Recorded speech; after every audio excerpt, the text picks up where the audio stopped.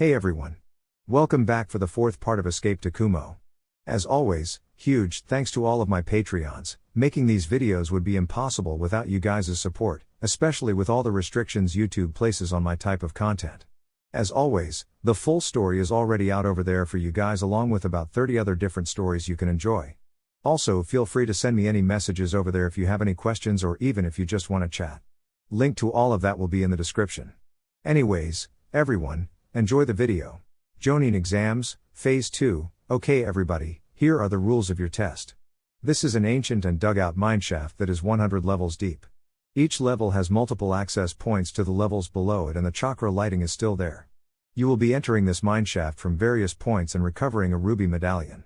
On the lowest 10 levels, 4 ruby medallions are hidden.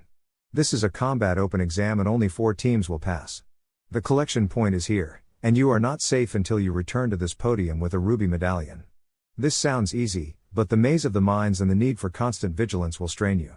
Our trap masters had fun preparing surprises for you, so watch out for those. You have 3 days to complete this challenge. You will be escorted to your gates by a proctor and the second phase will begin in 30 minutes. Ruto channeled chakra to the communication seal and spoke softly, "Okay girls, do we do this the right way or the short way?"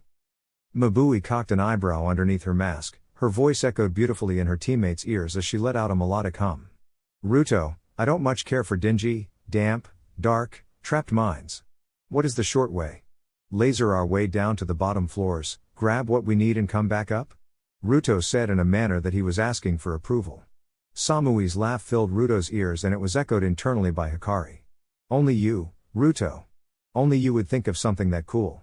Be careful not to collapse the whole mineshaft, Ruto. Even I would have difficulty healing you from millions of tons of rock," Hikari cautioned. As they walked, Ruto broke down the plan. He noticed how they were oriented to the mountain and calculated his angle. This would require quite a bit of restraint. About 15 minutes after leaving the staging area, Team 12 arrived at the gate into the old mine. The team had the plan and Ruto was preparing his chakra coils already. A slight reddish-orange hue appeared around his body and the exam proctor started sweating nervously. A horn blared from speakers around the mountain and Team 12 entered the mine calmly to begin their plan. They entered and walked in about 200 meters before the group stopped. The girls hid around a corner from Ruto as he jumped to the ceiling and hung upside down. He let his transformation fall and brought out his 3 tails to aid in his power and chakra control. From the tip of each tail, orbs of wind, water and lightning appeared. Ruto closed his eyes in concentration as he focused on regulating, shaping and guiding the 3 chakras together. A brilliant light lit the shaft, and a focused laser beam began digging into the ground of the mine's first floor. He focused on increasing the power from each tail, spreading the area of impact, and then he willed the chakra out and down. The ground rumbled and the mine groaned in response to the force that was changing its natural structure. The ground floor melted away and the power began melting away the floor easily. The light disappeared down the hole and it just kept going for 15 minutes. Mabui and Samui watched the brilliant display of chakra and power control as they soaked in the beautiful blue and white light that cut through the natural world like a shark's fin through ocean water. Once Ruto was done, thin beads of sweat glistened on his chiseled arms and caused both girls to gulp. Their bodies responded to the proximity and the pheromone buildup as their bodies heated up.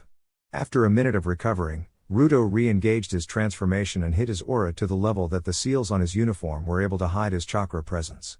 Ruto looked to his girls, ladies, women, teammates, lovers and said, "Well, shall we?" After dual nods, the team began taking their shortcut through the mineshaft. Ruto's ping showed that most teams were already 5 levels down, but there was a team down on floor 30 that was making steady pace down the mineshaft. He called it out to his teammates, but they decided that discretion was the better part of valor. They counted the floors on their way down and Ruto realized as he got lower that he might have dug a little too low. They had gotten down to the 90th floor and realized that he couldn't see the end of his man-made tunnel. Mabui giggled, "Go a little overboard, my love?" Ruto adopted his sheepish pose and gave the back of his neck a good rub. "Maybe.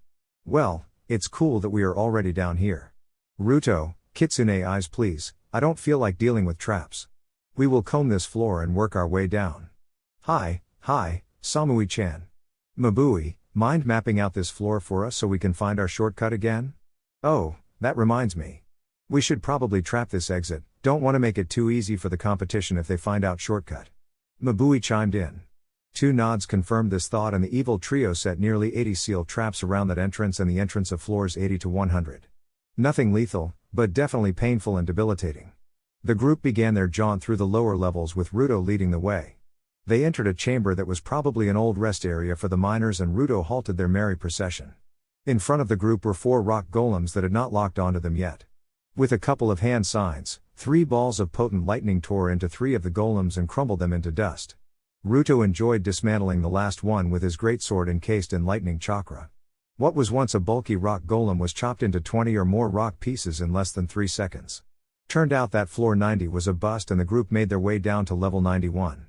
Ruto's pings told the team that there was a team that had made their way down to the 90th floor, and one team had encountered the surprises at the shortcut. Ruto let the girls know, and they began to pick up their pace as they searched the 91st floor. After determining that this floor was a bust and setting some trap seals, they made their way down to 92.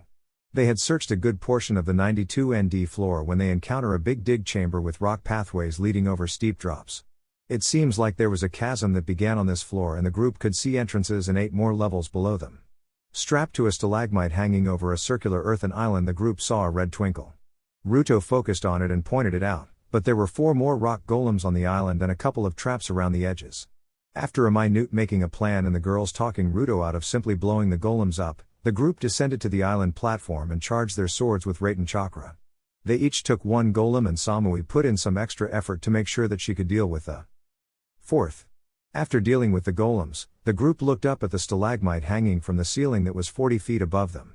Ruto put 2 hands around Mabui's waist and hitched her up to his shoulder level. She squealed as she was surprised by Ruto's sudden touch, and then she protested what Ruto was about to do. Before her protests registered, she was flying through the air toward the tip of the stalagmite.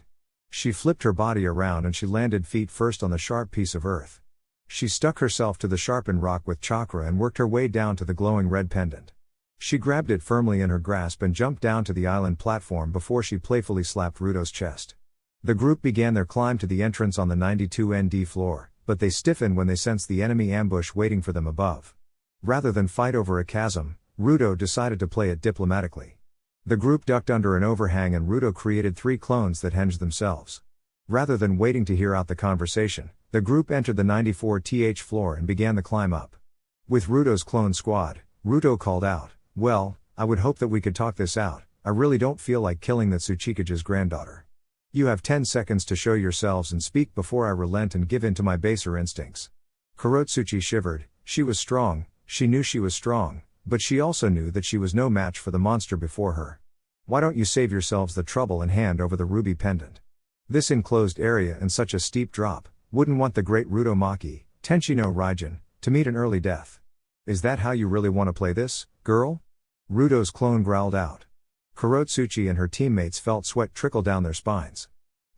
I guess not. Is there anyone else down here yet?" "Nope, you are the second. Floors 91 and 92 are clear. The nearest group is around the 80th floor right now, and I have 3 squads stuck in my traps." Ruto's clone replied in a totally friendly tone, which contrasted so sharply with his previous statement. Kurotsuchi turned and whispered with her teammates before they came to a decision. "All right, you can pass.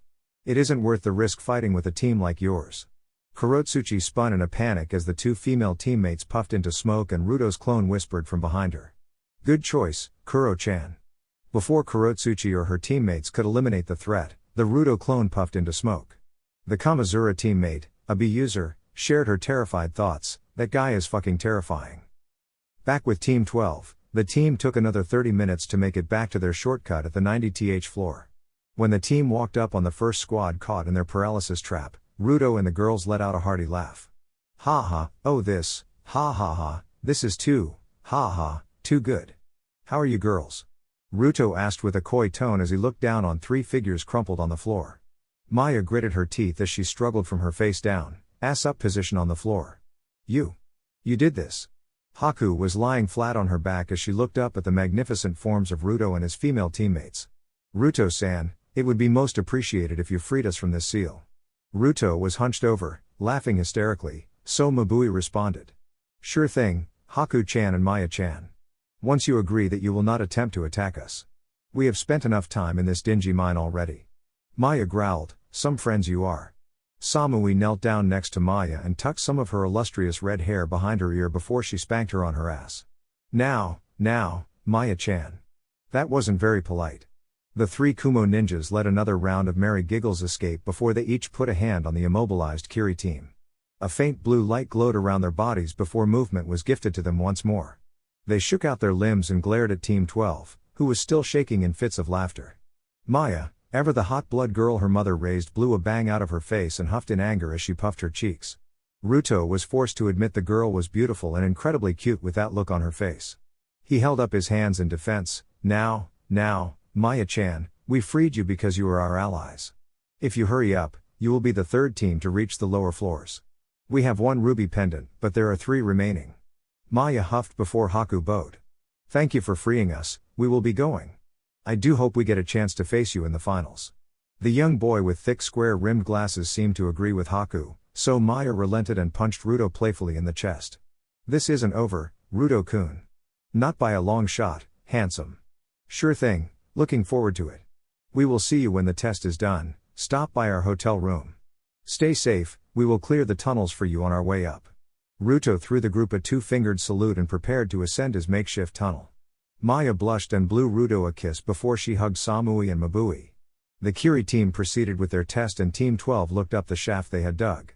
Ruto sent focused chakra pings up the tunnel and sighed. We have multiple teams waiting to ambush this tunnel. What do you girls want to do? It would be cool if we led with Cage Bunshine and Lightning Clones then clear them out? Samui proposed. That would be quick, dirty and effective. I want in on the fun, Ruto, so why we don't each of us make a couple of each and send them up? We follow behind by a minute or so and take it slow. Mabui added on to Samui's idea. Slow is smooth and smooth is fast. Alright, thumbs up, let's fuck. Ruto responded cheerily. The ascent back up their tunnel proved to be an eventful endeavor. The Shadow and Lightning Clone combos proved to be very effective at surprising enemy teams and providing openings for Team 12 to debilitate their ambushers. They faced 3 teams in total on their way back up and the first 2 were simply debilitated. Mercifully knocked out, and they would wake in an hour or so to resume their exam. The whole mood changed when Team 12 ran into a Kuza team that decided to be lecherous rapists with a shadow clone of Mabui. Of course, it was just a shadow clone, but when Ruto arrived on the level to see a Kuza ninja holding a kunai to clone Mabui's neck and groping one of her boobs, well, let's suffice to say he lost it. The clone winked and popped itself when it saw Ruto, and Mabui was enraged by someone other than Ruto fondling her. Samui joined the frenzy on her friend's behalf and the blood of Kuza spilt in the mines. Ruto immediately activated his stage 1 lightning armor and shoulder checked the offending Kuza male into the mine wall. The guy buried nearly 5 feet into the wall and the distinct sound of shattering bones could be heard through the crash. He was struggling to get out of the wall when Ruto's extended nails pierced his right shoulder. Ruto let his kitsune instincts take over as he carved up the male that dared to defile one of his mates. Although it was extra bloody on the outside, internally Hikari was on the verge of pulling him into the mindscape to relieve a potent buildup of lust from his display. Samui stuck to her katana. It wasn't good to break out big jutsus in such tight spaces, and the structural integrity of the mine was already damaged by their impromptu tunnel. A thin, electric blue sheen encompassed her katana as she blurred forward at the Kuza kunoichi. The girl's full attention was on the lightning cloak Ruto, but that didn't spare her from Samui's blade. One clean stroke to her undefended neck ended Samui's fight quickly. Samui preferred quick and easy, she thought it was cool. Mabui, being the offended party, chose not to take the quick and easy route. The remaining male of the Kuza team was punched ferociously in the head and sent tumbling through the bloody remains of his female teammate. He slipped on her blood when he tried to regain his feet and found his head grabbed by Mabui. His mind raced as terror and lightning spread throughout his body. The sustained blast of lightning chakra left a smoldering corpse at her feet. She left the deceased group after spitting on the ground. Mabui's least favorite thing in the world was rapists. Team 12 surfaced and made it to the topside checkpoint 8 hours and 12 minutes after they started the exam. It was a new record for this variant of Iwa's second phase, and the proctors were more than a little surprised when a blood-covered Ruto slammed the ruby pendant down on the table. They were released and escorted to their hotel, where the proctor told them to meet at the checkpoint at 6 p.m. in 2 days for further instructions. Team 12 cleaned themselves off, unsealed some pre-cooked dinner, let Hikari out of the seal, and spent the next 2 days in a state of sexual bliss. When Onoki heard that Team 12 of Kumo passed the second stage of the Jonin exams in just over 8 hours, he wanted to be incredulous, but he kind of expected it. That team was 15 or 16 years old, and they were each elite Jonin level. Onoki estimated Ruto to be around Sanin or just below Sanin level, but he would need to see more to be sure. He was enjoying some bourbon as he finished his paperwork when a chunin responsible he had sent on a patrol crashed into his office. It is clear that this man narrowly escaped death and he was struggling to hold on. He was panting, covered in blood and had more than a couple shuriken lodged in his back. "Hang on, we will get you help, but I need to know what's happening." "Speak, child." Onoki had darted over to the kneeling and panting ninja to support him. Tsuchi, Kage, Sama, Roshi, captured. Deidara. And many others. The fits of coughs and spurts of blood finally took their toll on the ninja, who collapsed dead in Onoki's arms. Onoki flared his chakra and a squad of golem appeared kneeling in front of him. "Go to the volcano, find Roshi and bring me the perpetrators. I will send additional backup, go." The golem squad needed no further orders, they disappeared in sunshine to accomplish their mission. "So, my lost student has returned to his homeland? What does he want with Roshi? Why did it have to be during the Jonin exams?" "Because I would be distracted, Kami, damn it all." "Who? Why?" Onoki continued his inner tirade as he struggled to understand the current situation. He would need to inform the council and see if the Jonin exams should be continued or if he should throw out the foreign shinobi and lock down his borders. 2 days later at 6 p.m., Team 12, reeking of sex and sake, reported into the checkpoint in front of the old mine.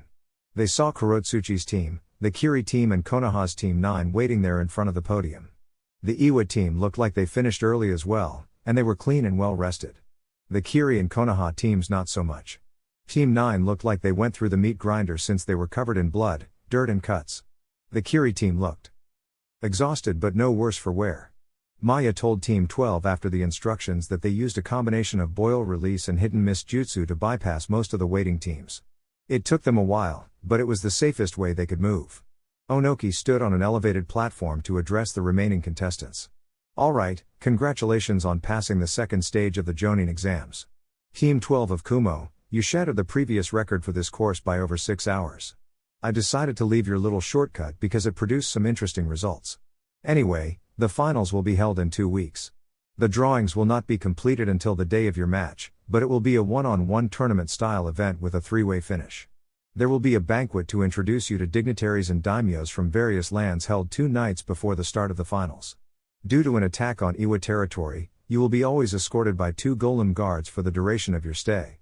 Training grounds are provided to each team and your golem guards will escort you there at your leisure. That will be all for now."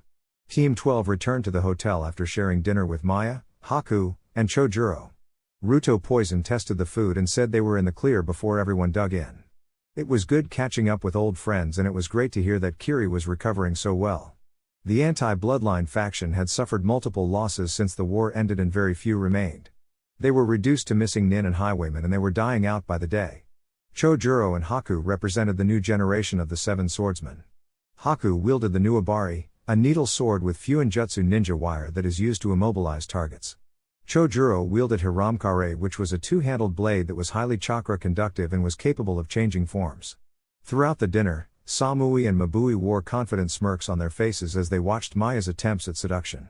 It wasn't that Ruto was unresponsive to them, it was that Ruto was on a completely different level than the well-endowed and innocent redhead. Every naive and innocent attempt at flirting was met head-on by Ruto and it left Maya a tomato-red blushing mess for most of the dinner. Ruto had set up a privacy barrier that allowed him to remove his mask, since the Kiri team already knew his identity and he wanted to be himself around friends. Haku remained the silent type, but Ruto could tell she had gained some confidence and found her own way since he last saw her. The girl carried a calming confidence about her, and she watched everything play out with a graceful smile on her lips while chipping in commentary every now and then. Ruto noticed that Samui bonded well with Haku and the two seemed capable of having silent conversations with their eyes from across the table. Ruto knew that Samui had branched out with his other girls and that she liked it, maybe she wanted to extend that honor to Haku as well. 3 days after the end of the second phase, Ai and Shina showed up to begin training Team 12. When they heard the full story about the incident between Sasuke and Ruto, they were beyond livid. Especially when Naruto told them about Onoki possibly discovering his true identity, among other people. Ai and Shina said that they would handle it, but the world began spinning for the Kumo shinobi. The night before the Jonin exam banquet, the Kumo contingent was relaxing and had just got back from dinner when all hell broke loose. A knock came on their door and Shina was the one to answer it. Standing in front of her was a man she wished she never had to see again. His long mane of white hair, that goofy-ass grin and ridiculous outfit with the unique Hishiate marking him as the Toad Sanin, Jiraiya. Before Shina could slam the door in his face, a hand stopped the door from closing. You know, after I saw your kid demasked, I asked myself how I missed it. I asked myself how the ninja world could be so blind. But the main question I asked myself is why you never reached out to me, Kushina. Flashback, following his orders, Jiraiya was scoping out Iwa and there was an event that would provide the perfect opportunity. The Jonin exams are a great time to scope out talent from around the elemental nations, especially when that talent includes his main target, Uzumaki. Thus, Jiraiya waited patiently for the exams to start, idly noticing that this Kumo team really was cautious. He got nothing from them except noting that the tall blonde was definitely banging his two teammates. So, after giggling perversely and scribbling a couple things down in his notes, Jiraiya waited patiently. Then he was hidden on a hilltop, protected by his chameleon jutsu and using his trusty spyglass to gather information from afar. Jiraiya had slapped his forehead when he saw the Uchiha engage in open hostilities during the Jonin exams. He watched the dismemberment and casual incapacitation of the Uchiha brat, but then something caught his eye. The masked teen was finally unmasked, and he needed to focus on that. He turned his focus to the blonde's face and froze as recognition washed over him. Temporarily haunted by a ghost, he tried to regain focus through his telescope, but the blonde was already masked once more. Jiraiya closed his eyes and focused on the image he saw in his telescope. The same spiky, sun-kissed blonde hair, the powerful azure blue eyes, Kushina's face laced with 3 whisker marks on his left cheek. He was sure another set of whiskers would be on the right side of the kid's face if it wasn't burnt. Then, Jiraiya watched as the kid healed freakishly fast and shook off the effects of Amaterasu before he returned to his tasks. Jiraiya proceeded to watch this Uzumaki decimate the standards of the Jonin exams by breaking out 3's ranked jutsus of 3 elemental variants and even added a Kekai Tauta. The whole time he watched the performance, especially when the kid drew up his Fuin Jutsu seal. With ease, he imagined himself watching Minato. The images of the past repeatedly haunted him and he could no longer ignore his gut instinct. He would need solid proof before he could confront them, and he was patient enough to wait and find it. Then, he watched I waltz into Iwa alongside a woman that rang the same reminiscent alarm bells in his head. As soon as he saw Shina's face, he had his confirmation, and everything clicked into place. It was so thinly veiled that it was ridiculous. Kushina's body was never recovered, the Maki name, which is just the tail end of Uzumaki, the rumors of Uzu's recovery, their first names follow the same suit as their last names. The reason Tsunade defected to Kumo became clear in Jiraiya's mind. Then one overwhelming thought crushed him: why didn't Kushina trust him and include him? End of flashback. Jiraiya was stunned by the speed that a paralysis seal was slapped on him, and he was further surprised by the ease with which Kushina dragged him into the room and threw him on the floor.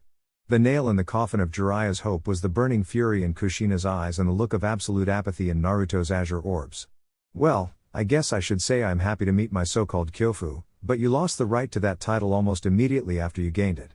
Why are you here, Jiraiya? Naruto's cold voice cut across the room and pierced Jiraiya's heart. Heya, Gaki. No, you can stop right there. You don't know me, you have never known me, and I am inclined to believe you will never know me. You will address me as Ruto or Maki-san. Sadness flickered across the visage of the Toad Sage before it was buried and replaced by frustration. I thought you were dead. Your dear old mom never included me in her little plans. Bullshit, Jiraiya. Don't lie to my Sochi's face. How many letters? How many pleas for help did I send you? How many times did you ignore your obligations in favor of booze and women, Jiraiya? Look my son in the eyes and tell him how many times you ignored my pleas for help. Then ask yourself why I didn't include you in our escape from that hell hole. Kushina screamed at the immobilized Toad Sanin. Naruto walked over and wrapped his mother in a warm hug, whispering into her ear to calm her down. Ai's imposing figure stood protectively next to Kushina with a massive, yet reassuring, hand on her shoulder. I decided to speak. What are you doing here, Jiraiya? A simple question, a complicated answer. Jiraiya was close to breaking down. He hadn't cried since Minato's death, but looking at the fully grown form of his son, so many memories crashed into him and disturbed his thoughts, preventing him from forming a coherent sentence. But, he. Naruto rested his head on his mother's shoulder and pierced Jiraiya with an apathetic stare. Speak, Toad. Speak or I will kill you where you lie for forsaking your vow to my father. The key behind Naruto's statement shocked Jiraiya back into battle mode and he answered Naruto's gaze. Look, Naruto, I ignored your mom's letters.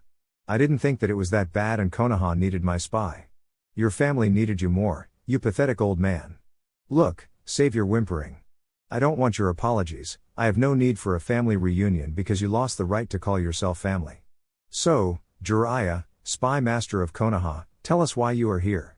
Cold indifference was all the Kumo contingent could feel in Naruto's words.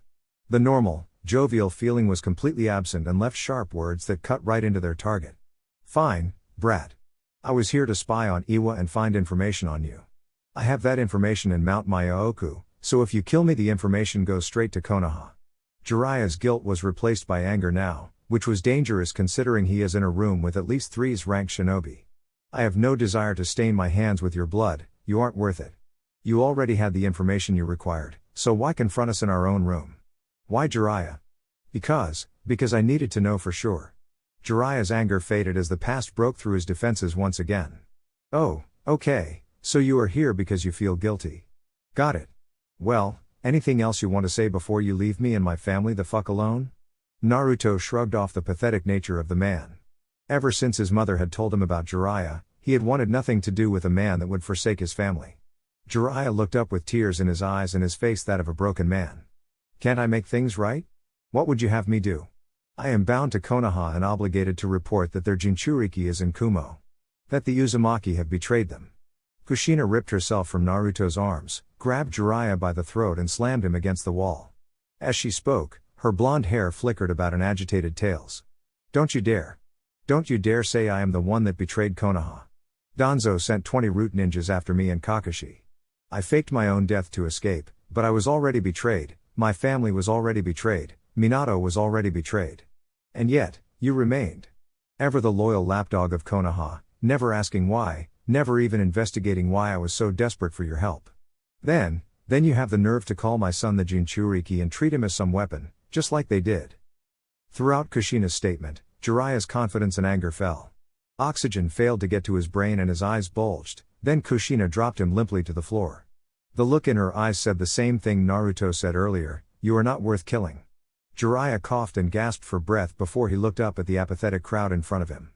Minato died defending Konoha, he gave his life for that brat to protect the village. You say I pissed on his will and my obligations, what about you? You joined a village that he saved you from. You have dropped Konoha from its reign of supremacy and created enemies for the village you once swore to protect. Jiraiya was cut off again by Naruto. Naruto's hair shadowed his eyes, and his gaze was fixed on the ground. His aura threatened to explode, and he was shaking with absolute rage, but he spoke in a whisper. Get out of here Jiraiya. Next I see you, you are my enemy. I spare you this once in honor of my father, but I will answer your charges. My father died protecting a village that was supposed to honor his sacrifice and give me a home. Power-hungry fools robbed me of my inheritance, which alone wouldn't have meant too much. Then, they beat me, nearly killed me when I was 4 and then again when I was 5. In between those birthdays, they imposed a woman that would drag me by my hair out of the safety of my home and throw me at the feet of enraged villagers. My medical record shows over 60 visits to the hospital in under a year. Naruto's tone was starting to escalate, and chakra was taking shape around him. Then they tried to kill my mother because she wouldn't die naturally on the back-to-backs ranked missions they threw her on. They threatened those I loved, and you dare say that I betrayed the village. Let me save you your moral dilemma, Jiraiya, I will show the world exactly who I am. You tell Fugaku, you tell Danzo, if they want me then to come and get me, motherfuckers. Jiraiya looked incredulous at that statement and the firmness of Naruto's resolve. He looked to Ai, who smirked back at him and said, I stand behind my successor's words. If Konoha wants to get crushed, they can bring it on. Uzu once stood against the might of 3 nations and overwhelming odds. Kushina-chan has seen fit to equip Kumo to do the same. If war is what Konoha wants, they can come and get it. Now leave, you disgust me. Naruto carried Jiraiya out of the room and down to the reception area of the hotel. He placed him on the couch and removed the paralysis seal. Jiraiya remained stunned the whole time, trying to wrap his mind around what just happened. I give you one warning, Jiraiya. You or Konoha threaten my family, the Kyuubi won't just say hello to Konoha next time. I spent the past 10 years training myself to the brink to deal with the worst scum that Konoha has to offer. Pass that along to those pathetic old fools on the council. I do hope Sasuke's hands heal okay. Naruto turned and left Jiraiya sitting in a stunned and silent rage. This rage would lead to Jiraiya's most epic drinking and whoring binge of his life. Sorry to say, no amount of booze or women will ever get rid of the guilt that Jiraiya carries in his heart. Jonin exam, dinner party, Onoki had been running around Iwa trying to find Roshi, the Four-Tails Jinchuriki. He was so distracted that he forgot to have his talk with Ruto and Shinamaki. He would have to do that tonight at the banquet. He would need to walk a delicate line because the people of Iwa still fear and hate the Yellow Flash for his decimation of Iwa's armies. Onoki didn't care very much, it was war and Onoki would have done the same thing if he could. However, he would use this information to extort them and get Iwa the seals it needed. Team 12 was getting ready in their hotel room and Naruto was having a hard time not just ripping the elegant dresses off and claiming his mates on the spot. Naruto was never one for such pomp, but he would need to learn to deal with it if he was to be the next Raikage. Not to mention, tonight was going to be a special night. A night that would rock the elemental nations, especially his former home village. Naruto dressed himself in a royal blue tuxedo with yellow lining, wrist cuffs, bow tie and shoes to match his sun-kissed blonde hair.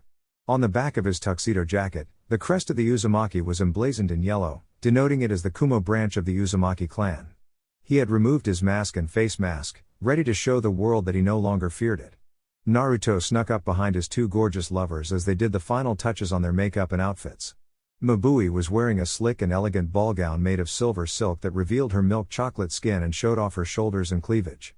The gown went down to her ankles and painted her in the image of a refined goddess.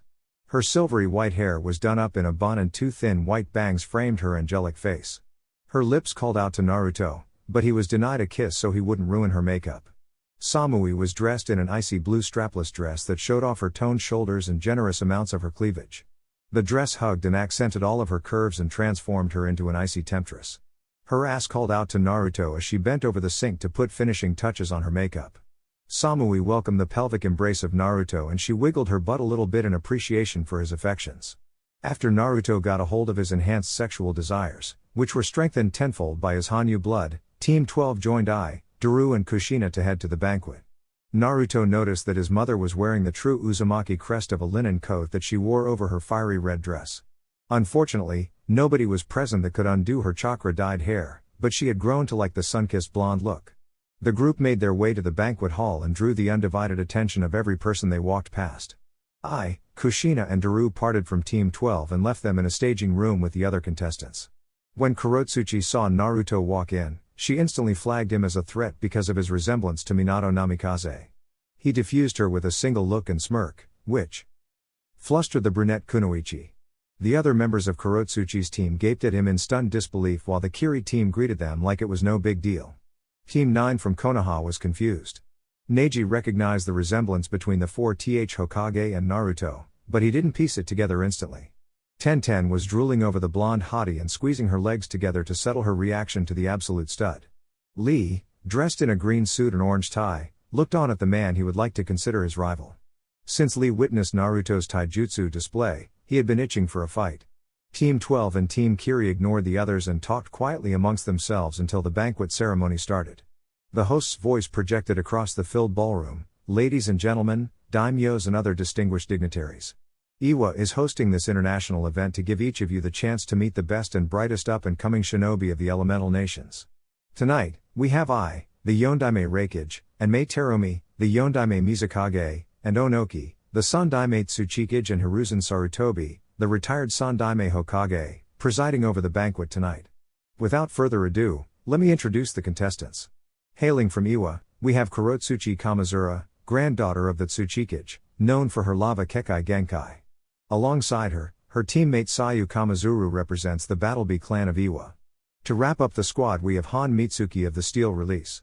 The announcer pauses for a round of applause. From Konoha, we have Konoha's Team 10 being led by the Jonin sensei Might Guy. He leads Neji Hyuga, hailed as the Hyuga prodigy, Tenten Higurashi hailed as the weapons mistress of Konoha, and Rock Lee, taijutsu apprentice of Might Guy. From Kiri, we have a team led by Jonin sensei Zabuza Momochi, wielder of Kubi Kiribocho and leader of the Seven Swordsmen of the Mist. He leads Maya Terumi, daughter of the Mizukage and wielder of the lava and boil releases. Haku Momochi, wielder of the ice bloodline and Nuabari. Chojuro, wielder of Hiramkare, rounds out the team. Finally, we have Team 12 from Kumo led by their Jonin sensei Daru of the Black Lightning. Leading this team is, is this right? Yay, okay then. Leading this team is Naruto Uzumaki Namikaze, Tenchi no Raijin and leader of the Divine Bolts of Kumo, heir apparent of the Raikage and wielder of the Kekai Tauta, Storm Release. His teammate and fiancée Samui of the Divine Bolts and Swords, Mistress of Kumo. The last but certainly not least, Mabui of the Divine Bolts, also a fiancée of Naruto and hailed as the Fuinjutsu Mistress of Kumo. At this massive revelation, the room erupted in shouts of disbelief and some outrage. Onoki cursed under his breath as he missed his opportunity. Now, he would have to play nice. Hiruzen Sarutobi gaped at the long-lost son of his successor in a state of total shock and disbelief. Kurotsuchi kept a firm gaze fixed on the son of the Yellow Flash. The people from Iwa shouted that the son of that man shouldn't be allowed in Iwa. Neji Hyuga glared at the traitor of Konoha. Jiraiya was in attendance, but he was already drunk off his ass and wasn't paying attention. I simply sat there with his arms crossed and a confident smirk plastered on his face. After the whole crowd calmed down, a tension-filled dinner left the banquet hall quieter than usual except people that were talked in hushed whispers. Naruto sat at the table with his teammates and a couple of the more influential people from Kaminari no Kuni, including the lightning daimyo, Kirinji. Kirinji was laughing heartily at the unique way Naruto, or the Uzumaki clan as a whole, had of shattering people's expectations. Sorry, Kirinji-sama, for not letting you know ahead of time. There were factors that we didn't account for, and we decided to just rip the bandage off. Plus, it stopped the old fence-sitter from attempting to bend us over the proverbial barrel. Naruto's tone was polite but informal, just the way Kirinji liked it. That is quite all right, my boy. Now that you are out in the open, I will be sending the proper documentation around to my fellow daimyo. If they do not turn over your inheritance, well, let's just say I will make it unpleasant for old Kinchi. We may even revoke the seal work you did for him. Samui spoke up. Daimyo-sama, do you really think the greedy bastards in Fire Country didn't cut corners and steal Ruto's inheritance for themselves as soon as he was pronounced dead? Kirinji sighed. You are quite right, child. However, even if we cannot get money out of the equation, we can exert political pressure and public shaming. Lady Kushina provided all of the necessary documentation to me shortly after her arrival in my country. Kirinji-sama, I don't presume to demand anything of you, but if I may ask you to enjoy turning the screws and to turn them slowly, would that be appropriate? Naruto's question earned a full-blown laugh from the usually prim and proper daimyo of Kaminari no Kuno. Dinner continued along friendly lines until it was clear that most of the guests had finished their meals. Then the contestants formed a greeting line toward the front of the banquet hall and the visitors had the chance to greet each of them. It was quite boring and mechanical, but it gave people the chance to meet the contestants. Unfortunately for Naruto, he was the most high-profile person there, thus, he was forced to deal with many people, promise many future conversations and blow off many opening discussions about some daughter or niece or aunt that would have been involved in marriage proposals. The one strange conversation that Naruto had that night was with Hiruzen Sarutobi. Nothing serious could be said out loud, but the look in the old man's eyes was interesting. It wasn't disappointment and there was definitely a healthy amount of relief and pride. Naruto asked about his prosthetic and kept the conversation short and light, but Hiruzen let him know that they would most definitely talk later. After the greeting line came dancing, which was something that Naruto truly enjoyed.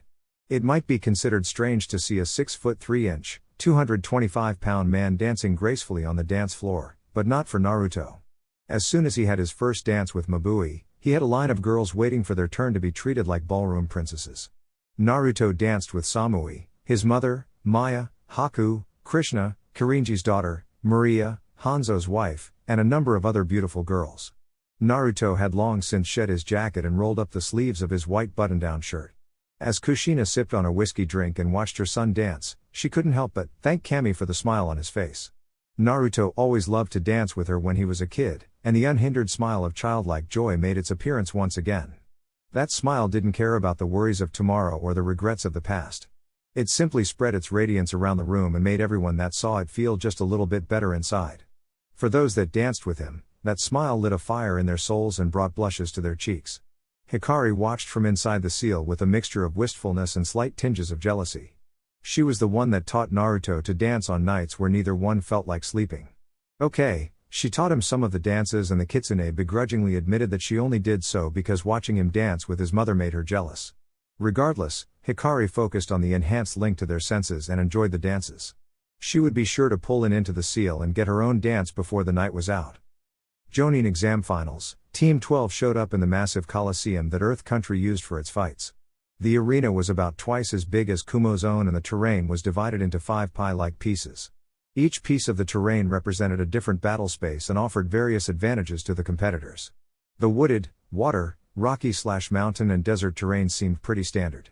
What threw the competitors for a loop was the terrain where random bursts of electricity seemed to dance around an uneven metallic landscape. The competitors walked out onto the field with nearly 40,000 viewers cheering for them. On top of that, camera crews were performing last-minute touches and making sure that they could capture the action to televise the event. They walked to the center of the field where the 5 landscapes merged, and the Jonin proctor, Akatsuchi, led the group through the opening speech and instructed them on the rules of the fights. After getting their instructions, the competitors drew numbers and the matches looked like this. Match 1, Naruto vs Rock Lee. Match 2, Mabui vs Neji Hyuga. Match 3, Maya vs Sayu. Match 4, Tenten vs Samui. Match 5, Haku vs Han. Match 6, Chojuro vs Kurotsuchi. The competitors cleared the field and the enthusiastic Rock Lee bounced around in a green blur. The overexcitable Konoha Chunin was like the bouncy ball that the kid on crack in the candy store threw.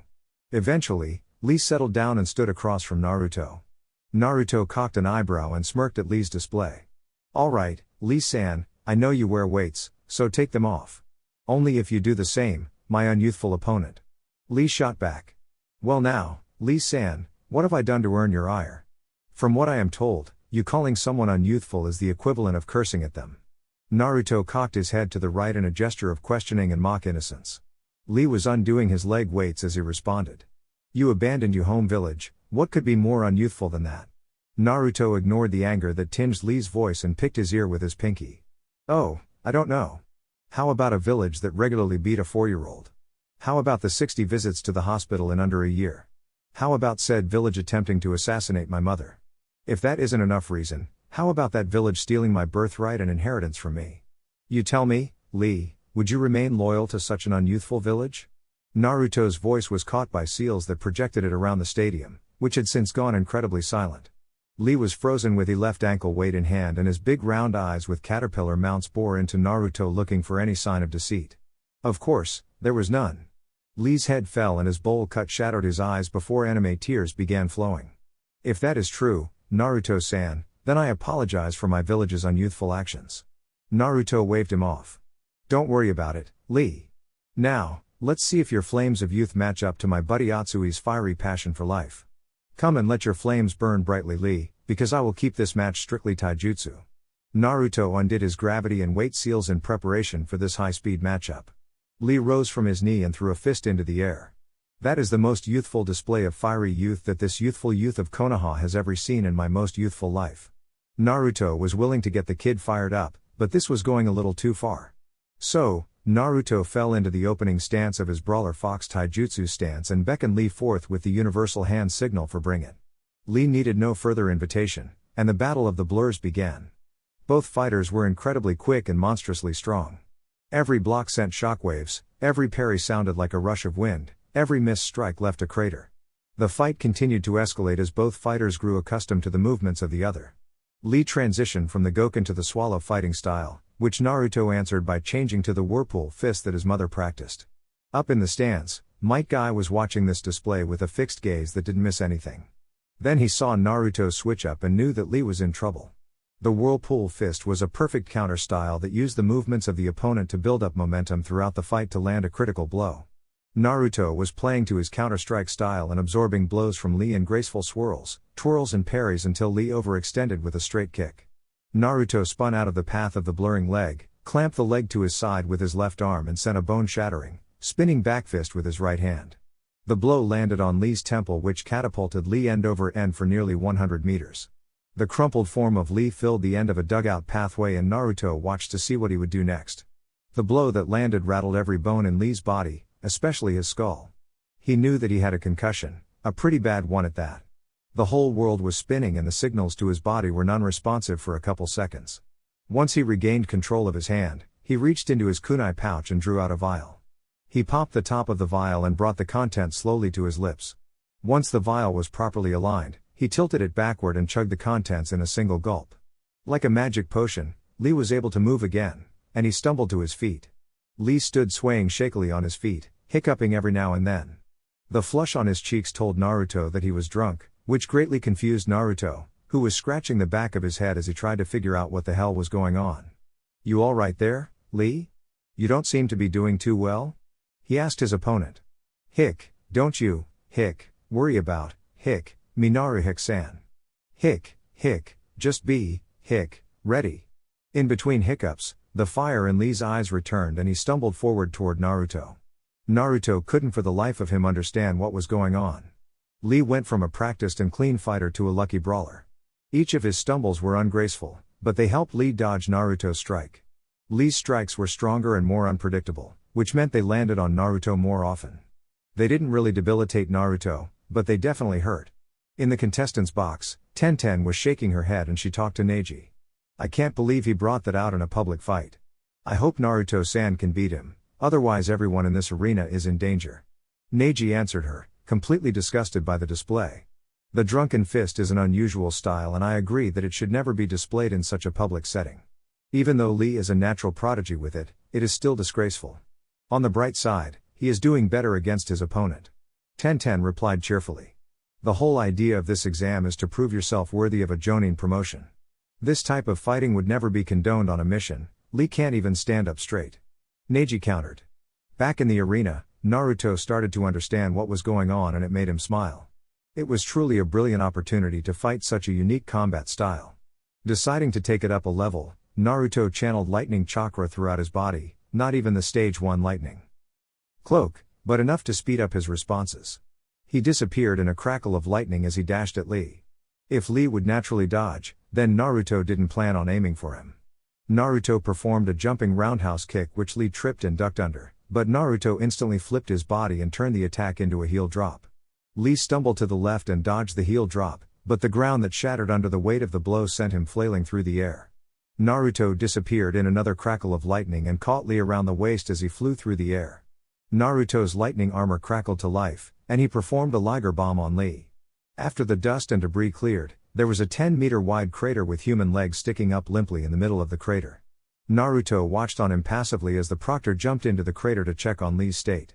Surprisingly, the legs began moving and after a couple seconds Lee was back on his feet, but something was different. Something was wrong. Then Naruto and the proctor noticed that Lee didn't have any pupils, his eyes were rolled back. Lee stood in a loose, combat-ready stance on pure instinct. Naruto could respect that, and he didn't wish to damage Lee any further. Proctor-san, I wouldn't get too close to him, but Lee-san is unconscious. I do not wish to permanently damage such a youthful opponent. The proctor called the match in Naruto's favor and the whole stadium heard Guy's thunderous applause and repeated shouts of Lee's name. Naruto disappeared in a lightning sunshine and appeared next to Mabui. He gave her a passionate kiss and wished her good luck in her rematch with Neji. Up in the cage and judge box, the votes were being taken. Each country's representative was allowed to select one judge for a complete panel of judges. The discussion about the fight was interesting, but each judge had expected the outcome. I led the discussion as the taijutsu expert amongst the judges. Hiruzen Dono, it is good to see such a dedicated young man. His prowess in taijutsu is worthy of consideration, but his mentality left something to be desired. Although that was the first time I got to witness a master of the drunken fist, truly an interesting fighting style, Hiruzen chuckled, yes, Rock Lee is an interesting young man. I have always enjoyed his positive attitude. Alas, I must concede to your point that he is not yet ready for the Jonin rank. Onoki cut in and glared at Kushina, who stood proudly at Ai's right shoulder. You Uzumakis are fearsome. Tell me, Lady Shina, what are your plans for Uzushiaga Corps? I have heard of its reconstruction, but we have gotten nothing out of it. And it will continue to be that way, Onoki Dono. So long as you do not raise your swords against Uzu or Kumo, we will stay our swords. Kushina shot back. I cut in, not liking the direction this was going. Can we please return to judging the contestants? Onoki, you will be invited for diplomatic talks after these exams have concluded. Onoki waved Ai off. Look, it is obvious to all of us. Your brat will be promoted, and the green-clad boy is not yet ready. Back in the arena, for his part, Neji walked nervously into the arena. The last time these two had fought, Neji and the Hyuga clan had been thoroughly embarrassed. The elders had called for Mabui's head for exposing their clan secrets in such a way and Neji couldn't blame them. Unfortunately, that fight also shattered Neji's confidence and changed him as a person and ninja.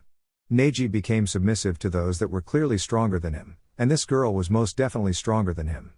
Mabui enjoyed watching the twitches of nervousness and submissive tendencies and she got a crazy idea that would make Naruto and Samui laugh. Let's see if she could pull it off. She squared up against Neji in the arena, except before Akatsuchi could start the match, She hinged into a dominatrix outfit. Male jaws around the stadium dropped and Naruto wondered what she was doing with an amused expression. Now, Neji-san, last we fought you were Fate's bitch, however, I believe that you are my bitch now. The transformed kunai took the shape of a whip and the sharp crack of the whip made Neji flinch. I don't know. Neji replied. That is right, slave. You don't know, you simply listen. Another crack of the whip. Do you need more punishment? This crack of the whip made Neji flinch visibly and drop his eyes. No, mistress. He whimpered. At this, Mabui dropped the hinged and was bent over laughing. All around the stadium, people were laughing at the display. Most people had watched the Hyuga get dismantled in the Konoha tuning exams and they had taken notes. Now, this was too much, and the stadium roared with laughter. Alright, slave-kun, give me your best shot. At least you aren't Fate's bitch anymore, Mabui said and took a battle-ready stance. Neji nodded sheepishly and put on a pair of Fuinjutsu reinforced sunglasses. Mabui laughed because of the last time that she had blinded him and every other Hyuga in Konoha. Akatsuchi started the fight and jumped out of the way. Neji blurred toward the trees in the wooded landscape and Mabui walked along after him. She casually pulled 2 seals out of her pouch and stopped about 50 meters away from the woods. She slapped one seal down at the base of the feet and attached the other seal to a kunai she was holding. She charged up her lightning chakra into the seal she was still holding until the seal glowed blue on the kunai. She aimed it up over the tops of the trees and let loose before flip through hand seals and whispering kunai kage bunshin no jutsu. The kunais multiplied and formed a downpour on the woods. Nothing happened as Neji remained hidden in the wooded terrain until Mabui flipped through a chain of 12 hand seals and called out Raiten Fun collapsing lightning cage. A brilliant cage of electricity covered the wooded area and Neji. The electric blue wisps of chakra demonstrated where the boundary of the cage was. Mabui stepped on the seal at her feet and made the boar seal with her hands. The lightning in the cage intensified and the cage began to shrink. The cage shrank slowly and methodically for nearly a whole minute. As the lightning collided with the trees, the tree caught on fire and were shredded to sawdust, which lit up in brilliant blazes of blue fire. Neji simply wanted the terrain to benefit his fighting style. He would have the advantage of his Byakugan with so much cover. However, his mistress didn't enter the woods. Neji watched as Mabui channeled a significant amount of chakra into a Fuinjutsu seal that he didn't recognize. He watched her throw it and knew it wouldn't land anywhere near him, then it multiplied into 10 identical kunai with the chakra in the original tag divided onto the copies. He watched in amazement as a chakra cage appeared around him. He tried to shunshine out, but the chakra interference blocked his attempt. Now he was caught in a cage that was moments away from electrocuting him, and to make matters worse the woods are being destroyed and turned into a combustible fuel. Mabui continued to hold the boar seal with a bored look on her face, but she was expending a sizable chunk of chakra. Finally, it was time for the last part of the seal trap. The cage was now a 10 by 10 prison of electricity and Mabui gave her opponent one opportunity to forfeit, which Neji didn't accept. Mabui looked at the proctor who simply shrugged back at her. Mabui flipped to the bird seal and the cage was filled with electricity and yelps of pain. Neji tried to perform the kaidan, but he was caught off guard by the first jolt of electricity that disrupted his chakra flow. He ended up twirling in spot with no chakra dome protecting him. Throughout the next minute, Neji was repeatedly and mercilessly electrocuted until Mabui was sure that he was unconscious and incapacitated. Back in the judge's box, Kushina was still recovering from rolling on the ground. It was an admittedly unsightly display, but the mind games that Mabui pulled on Neji were exactly why Kushina loved the girl. Then she went and thoroughly dominated the match with Fuinjutsu, truly a proud addition to the Uzumaki family. Kushina stood up and dusted herself off. What's there to say about this match? My daughter-in-law just showed a glimpse of what Kumo and the Uzumakas can do in battle. Isn't that why you were so scared of us and attacked my home village, Onoki? Kushina said in a boastful taunt. Onoki scowled. Yes, Kushina. So, you are holding on to past grudges? I growled menacingly. Tsuchikage, I have asked you to refrain from such talk. Kushina, please refrain from antagonizing him. Kushina shot a wry smile at sure thing, I-kun. My apologies, old man. Onoki growled a not so menacing, old man growl before grumbling about insufferable brats under his breath. The next fight started and Onoki watched as his Kamizuru Kunoichi got defeated. Lava and boil release were an effective counter to bee insects and the fight was over rather quickly. Onoki sighed.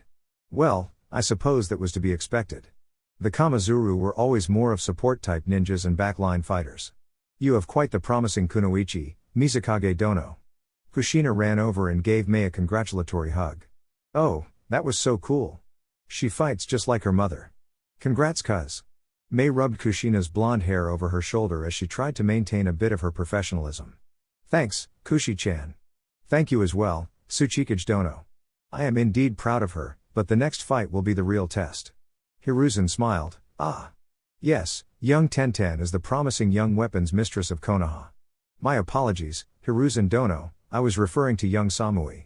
Those two had a bit of a rivalry back in the war over young Ruto. Mei halted the errant thought process of Hiruzen before it began. I smiled proudly. Samui is one of our best and brightest. If that girl is a weapons mistress, then we could have a good kenjutsu match coming up. Hiruzen grumbled, why is everyone acting like my kunoichi has already lost? Kushina got a devious smile on her face. Okay, old man, I will give you 100 to 1 odds. How much do you want to put down on your kunoichi? This earned raised eyebrows from everyone in the judge's box. Hiruzen was now backed into a corner, but 100 to 1 odds are pretty nice and tempting. 10,000 Ryu then, and I will hold you to it. Hiruzen tried to project confidence in his tone. Deal, old man. Kushina cheerfully chirped, completely at home amongst the most powerful people in the world. It wasn't a long or particularly close fight. Tenten did indeed agree to a kenjutsu battle since Might Guy did instill a strange sense of honor into his team.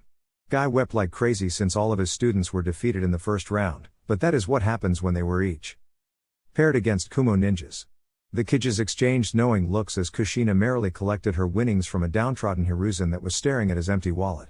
After watching the spectacle between Hiruzen and Kushina slapping a drunken Jiraiya into the wall, the judges decided that they didn't see enough to promote Samui. They gave her positive marks and said that they would need to see more from her next fight. They universally denied that Tenten was ready for promotion since she only displayed adequate kenjutsu skills.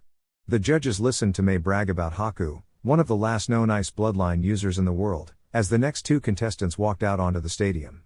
After the match was started, Han moved the fight into the earthen arena, but Haku was still able to call on the water from the water in the arena. The fight went on with Haku controlling the pace of the match using her superior speed. However, her usual ice attacks were unable to pierce his steel armor, which led to a stalemate of sorts. The stalemate was broken by Haku soaking the ground under Han's feet, which immobilized him long enough to get trapped in her demonic ice mirrors. The crowd was blinded from the rest of the display until the dome collapsed, which showed them a steel teen surrounded all around by nearly a foot of ice. Inside the dome, Haku continued to escalate her ice jutsu but was unable to penetrate the steel armor of her opponent. After giving him a chance to forfeit, Haku utilized her ice release, Absolute Zero Jutsu. This dropped the temperature inside her ice dome to nearly absolute zero and caused Han's steel to gather all of the water inside the ice dome. The result was a steel man bundled up tightly in ice. Don't Kushina, just don't. I cut off Kushina's smartass remarks before she could get started. He had his head buried in his hands since his mind had already projected the most likely jokes that Kushina would make. Kushina glared at I, but she took another look at the human popsicle in the arena and erupted in a fit of girly giggles. The tick mark on Onoki's temple pulsed rhythmically with Kushina's giggles and steadily grew in size. Eventually, steam poured out of the midget cage's ears and Kushina's giggles evolved into laughter. I had to intervene and lightly chop her on top of her head. The group agreed that Haku demonstrated Jonin potential and that Han was a formidable opponent, but rather monofaceted. The fight between Chojuro and Kurotsuchi was interesting to Naruto and those in the contestants' box. Kurotsuchi's demonstration of lava jutsu was impressive and Maya was able to comment on it. Turns out that blending earth and fire jutsu is way easier than water and fire, at least according to Maya. Chojuro displayed a basic mastery of Hiramkare, which can transform into various forms of chakra weapons. Unfortunately, Chojuro was still growing into the chakra drain that the sword inflicted on its wielder, which meant that he tired first. Kurotsuchi was announced the winner shortly after she dodged a strike from Chojuro, and she landed a knee to his chin. Kushina, always able to appreciate a strong kunoichi, decided to make some amends with Onoki. Well, Tsuchikage Dono, your granddaughter is certainly talented. That was a splendid display of earth and lava jutsu. She also controlled the fight very nicely. I would love to fight alongside her in the future. Onoki, taken aback by the abrupt change in demeanor, grunted before saying, thanks, Lady Uzumaki. I would appreciate the opportunity to create such a friendship that would allow our shinobi to fight side by side. I picked up on this. Well, we will invite you to Kumagakure and show you how some of our reforms have benefited our people and village. We can start any talks after that. Onoki nodded and hid a smile. He knew that he needed to be on friendly terms with Kumo and hid a smirk at the sour look on Hiruzen's face. That is a welcome suggestion, I don't know. Why the sour face, old monkey? Hiruzen scoffed, so, when the son of the Kiroi Senko is in Konoha, you want to kill him. However, if he is in Kumo, you wish to make friends with your so-called greatest enemy? Don't play petty games with me, old monkey. If my people and nation can benefit from a friendship, why wouldn't I seek to take advantage of that? A Kage is duty-bound to do what is best for his, or her in the Mizukage's case, people. Onoki retorted sharply. Hiruzen suppressed a growl. If Fugaku didn't fuck things up and chase the Uzumakis out of the village, this never would have happened. Unfortunately, Hiruzen knew he would have to report this to the Konoha Council and things would escalate from there. A drunk Jiraiya stumbled forward and spoke with a disrespectful tone to Onoki. Look at the lil' ol' man, hick, actin' strong, hick. From what I hears, hick, yous guys lost, hick, Roshi, hick, earlier this month. Onoki was now enraged. A surprising amount of killing intent filled the booth and caused everyone's hairs to stand on end. Oh, so you know about that, do you? So, should I assume it was Konoha that took my Jinchuriki? A think tension hung in the air and eyes darted all over the place. Every Kage or judge inspected the other. It was clear to everyone that Hiruzen was shocked to hear the news and he was clearly ashamed of his student's behavior. I and Kushina locked eyes knowing that this was somehow linked to the attack on Takigakure and the disappearance of the Seven Tails. Onoki's face had darkened, and his eyes were fixed on Jiraiya, who had realized that he severely fucked up. While Jiraiya struggled to form words, Hiruzen stepped in. Onoki dono, Konoha has nothing to do with such a thing. We are here for these exams and that is it. We will keep an eye out for your lost Jinchuriki. Were there any clues you could share with us to help identify the attackers? Onoki grumbled and debated whether or not to share the information. I do not trust Konoha, Hiruzen. It is nothing against you. However, the 1 tails, 3 tails, 7 tails and now 4 tails have been attacked, killed or gone missing in the last year or two. I believe that in itself is suspicious. I was in a thinking pose and had maintained steady eye contact with Kushina as they sorted out the information. Of course, they each knew where Gaara was, but the other biju were causes for concern.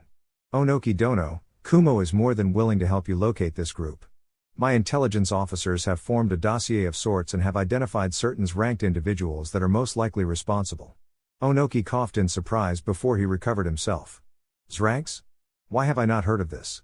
Kushina took over for look, Onoki, Suna falling in a day is suspicious and my informants told me that it was due to massive explosions and a puppet army. Taki fell to its own missing nin, Kakuzu, and another individual yet to be identified. I don't know who took your Jinchuriki, but maybe we could work together to figure this out. Onoki smiled earnestly and nodded. Indeed, send me the invite through the proper channels and I will visit Kumo. In the meantime, I suggest we watch this most interesting match. As all of the judges' attention returned to the field, they noticed that a unique battle was truly underway. Mabui and Naruto each had their Fuinjutsu kits out and they were throwing around seals liberally. Explosions countered by barrier seals, kunai multiplying and flying toward Naruto only to be repelled by an equal number of shuriken. These flying instruments were engraved with Fuinjutsu that replicated the shuriken/kunai Kage Bunshin jutsus. Mabui had a look of absolute bliss on her face as she cranked out seal after seal. Each move she made was countered effortlessly by Naruto and vice versa. She noticed that she was being backed onto the lightning field by Naruto, who remained true to his word in keeping this a Fuinjutsu fight. Mabui tried throwing 4 kunai and setting up a barrier around Naruto, who threw out incendiary tags to destroy the tags attached to the kunai. She then whipped 2 more kunai with flash tags to buy her some time. Naruto saw the 2 kunai flying at him and quickly identified the tags before he closed his eyes and reinforced his eyelids with a layer of chakra. He pinged her to get her current position and tossed 5 kunai high into the air. The flash tags went off, which also forced Mabui to close her eyes and made her miss the airborne tags that Naruto just threw. Both contestants opened their eyes and restarted the fight. Naruto's fingers glowed blue as he wrote a seal in the air before he placed his palm on a tag. The palm tag was attached to a kunai, and he tossed it to Mabui's left.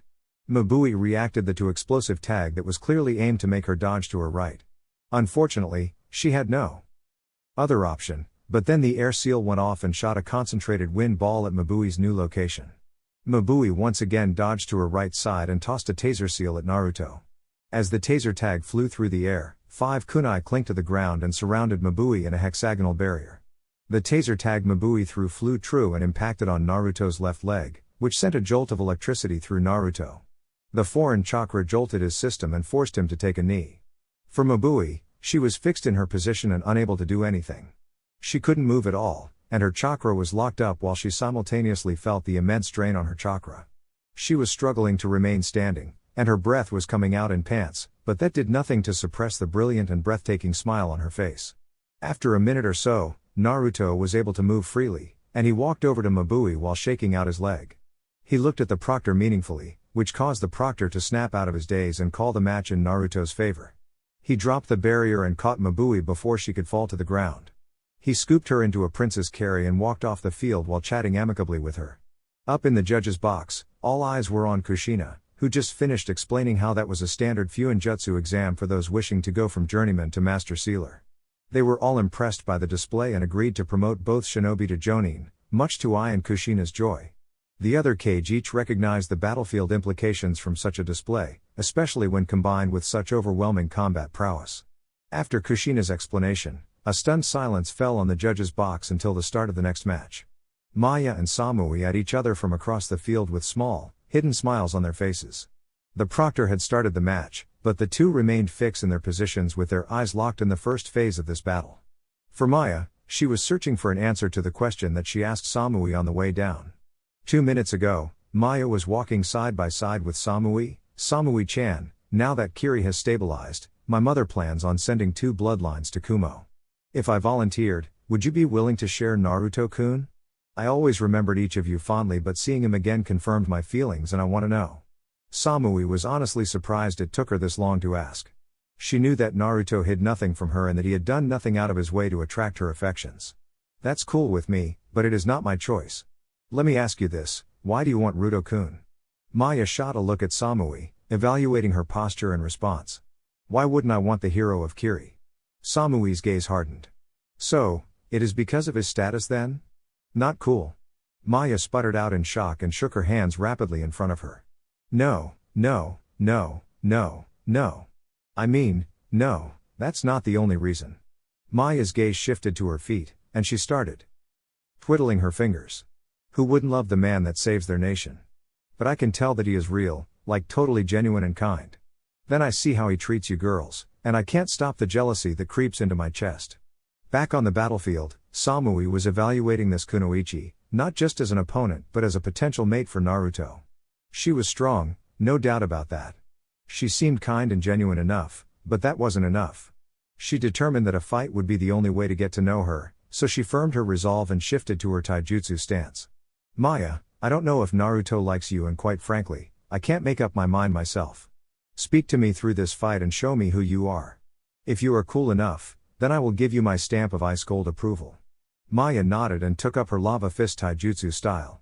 To the crowd's surprise, Maya's cheeks bulged and she sparked 2 globs of glowing lava on her hands. The lava shifted around her forearms and solidified into gauntlets. Samui smirked and cased her fists in lightning, one of the first stages of Naruto's lightning armor that he taught her and Mabui. Each girl smirked before they disappeared in bursts of speed. Clashes of blue, orange and red appeared around the arena. They weren't fixed into one of the arena variants as the battle danced around battlegrounds. Each sparking of blue and orange drew oohs and ahs from the crowd as they witnessed a high-level kunoichi fight. Samui was laughing, internally of course, a cool person such as her would never laugh out loud in the middle of a battle. She gracefully deflected blow after blow from Maya and was impressed by the girl's nintaijutsu. Samui increased her speed a bit and created some space to switch to a ninjutsu battle. She could have won the fight with kenjutsu, but Samui was very poor at holding back with her sword. She always struggled to hold the bloodlust at bay whenever she palmed her sword. She believed that Raikage, her sword's name, called for her opponent's blood whenever she wielded it. Returning to the fight, Samui flashed through hand seals and used a base-level Raiten, beast tracking jutsu that created 3 wolves made of lightning that dashed toward Maya. The girl didn't hesitate as she used 2 hand seals and bulged her cheeks before she spat 3 globes of lava and erased 2 of the 3 lightning wolves. The last one lunged at Maya, who ducked and rolled the attack before she placed her hand on the ground and an earth spike bisected the lightning wolf. As Maya regained her bearing, she noticed that Samui had just finished sealing and saw a lightning dragon wrap around Samui before darting toward her. Maya countered the attack with a Kiri special, Suiten, Water Dragon. The twin dragons fought briefly for dominance before the lightning dragon won out. The lightning dragon was smaller after its fight with the water dragon, but it was still fearsome as it roared toward Maya.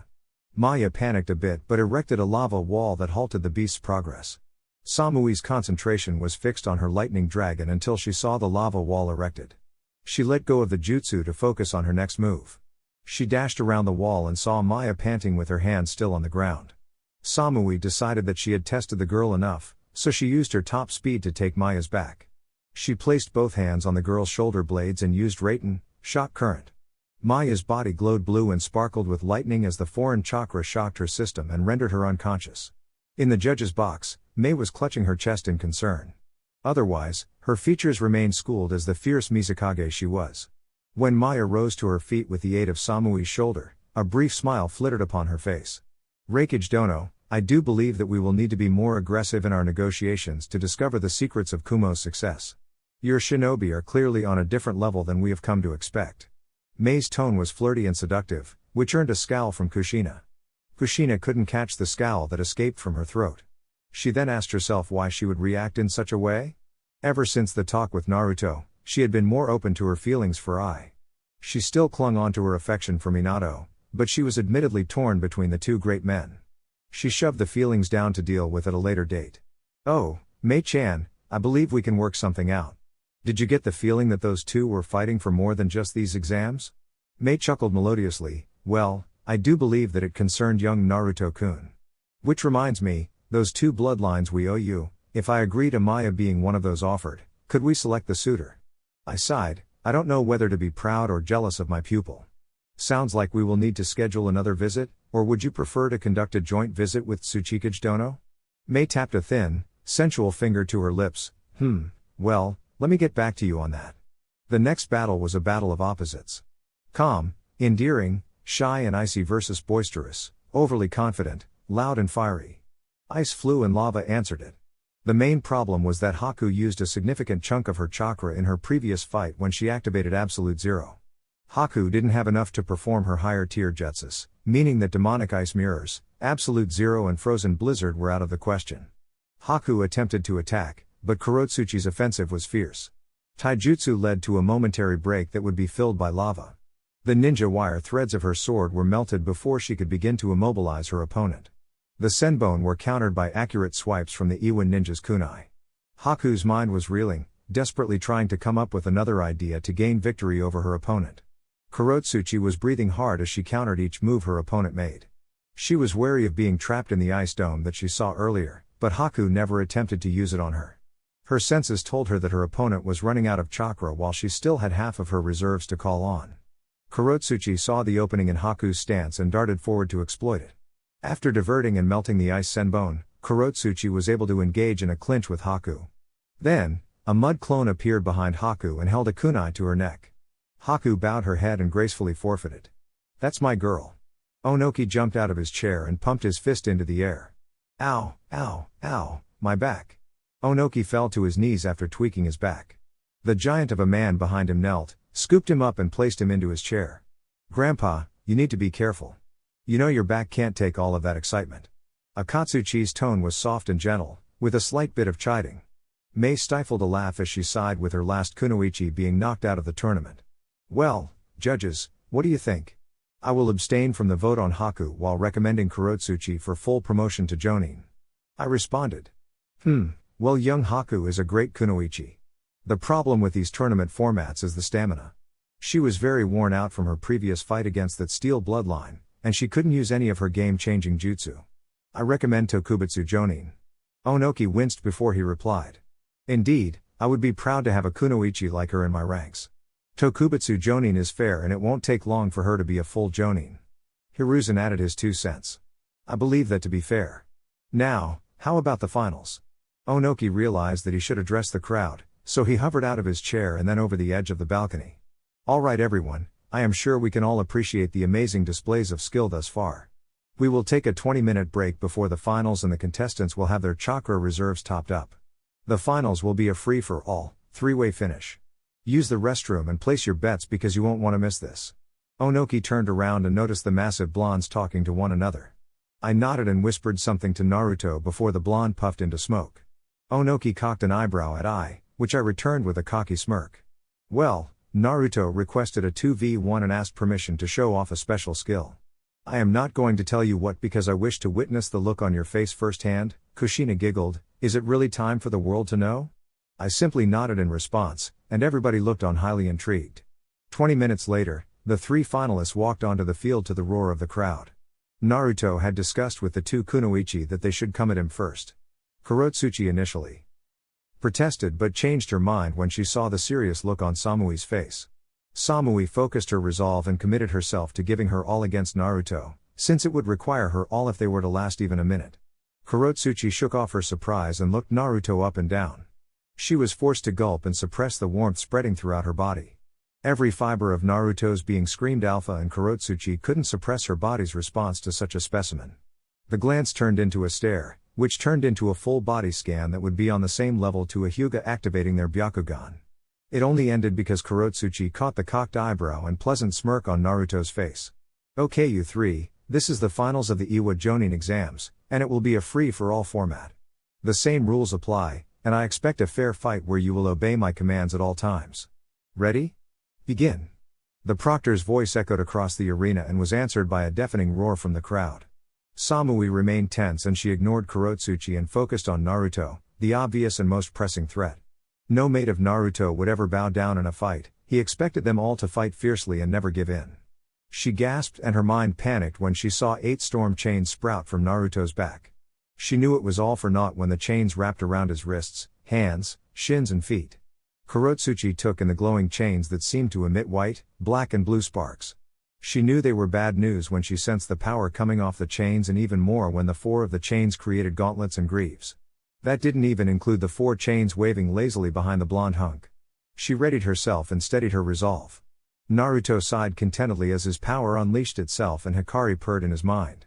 She was most pleased at her mate's display of power and was happy that he was no longer hiding from the world. Naruto answered her feelings with a mental hug that seemed to embrace Hikari from behind. After a projected kiss over the mating mark on Hikari's neck, Naruto focused on his 2 opponents. Samui had her sword out and sheathed in lightning while Kurotsuchi had her 2 standard kunai out. Target acquired. Before anyone knew what was happening, Kurotsuchi was on the back foot and her kunai shattered and her hands were shocked with a potent power. She couldn't focus on the numbing feeling as a blow from Naruto's left hand hit her gut. She flew back 5 meters and her body failed to respond normally due to the shock of the storm-powered punch. Luckily, Samui came in to protect Kurotsuchi and distract Naruto. Samui intervened and opened with a thunderstrike slash, which Naruto casually blocked with his right gauntlet. Samui transitioned into Tempest Current and she spun rapidly while lashing out with blows from various angles with each spin. Each strike was blocked by one of Naruto's gauntlets and counterstrikes came from one of Naruto's 4 storm chains. If Samui hadn't experienced this style of fighting before, she would have been easily overwhelmed. Luckily for Samui, she wasn't the apprentice of Yugito Ni for nothing.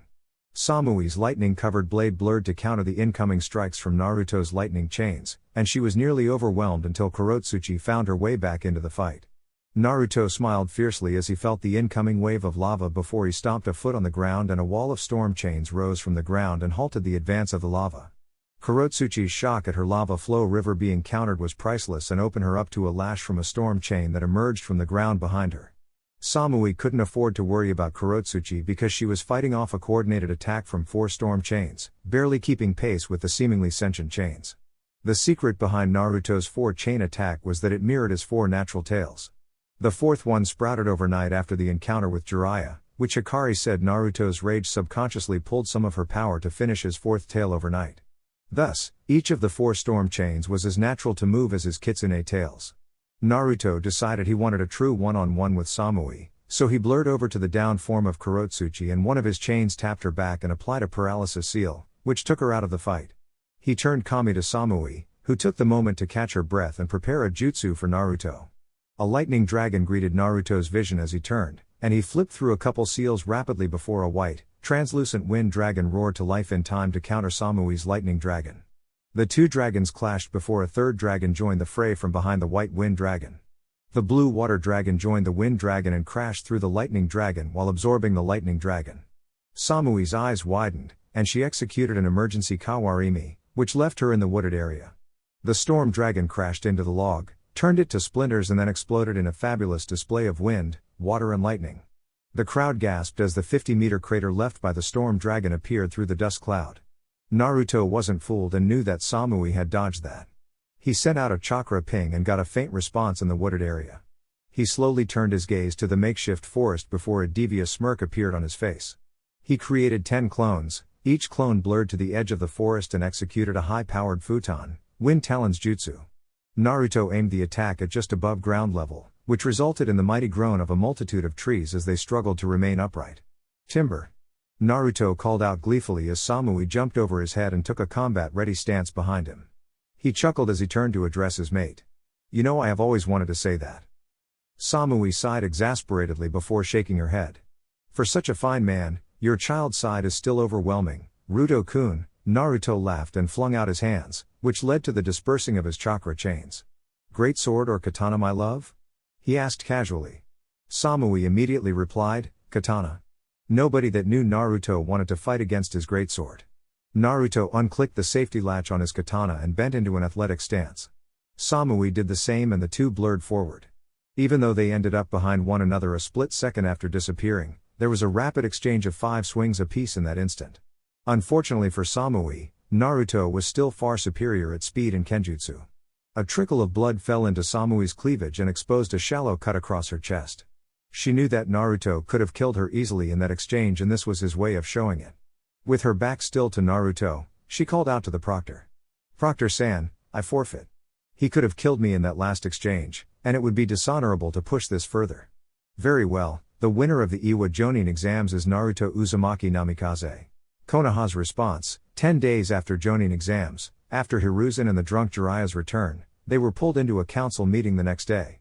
Hiruzen was relieved to no longer be on the road with Jiraiya and Might Guy, and he was extremely jealous of the Kumo group that simply flew off on Naruto's giant eagle summon.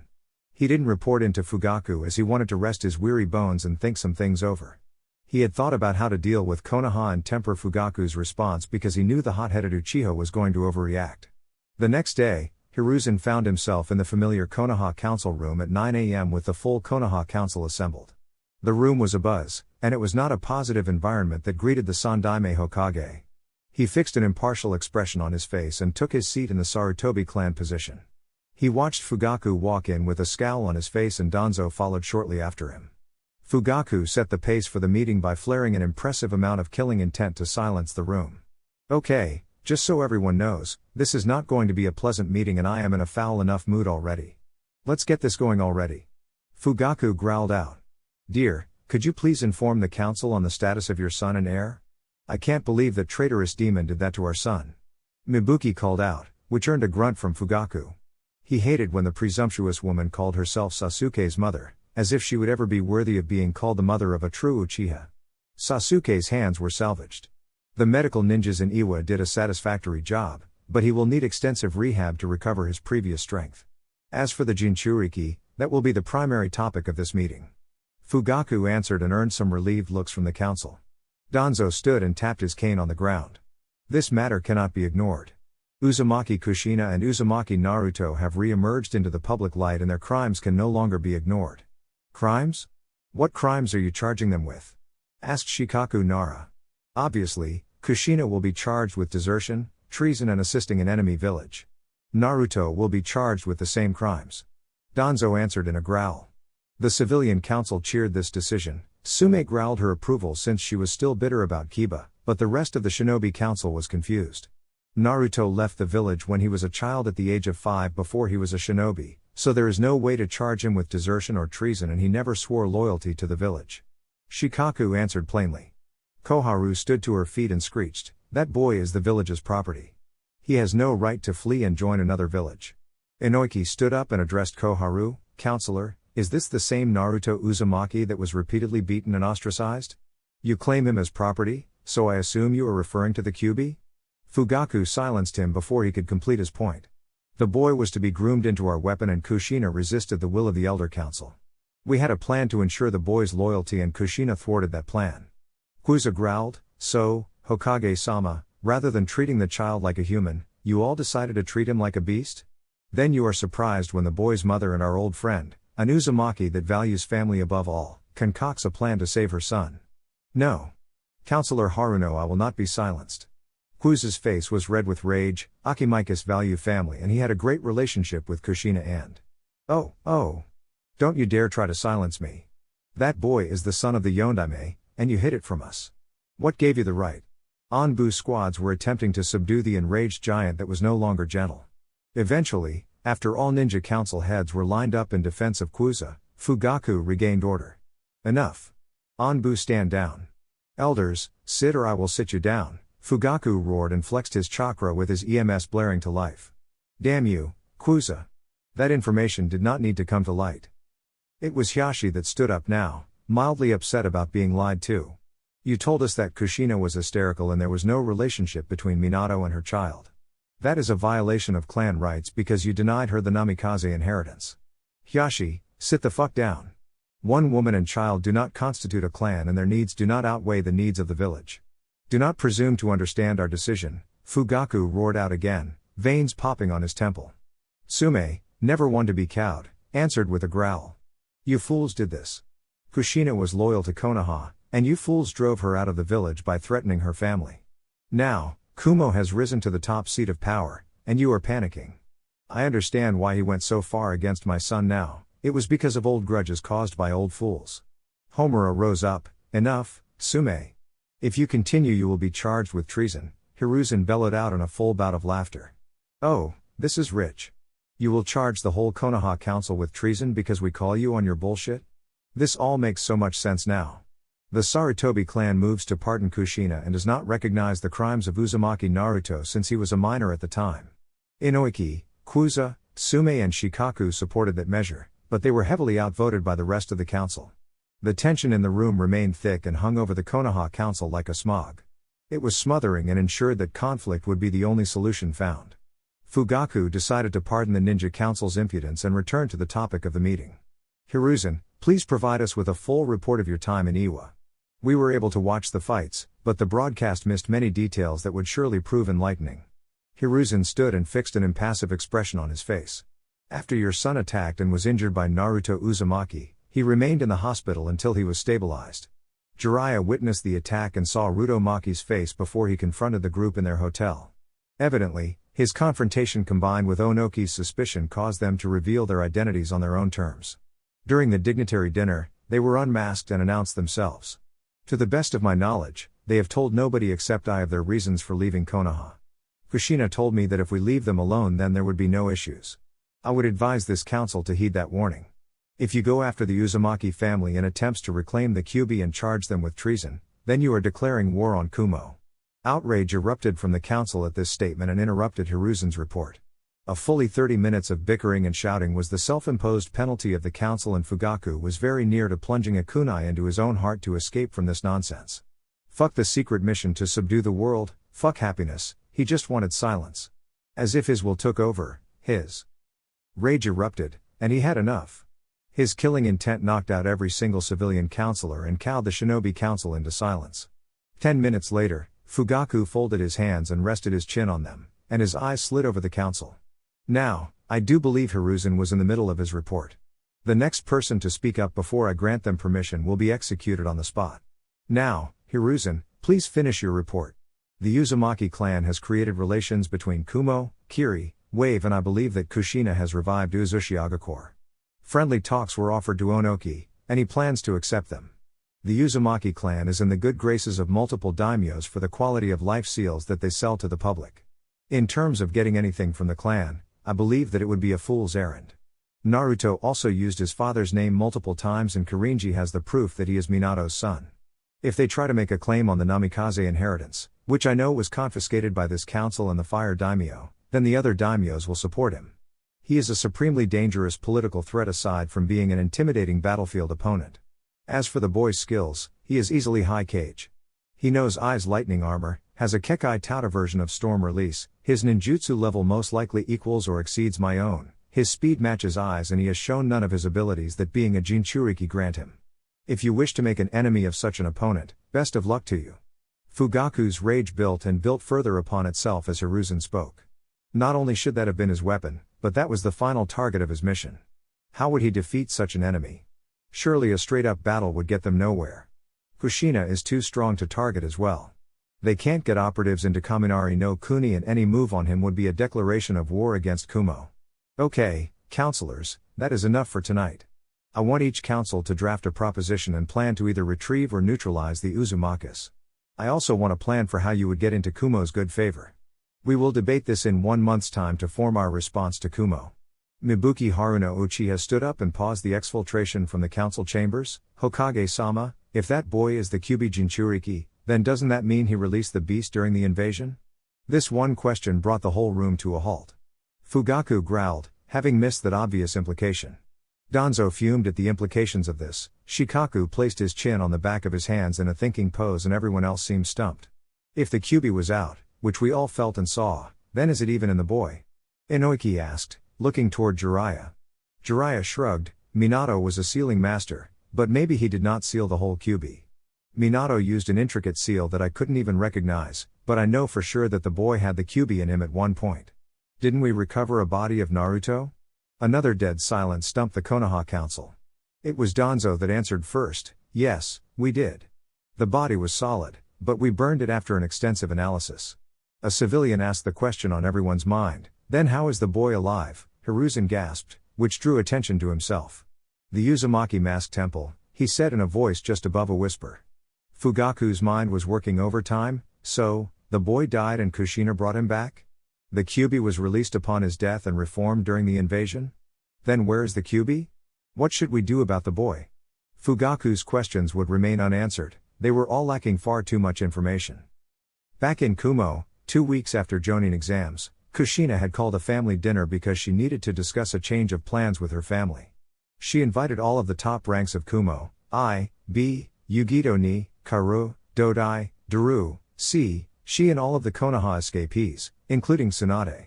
She didn't want to deal with any of the civilian council since this honestly didn't concern them. The group showed up at 6 p.m. and joined the Uzumaki clan for a rowdy dinner around the extended table. Everyone had been tense when it was discovered that Naruto was forced to reveal his identity, and they were wondering what it would mean for the Uzumaki and Kumo. Dinner was cordial as the tight-knit group of friends ate and drank sake. Afterwards, the group moved out onto the porch in the backyard and enjoyed the crisp mountain air. I and Kushina stood up and something unexpected happened. I took Kushina's hand in his and smiled as he made eye contact with Naruto. Okay everyone, I will start with good news. After years of pining, Kushina-chan has finally agreed to date me.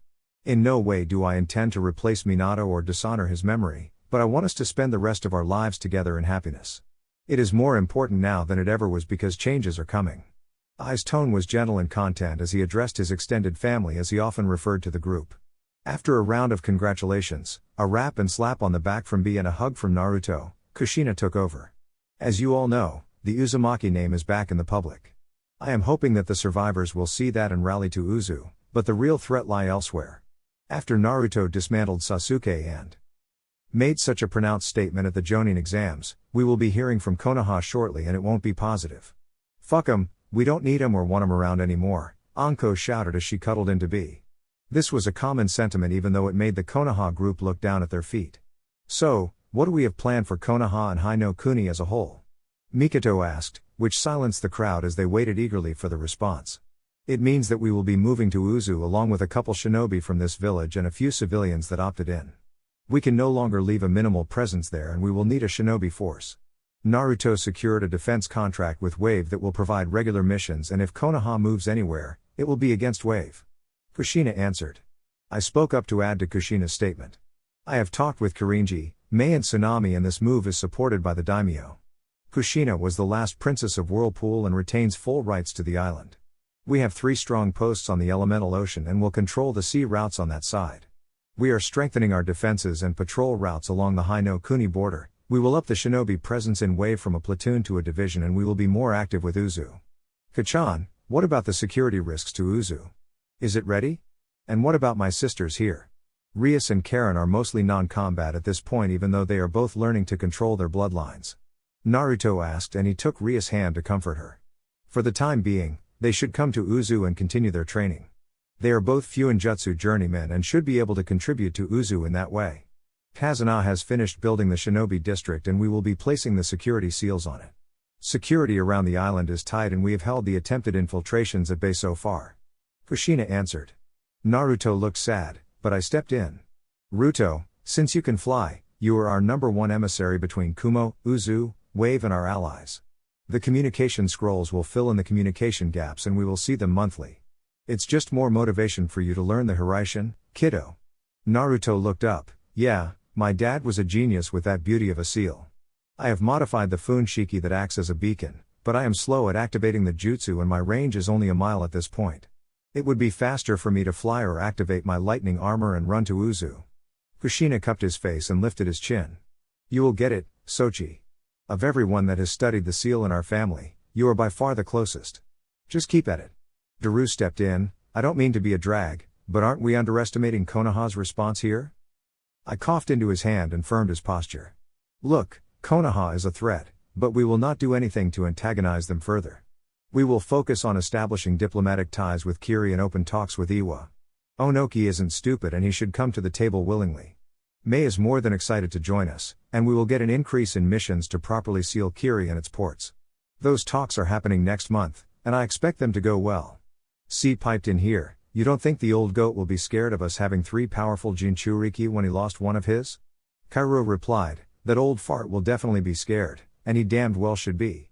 However, he isn't one to take unnecessary losses after what Minato did to him in the 3-road war. He will not provoke us so long as we play nice and help him out a bit. When Onoki and, what is that old Earth Daimyo's name? Thanks, Suchimaru, yeah, well when they tour through Kaminari no Kuni they will see what benefits working with us will bring. On top of that old fucker will be shitting his geriatric fucking pants when he thinks about stepping to our unfucking real power. Plus, that old fuck wouldn't ally with Konoha if Fugaku offered to suck him off personally. Tuya piped up merrily. Kushina sighed and face-palmed. Thanks for the colorful contribution, Tuya-chan. Amy decided to ask a question. What about Ame? Do you think the leaf or stone would make any moves that affect Ame?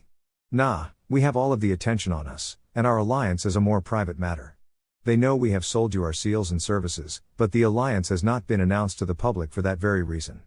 Kairo answered before I could, but he just grunted his approval. B hopped to his feet and began his dancing gyrations, which was promptly shut down by Anko before he sat back down with a lump on his head. Hey, yo, Kumo don't need to fear, we got Ruto, B and Ni near, plus if they attack the island paradise then we will stack their bodies on ice. Family is what matters so just let the riffraff pratter. Atsui broke out into a smile as he pulled Tuya into his chest. That's right B-sensei. They are paralyzed with fear at this point, and they will be too scared to make a move. No, that's not right, you knuckleheads. It may hold them off for now, but that group that is calling themselves Akatsuki has multiples ranked missing nins that don't seem to have any trouble with killing innocent people. If our speculations are right and it is Konoha behind them, then Wave could be taken out before we can respond. I don't give a flying fuck about vengeance, I care about my family, friends and allies. Naruto shot down B and Atsui's overconfidence. I growled at the thought of the Akatsuki. That's right. We have the SOS seals in place, but they still pose a significant threat. Our intel division is on their trail, but it is proving difficult. Look, the point is that nobody should get complacent. If anyone encounters the black cloak and red clouds, then they should retreat and call for backup. At least until we know what we are dealing with. Mabui chimed in here. Does the move delay the weddings? I really hope not. Kushina smiled. You think I would put off officially making you my daughter? Hell no. Those weddings will happen, and we will host them in Uzushiagakure to show our close friends and allies the progress we have made on the island. Kushina-chan is right. Kumo never has and never will give in to fear. You 5 are set to be married on Uzu on Naruto's 17th birthday. That give us roughly a year to get it set up, make sure our security is tight and screen the guest list. Kushina-chan, we are going to keep it small, right? Itachi asked with a blush on her face. Yeah, a couple hundred or so. We are still waiting on RSVPs, but the important people have already confirmed. Did Daddy say he will make it there? Amy asked excitedly. Yes, Kirinji and his family will be there as well. That was the only diplomat we let squeeze through. Oh, Mei and a couple of her people will be there as well. Kushina answered. Naruto heard the mention of Kiri again and decided to ask.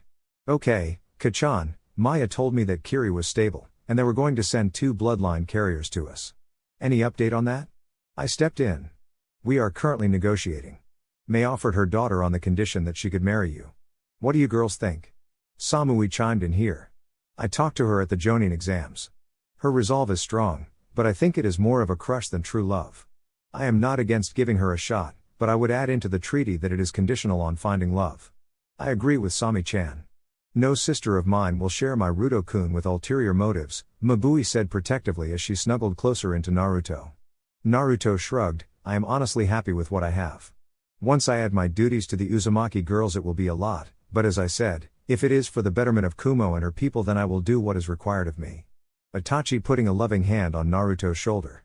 Naruto-kun, do you have an off button? Is there any way to disengage the female magnetism? This earned a round of laughter from the family, especially since the joke came from the usually quiet Itachi. Naruto mock-pouted. Look, Karasu-chan, I don't do anything. I don't go out of my way or ask for any of this. Poor Hikari-chan, what does she say about having to share you with so many beautiful human girls? Wouldn't she get possessive and then destroy Kumo in a fit of rage since her promised mate is such a womanizer? Then if Kumo? Amoe asked before getting bonked on the head by Atsui and an ice cube to the forehead from Tuya. Naruto surrendered control of his body and his eyes turned blood red and slitted. Oh, I don't mind. Naruto-kun and I are soul-linked now, so every time one of these beautiful girls shares my mate's bed, I share them. The male experience is truly interesting, especially when he brings out the shadow clones. Hikari started drooling, which meant that Naruto was drooling. This earned laughs from everyone that wasn't banging Naruto and blushes from those that were. As far as Maya, we can give her a trial run, but if she doesn't prove committed enough then I will send her away or eat her, whichever one is more convenient. This left the group stunned as Naruto's eyes returned to normal and he scratched the back of his neck nervously. Hee hee, she's just kidding, but you have your answer. Naruto finished sheepishly. The family meeting broke down into a family party. One thing about the Uzumakas is that they know how to party, and party hard they did. The raucous laughter lasted well into the night and each family member partook liberally of the sake. Kushina took advantage of a drunken Naruto and had him sleep with Rias, who was ready to start the new generation of the Uzumaki. Truth be told, she didn't have to press that hard since the two were already close and Rias was more than ready. Naruto already had multiple clones out tending to his girls, so nobody missed him when the real Naruto spent the night with Rias. Even though the Naruto clones performed their duties well, the whole family smirked knowingly when Rias walked into the dining room with a limp for breakfast. She was positively glowing and didn't mind the limp at all, but she did blush furiously at the never-ending flurry of innuendos that were sent her way. Since Itachi had committed to Naruto, she was dubbed the closet nymphomaniac of the family and she was probably the best at delivering the kill shot at the opportune moment with her innuendos. The said kill shot got Rias to bury her face in a plate of pancakes in an attempt to hide herself from the embarrassment. So, Rias-chan, do you want some whipped cream with your waffles, or did you get enough cream last night? Itachi said with a smirk on her lips and a gleam in her eyes. An old wrinkly man and an exquisite siren, a month had passed in a flash as Naruto focused on moving his family to Uzushiagakure. Mikoto decided to go with Kushina and work as her second-in-command and she took Sazumi with her. For a girl Naruto's age, she really didn't talk that much. She had a crush on Naruto but after Itachi claimed him, she pretty much shut that down. It seemed like she struggled with leaving Konoha and adapting to the Kumo environment, despite the warm welcome. Naruto spent a portion of the trip to Uzu talking with Sazumi and getting to know her better and he found that she was excited for a new start. Turns out that part of the reason for her shyness was learning about what her father had done since he took over as the Hokage. She repeatedly apologized to Naruto for his treatment and each time he told her it was completely unnecessary for her to apologize. By the end of the week-long migration trip to Uzu, Naruto considered Sazumi a friend, which was good considering she would be his sister-in-law soon enough. Naruto spent a week in Uzu helping people get settled in, applying protection and genjutsu seals around the island, checking the whirlpool defenses and helping his mother with anything she needed. He spent the nights with Rias and Karen, who were sad that they would no longer be staying with him. While Rias was more than ready to fulfill her duty as Kushina put it, Karen was still hesitant, and Naruto respected that. During the Uzumaki repopulation discussion that Kushina held in the clan, it was decided that any Uzumaki female would bear a minimum of 2 Uzumaki children with Naruto. That didn't mean that the girls would need to sleep with him, since artificial insemination was an option, but each girl elected to do it naturally. Karen liked Naruto, but she wasn't ready for children yet. She would much rather spend her time in Uzu's new R&D department and focus on sharpening her skills. Naruto respected that and he got to know Karen by offering shadow clones to test her new seals, untested equipment and other experiments. After the week break, Naruto tried to summon Virginia, but Montana answered the summon call instead. The massive eagle bowed its head to Naruto and received a scratch under the beak and some jerky for the show of respect. "Hey Montana, how have things been for you?" Naruto asked as he casually hit the universal pleasure spot for the eagles. "Good Naruto-sama, the Eagle clan is delighted to have a summoner again. It has got everyone practicing their wind techniques again and the clan is far livelier." Naruto gave Montana one of his gigawatt smiles. "That's great to hear. So, where is Virginia today?" "She is training with the sage, Old York. That grumpy old bird insisted on training her in the sage art so she may better prepare you," Montana replied after snatching some venison jerky out of the air. "Oh, okay. Well, nothing fancy today, just need a ride home. I will pay the standard price if that is all right with you. You want Uzu fish or Kumo fish? I am partial to the fish here on Uzu, Naruto-sama." After creating a water prison with 100 fish or so, Naruto let Montana eat her fill before she flew him back to Kumo. Naruto really enjoyed the flights because it gave him time alone with his thoughts. Things had been really hectic, and it wasn't looking to end anytime soon. He had a lot of people that he needed to protect that were spread out quite a bit. He needed to get the Hiraishin down, at least for travel purposes. The thoughts of not being able to react in time to save his family or those he loves haunted his nightmares, and said nightmares were becoming more common now that he had been unmasked. He took solace in knowing that one of his mates would always be safe so long as he lived. The fiery red vixen had turned into the biggest blessing of Naruto's life. If he could choose again, he would change nothing. A couple years of torment were nothing compared to the love of his biju mate. The soul bond they shared had heightened everything and deepened their relationship to an absurd degree. Even if they had only spent a total of a month together outside the seal, Naruto spent almost every night away from Kumo in the seal with her. Her presence felt so right, and he knew that it was only a matter of time until she could safely leave his body for good to join her growing family in the outside world. His thoughts flickered to Mabui, his silver-haired beauty that had been with him the longest. She was a soft and genuine soul that bore an immense love for life and those close to her. He could see her soft smile each time he closed his eyes, and it filled his heart with peace.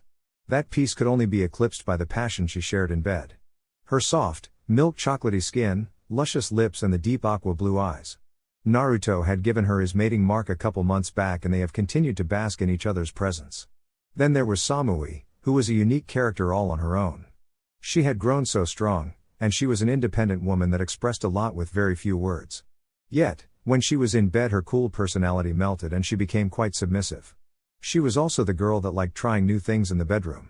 She was the first one that made Naruto transform into his female transformation and spend a night together like that.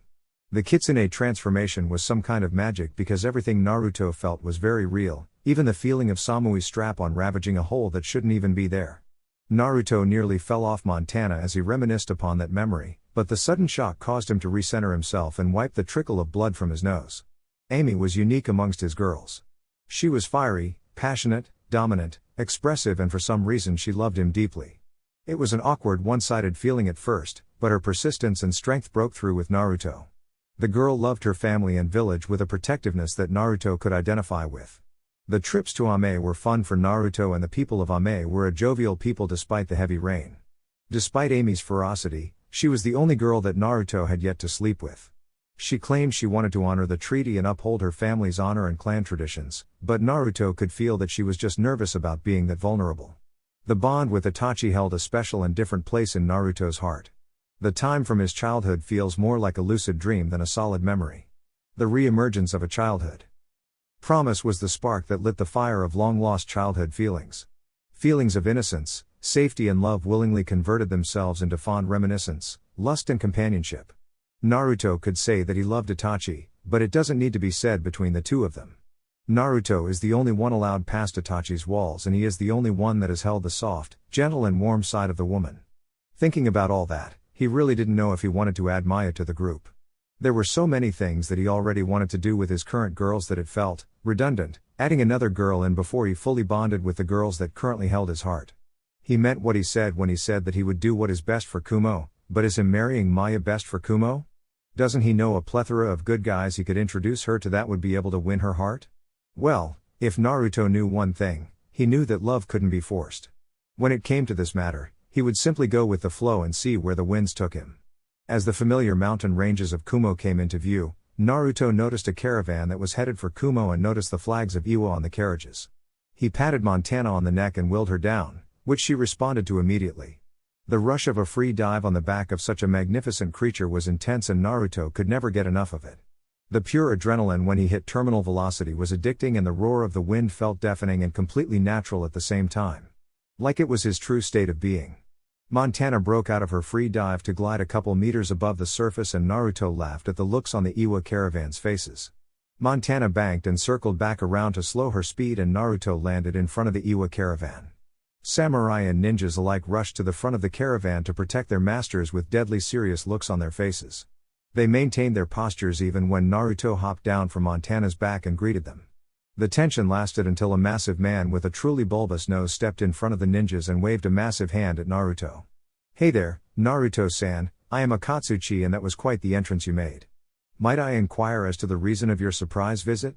The giant of a man spoke in a goofy and nasally voice.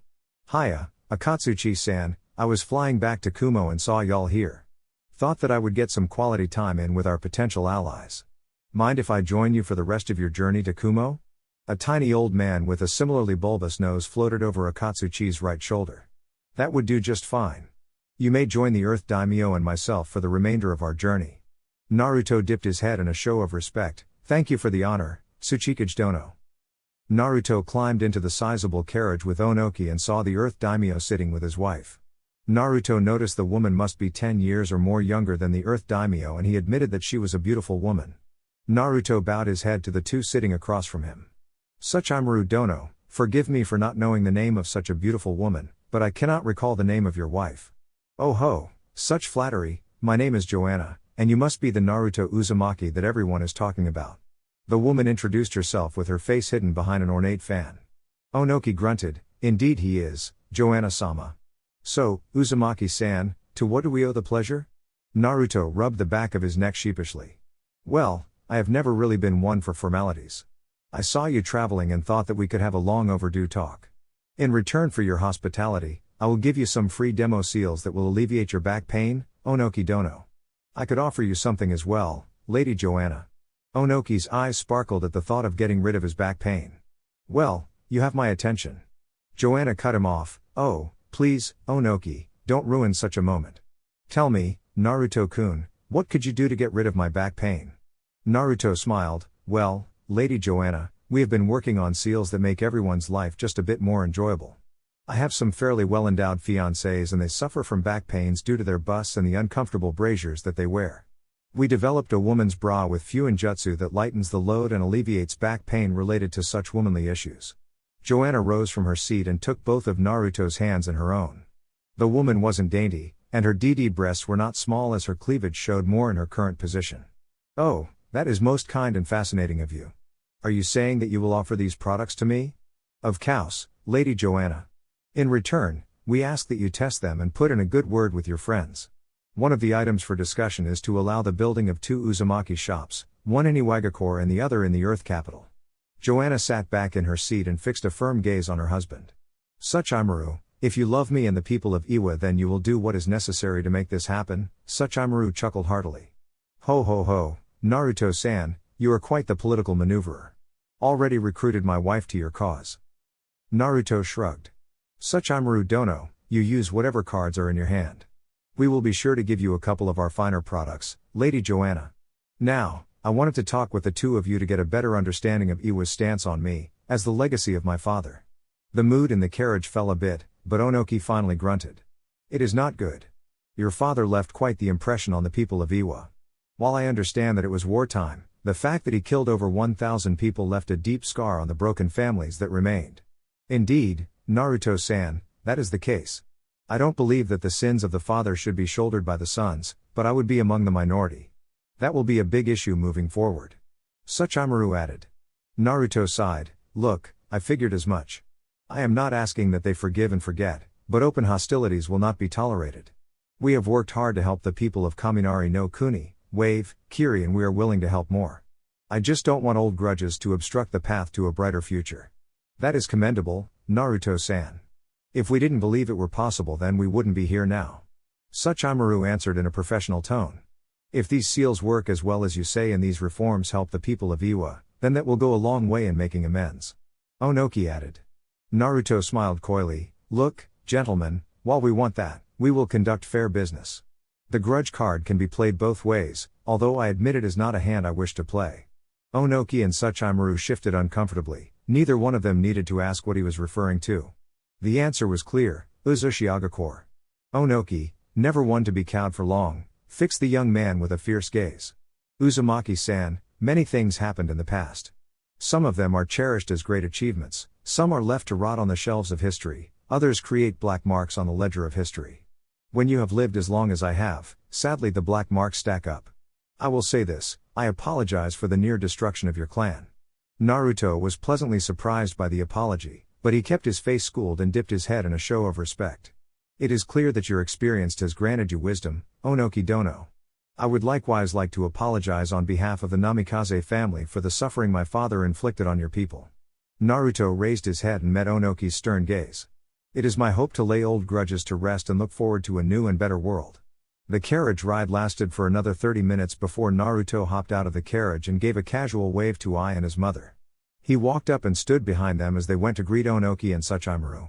I got a positive message from Naruto's smile and the gleam in his eyes, which started the negotiations off in a positive light. The Iwa contingent chose to dismount from the carriage to better absorb what was clearly a new and improved Kumo as they walked up to the Raikage Tower. I don't know, it is truly inspiring to see your nation prospering after your recent changes. Onoki started with some flattery. I chuckled, thank you for the compliment, Onoki. Could we drop the honorifics when we are not in a formal setting? The Uzumakis have rubbed off on me and I find them quite burdensome. Tsuchimaru let out a hearty chuckle, I always liked that about you. So, tell me, how did you cultivate such mountainous terrain and make it productive for harvesting crops? I looked to Kushina, who took over. Well, I would say it comes down to using ninjutsu as a tool and understanding what you are cultivating. In the old days, Uzumaki used to be able to grow a myriad of crops all in a tropical environment. So, we applied that principle to Kumo. What the natural environment lacks in nourishment, we can provide with ninjutsu or fuinjutsu. Onoki put a hand to his chin in a clear show of thought. That is interesting. What kind of ninjutsu? Kushina smiled coyly at Onoki, isn't that what you are here to find out? Onoki grunted and humphed, but it was Tsuchimaru that broke the tension. Yes, that is why we are here. Am I to understand that if negotiations are favorable that you would be willing to share such secrets? Kushina shrugged innocently. I don't know. That would be up to the big man. I can only speak for Uzumaki. Onoki's head snapped to Kushina. So, the rumors are true. I assume that if you are ready to share this with us then the Whirlpool country is ready to come out of hiding? I put a calming hand on Kushina's shoulder. Onoki, we have worked over the years to help restore the damage done to Whirlpool country. I have no problem sharing the fact that it is allied with Kumo. We would also appreciate it if you kept it under wraps until we are ready to release this information. Konoha will not be happy to hear about their former ally's resurrection. Onoki frowned. Yes, that accursed village. Can you believe the son of the Hokage violated international law like that? It was Kushina's turn to frown and growl. You have no idea, old man. I came so close to unleashing the Red Death upon Konoha for that offense. If my Sochi had been maimed, then these talks would have needed to wait until Konoha was an ash pile. Kushina's hair was starting to tail up along with her signature, menacing aura. Once again, she was comforted by a big, dark-skinned hand to her shoulder. A fact that wasn't missed by Onoki nor Tsuchimaru. And you would have been in the right to do so, Tsuchimaru stated firmly. Indeed, speaking of Konoha. Onoki began but I raised a hand to silence him. Let us wait for such serious topics until we are in a place where our privacy is ensured, I said firmly. Onoki smirked. Oh please, every nation knows that spies have been unable to breach Kumo for years. Kushina's foul mood calmed down. Yes, thanks to the miracles of fuinjutsu. The conversation remained cordial and casual until the group entered the conference room. In the conference room was Karua, I, Kirinji, B, Yugito, Naruto, Kushina, Mikoto as Kushina's 2ND, Onoki, Tsuchimaru, Joanna, Kyuuchi, Onoki's son and chosen heir, and Akatsuchi. The conversation was to be about the relationship of Iwa, Kumo and Uzu going forward. I stood up and started the official part of the meeting after introductions were finished. To start, let me welcome those of you from Iwa to Kaminari no Kuni and Kumaga. We meet today to see if we can start as economic partners and lay out a path to move forward. I will leave the floor for Iwa to share what they wish our relationship to be moving forward. Onoki looked to Tsuchimaru, who nodded at him, and Onoki stood up. Thank you for the warm welcome. To start, I will share what we wish to gain and ask what Kumo wishes for in return. For starters, we wish for the protective seals and the quality of life seals that I have seen demonstrated in Kumo. I looked to Kirinji and then nodded to Kushina. Kushina stood up and dipped her head slightly to the Iwa contingent. It is at this point that I should officially announce that I am the Uzukage of New Uzu. I do not use the title Kage to be presumptuous but rather as the common designation for the leader of a shinobi village. Kushina paused here and took a deep breath as she locked eyes with her son. I admit myself reluctant to give the very treasures that my clan died to protect to those that plundered my nation. Onoki started grumbling and Tsuchimaru didn't look pleased, but that paused when they saw Kushina close her eyes, clamp her fist, and she continued speaking after a big, deep breath. That being said, I am willing to forgive past grudges in order to move forward to a brighter future. Kushina sat down and I put a comforting hand on her shoulder, which was mirrored by Naruto on her other shoulder. Before Iwa could respond, Naruto stood up. Forgive me for speaking out of turn. Tsuchikage Dono and Daimyo Dono, it is as we spoke of earlier. I too wish to make this world a better place. I too do not wish to hoard our resources and blessings. This cycle of hatred is what drags us all down and keeps the world in a state of unrest. I want to be a force to break that cycle. I want to recruit your aid in breaking that cycle. I want to show the world that the deepest set old grudges cannot stand in the face of those working toward a joint goal. I ask that no matter what agreement is made here today that you take a solemn vow to help your people move past old grudges. Naruto finished his elegant and passionate address with a bow and took a seat while placing his hand back in his mother's. Tsuchimaru, Onoki and Kyuubi sat in a stunned silence and mulled over the words of the two Uzumakis. Finally, Tsuchimaru spoke up, "We are grateful for your consideration. I find your goal admirable, Naruto-san. I also find your terms agreeable. What say you, Onoki Dono?" Onoki shuffled uncomfortably because he was directly involved in both key incidents. He took an additional minute to think over his words. During that minute, his old and wizened eyes locked gazes with each of the important figures sitting across the table from him. The boy is to be the next Raikage, correct? Onoki processed, I smiling and nodding.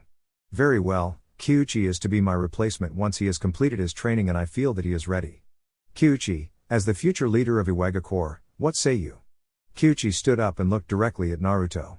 The two gained tunnel vision as their eyes engaged in a battle of wills and a searching of souls. Finally, Kyuubi broke the high-stakes staring contest and spoke. If Naruto agrees to work toward peace, and make no mistake, it will be a long and arduous path should we agree to endeavor upon it, then I am willing to try. Kirinji, wanting to alleviate some of the tension, clapped his hands and slapped a jovial smile on his face. That is great to hear. Let me tell you, Tsuchimaru, if you integrate similar reforms to what we have, your nation will prosper and rejoice in your reign. Tsuchimaru nodded, that is the plan. So, it seems we are amenable then. Tell me, Raikage Dono, what would it cost us to gain access to these seals? I deferred to Kushina again and his woman took the lead. With respect, I believe a ramping up would be appropriate. Give your people a taste, let us put up a couple shops and see if they are willing to forgive and move on. For the bigger projects, if a treaty is agreed upon, then you can pay for missions for the more intricate sealing projects. Onoki grunted, knowing that this would cost a lot. Okay, can you put this in perspective for us? What would it cost for the seals such as your enhanced privacy barriers? What about the seals Lady Joanna requested? What would it cost per acre to treat and convert our lands? Kushina smiled, well, for those things, the privacy barrier seals are 200 Ryu for the single-use seals. If you wish for permanent ones, then that cost a C-rank mission. The seals on the woman's clothing, those being the push-up bra with pain relief and the underwear with anti-rape seals, are 350 Ryu per set. The seals we use on the converted land, I would say you are at about 150 Ryu per acre, but that agriculture is more about ninjutsu and regular upkeep. Tsuchimaru clapped excitedly, that seems reasonable. Could you explain the last part a bit more? I took over here, please understand, Tsuchimaru Dono, that we wish to have our agreement down in writing before we share such details. The Iwa side relaxed and was forced to accept that. Onoki spoke, very well, Iwa is open to non-aggression pact for a 10-year duration. I propose we review this agreement every other year and see if each nation is ready to progress further. I remained stoic as he addressed that sounds acceptable. So, you wish to leave it at non-aggression? Do you wish for mutual trade as well? Tsuchimaru waved a hand casually in front of his face, of course, that was a given. Very well, moving on to our next item. I think it is something important to you and we want to offer this information freely. I stopped here, building up the anticipation. Well, out with it then, young blood, Onoki said exasperatedly. It has to do with your missing Jinchuriki. I started before getting interrupted by Onoki standing up and slamming his fists on his desk. Calm down, Onoki, I said firmly. Calm down, old man. It wasn't us. Onoki grumbled but sat back down. Very well, what do you know? I sighed, desperately hoping that B would stay quiet. We have had inside men in Konoha since Kushina left. They came to me a couple years back with information that Konoha was going after Jinchuriki since they were out the Kyuubi. I raised his hand to stop Onoki and Kyuchi's interruption. Before the Chunin exams, we received word that a group of apostates that call themselves the Akatsuki. Among the members my intel named was Kakuzu the Immortal, Kisame Hoshigake, Sasori of the Red Sands, Hidan the Jashinist and Deidara. The last name drew shouts of anger from the Iwa side. He was their missing ninja after all. A growling Onoki calmed Kyuchi down and then turned to address I. Is this confirmed? Naruto stood up. Look, old man, I am going to tell you something so that you trust us and understand how personal this is to us. You already know that I am an Uzumaki and a Namikaze. What you don't know. At this point Naruto paused and released his transformation. What you don't know is that I am the Kyuubi Jinchuriki. Although, I am a bit different, and I have grown tired of hiding who and what I am. Silence, pure, unadulterated silence. Onoki gawking and pointing, Kyuchi's iron jaw hit the table. Tsuchimaru looked a mix between keenly interested and terrified, while Joanna looked like all she wanted to do in her life was pet Naruto's blonde tails and rub her face in the white tips. I, Kushina, B, Yugito and Naruto all smirked at the reactions of the Iwa contingent. After 5 minutes, the shock seemed to clear up enough for Kyuchi to speak. Naruto-san, could you explain? Naruto shrugged and let his tail sway in a relaxed motion behind him. Long story short, the night of the Kyuubi attack my dad made a deal with the Kyuubi.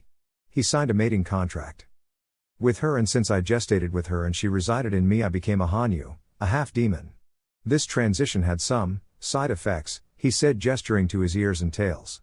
Onoki rubbed his eyes, that were big as saucers, and rubbed again after blinking. Wow, okay. So, that aside, you are telling me that this Akatsuki group took Roshi? I spoke up again as B began patting Naruto's ears. Look, it has been difficult gathering information on them. Here is what we know thus far. Suna was destroyed by puppets and extensive bombing after the invasion. That could be attributed to Sasori and Deidara. Taki was attacked by Kakuzu, Kisame, and we believe Hidan and their Jinchuriki is still missing. Then we add in Roshi. My condolences, by the way. Did your intelligence pick up anything in concern to how he was abducted? Onoki looked to be in a truly foul mood, with his frown threatening to stretch down past his chin. Humph, there was a sizable battle at the volcano.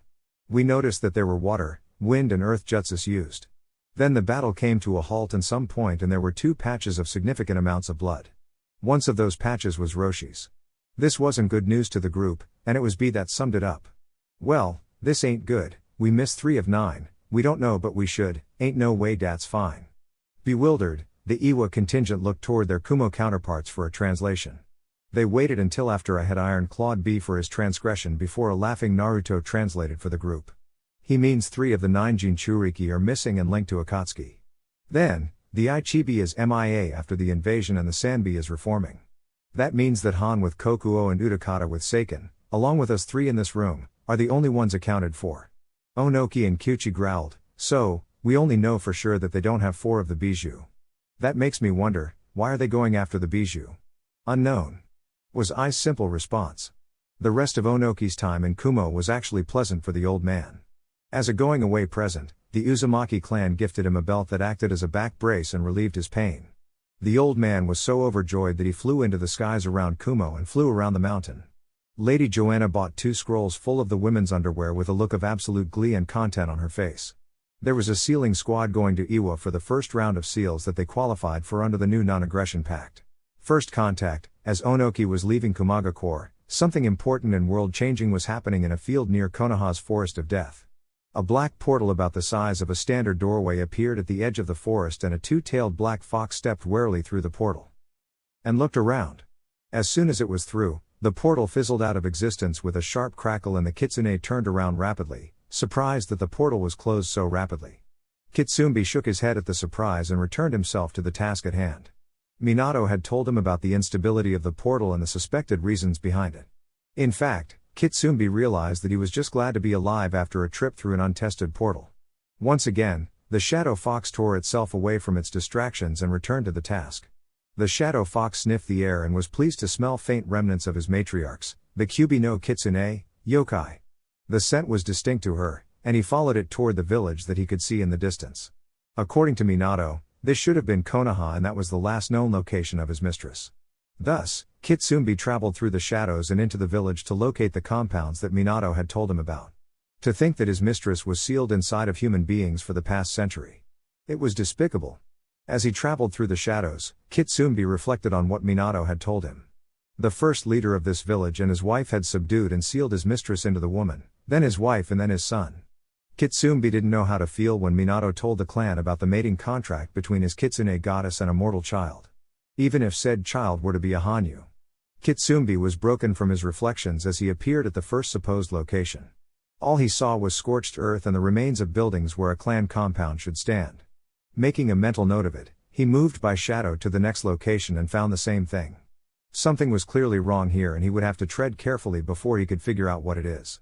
Kitsumbi decided to get some information gathering in and he went into the village to do some good old-fashioned eavesdropping. The best place to eavesdrop is at a ninja bar, so Kitsumbi followed his nose towards a pub that was populated by a number of shinobi chakra signatures. It was easy for him to root himself in the corner of the room and gather some information as he spread his senses to catch as many of the conversations as he could. The black-eyed people seemed to be in foul moods, and they were cursing some Uzumaki loudly while proclaiming that they would kill him next time they saw him. That name caused warning bells to go off and he tuned into that conversation between two guys with fan crests and some jackass that was wearing small, circular shades in a bar at night. Kitsumbi learned that their names were Ebisu, Hidate, and Fudo. "Yeah, I was there, and I saw the traitorous brat." Ebisu bragged loudly. "If it weren't for international law, I would have killed him on the spot." Ebisu puffed his chest out boisterously. Hidate raised an eyebrow. "I didn't know you were in those ranks." Fudo laughed and backed up his clansmen. "Yeah, if an Uchiha elite couldn't fell the demon, then what chance would you have?" Ebisu hung his head before raising it defiantly. "That demon is a fraud. It could never stand up against the might of a Konoha shinobi. That is why it fled to Kumo." "That's not what I heard," Fudo started. "Rumor has it was that the kid died, and his mom brought him back with some freaky Uzumaki shit. Damn demons and traitors." Hidate muttered. "That Uzumaki bitch will get hers," Ebisu said once more in a loud and boisterous tone. "Lord Fugaku will make sure that she pays for her crimes. Evidently, we can add raising the dead to her offenses." "Yeah, I saw the kid's body. It is kinda crazy that we incinerated it years ago and he is walking around now," Fudo said before finishing his beer. "Then the damned Kyuubi appeared in the village during the invasion," Hidate added while shivering. "That was truly terrifying." Ebisu growled, "It is obviously that boy's fault. I don't care what anyone says. I don't care if he was accounted for during the invasion.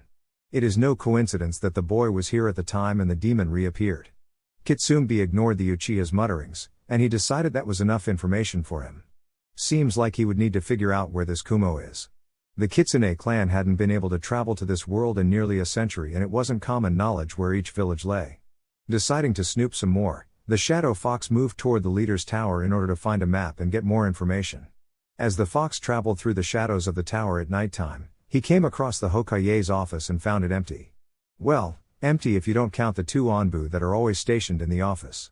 Kitsumbi sensed them easy enough and he was able to avoid detection as he used an illusion over himself and walked silently around the room.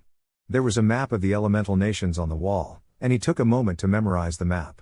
He also noted the positions of red, green and blue pins that were all placed deliberately on the map. Before Kitsumbi could exfiltrate silently, he sensed 5 people incoming and from the feeling of their signatures, he knew they would be strong. He tucked into the shadow of a corner behind the Hokage's desk and further suppressed his aura just in case these shinobi were skilled enough to sense him. "Fugaku, I am telling you that we should move now. They are exposed and if we let them prepare any further, then we will not be able to defeat them." Danzo growled emphatically. "And I am telling you, Danzo, that if we move in the open then we will not be able to defeat them at all. If it turns into a head-to-head, then they will defeat us. They have 2 Jinchuriki and whatever that boy is. We still do not know the whereabouts of the Kyuubi or the status of Uzumaki Naruto. That boy has done everything he has done without leaving the slightest trace of demonic yokai associated with the Kyuubi. Kami forbids he has more power to add on top of that. Danzo scoffed, but the two other elders shuddered. Koharu turned to Jiraiya. Jiraiya, when you confronted the boy, what did you see and feel? Jiraiya sighed and clapped his hand over his face, trying to shake off the effects of the sake. I don't know. I didn't sense the Kyuubi, but he said that if we come after his family then we would have to worry about more than the Kyuubi. I warn against fighting him, guys. The power he showed off at the Jonin exams was, well, it was terrifying. It was like Onoki's dust release, except the kid had way more chakra and youth to throw it around. Onoki alone was enough to hold off battalions when he was younger. Fugaku groaned, so, we have an openly hostiles ranked shinobi, his mother, Tsunade, the Hachibi, the Nibi, the Divine Bolts, that is too much. Especially on top of the Fuinjutsu advantage. Fugaku started rubbing his temples. Kirinji has also laid claim to the Namikaze name now that they have made their debut. The paperwork is indisputable, and we have already used the funds from that account. Kitsumbi perked up at hearing the Namikaze name and he suppressed the growl that wanted to escape from what he had heard thus far. Danzo scoffed, the boy abandoned his village. He has no right to the fortunes of his family. That is not how the daimyo will see it, Koharu cautioned. We have the fire daimyo, but the rest will be against us. They don't need the money, they just want to exert political pressure and create a headache for us, Jiraiya said wearily. Well, I won't let them distract us.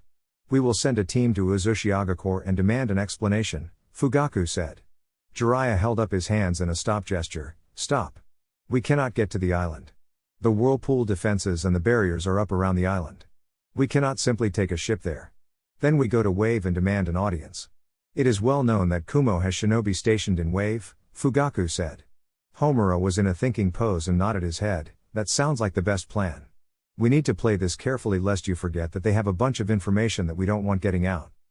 Danzo scoffed, but Fugaku groaned. It was really becoming cumbersome to find the moral ground to justify his actions. Homura is right, Danzo. With the resistance from the Shinobi Council, we need to play this carefully. It is amazing that so many of them bear loyalty to Kushina after all these years. Now, please leave me, I have paperwork to finish. Danzo, stay. As the elders and Jiraiya shuffled out of the room, Danzo turned and addressed Fugaku. It is time to use them.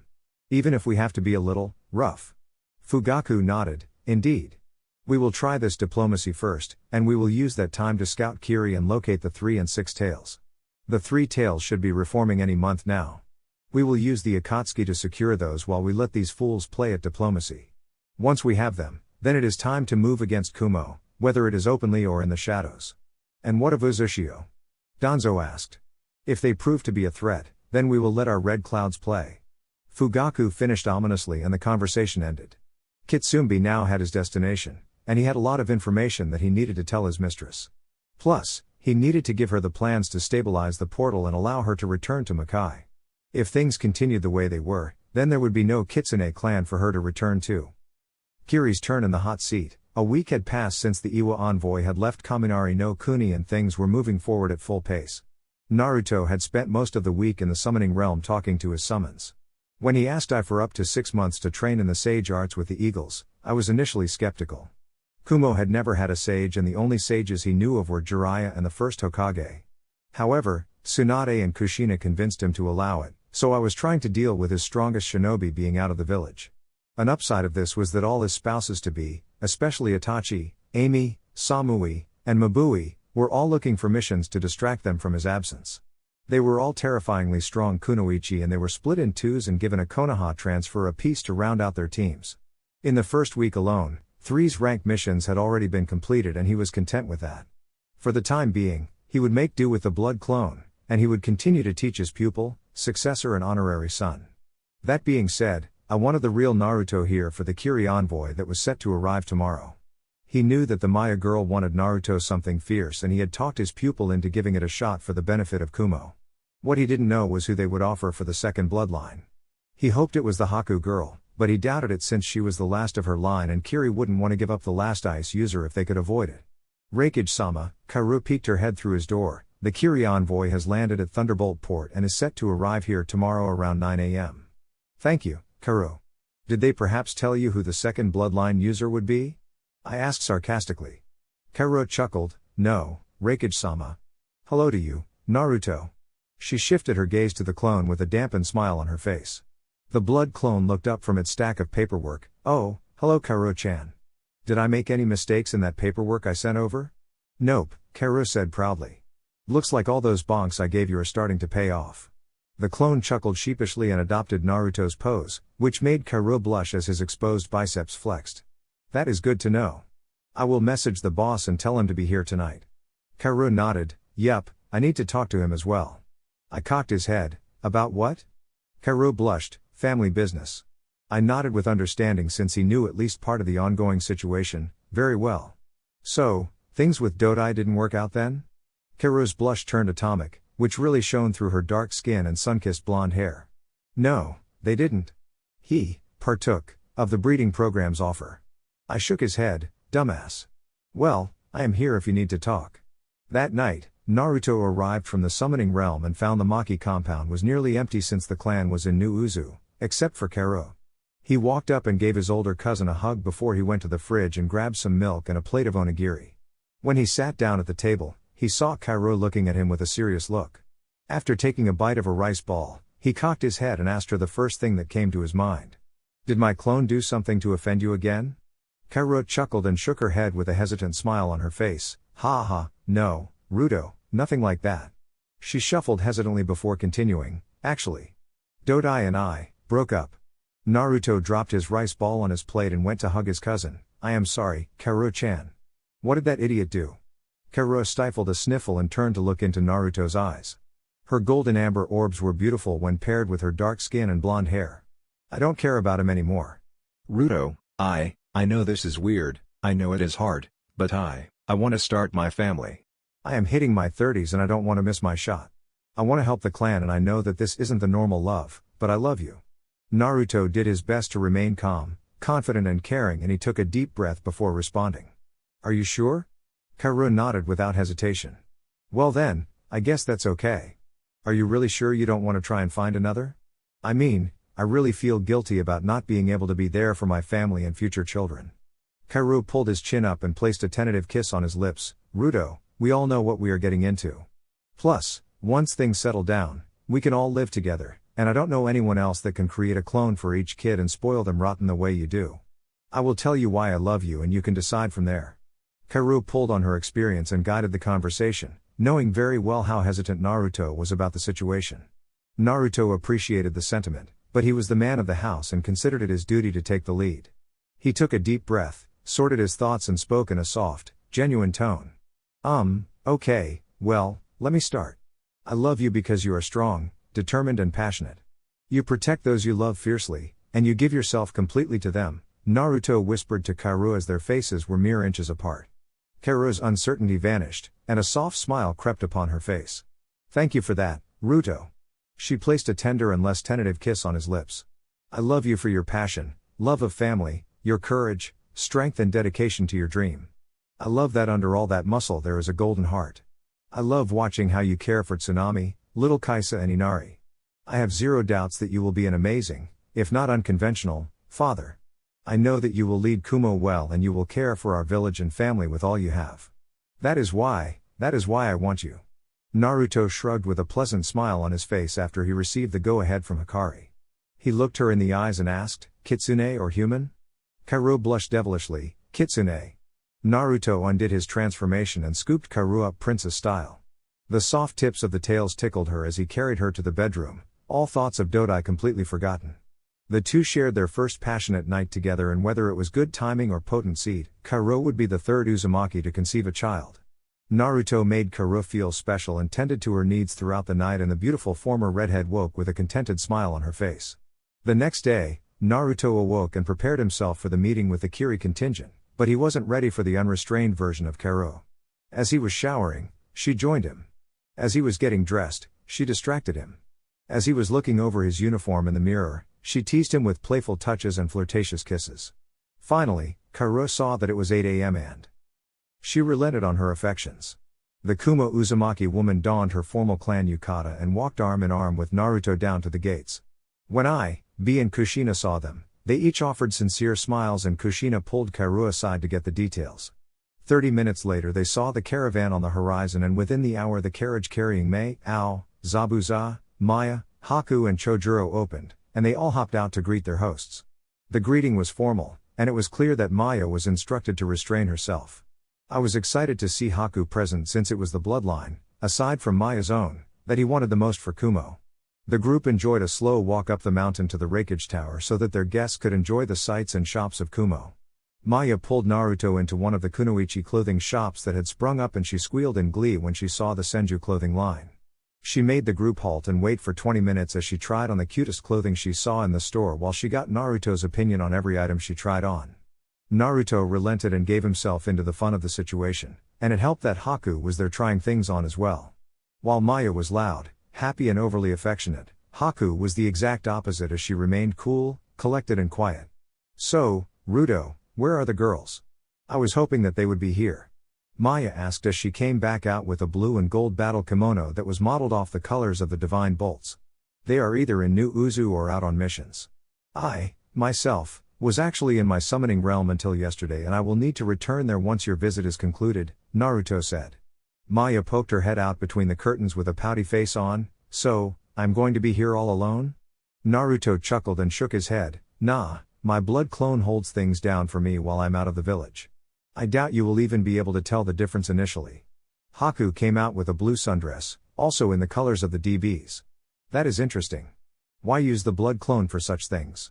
"Well, when I return from my missions, or from the summoning realm in this case, I can sync with it and gain the memories while I am powering it back up. It is how I am training for my future duties as Raikage, and it is how I hold things down. It also keeps my girls happy in my absence," Naruto said nonchalantly. "That sounds handy. What are the drawbacks?" Maya asked. "Super heavy chakra cost. When I sync with it, I also need to deal with the memories and accumulated exhaustion.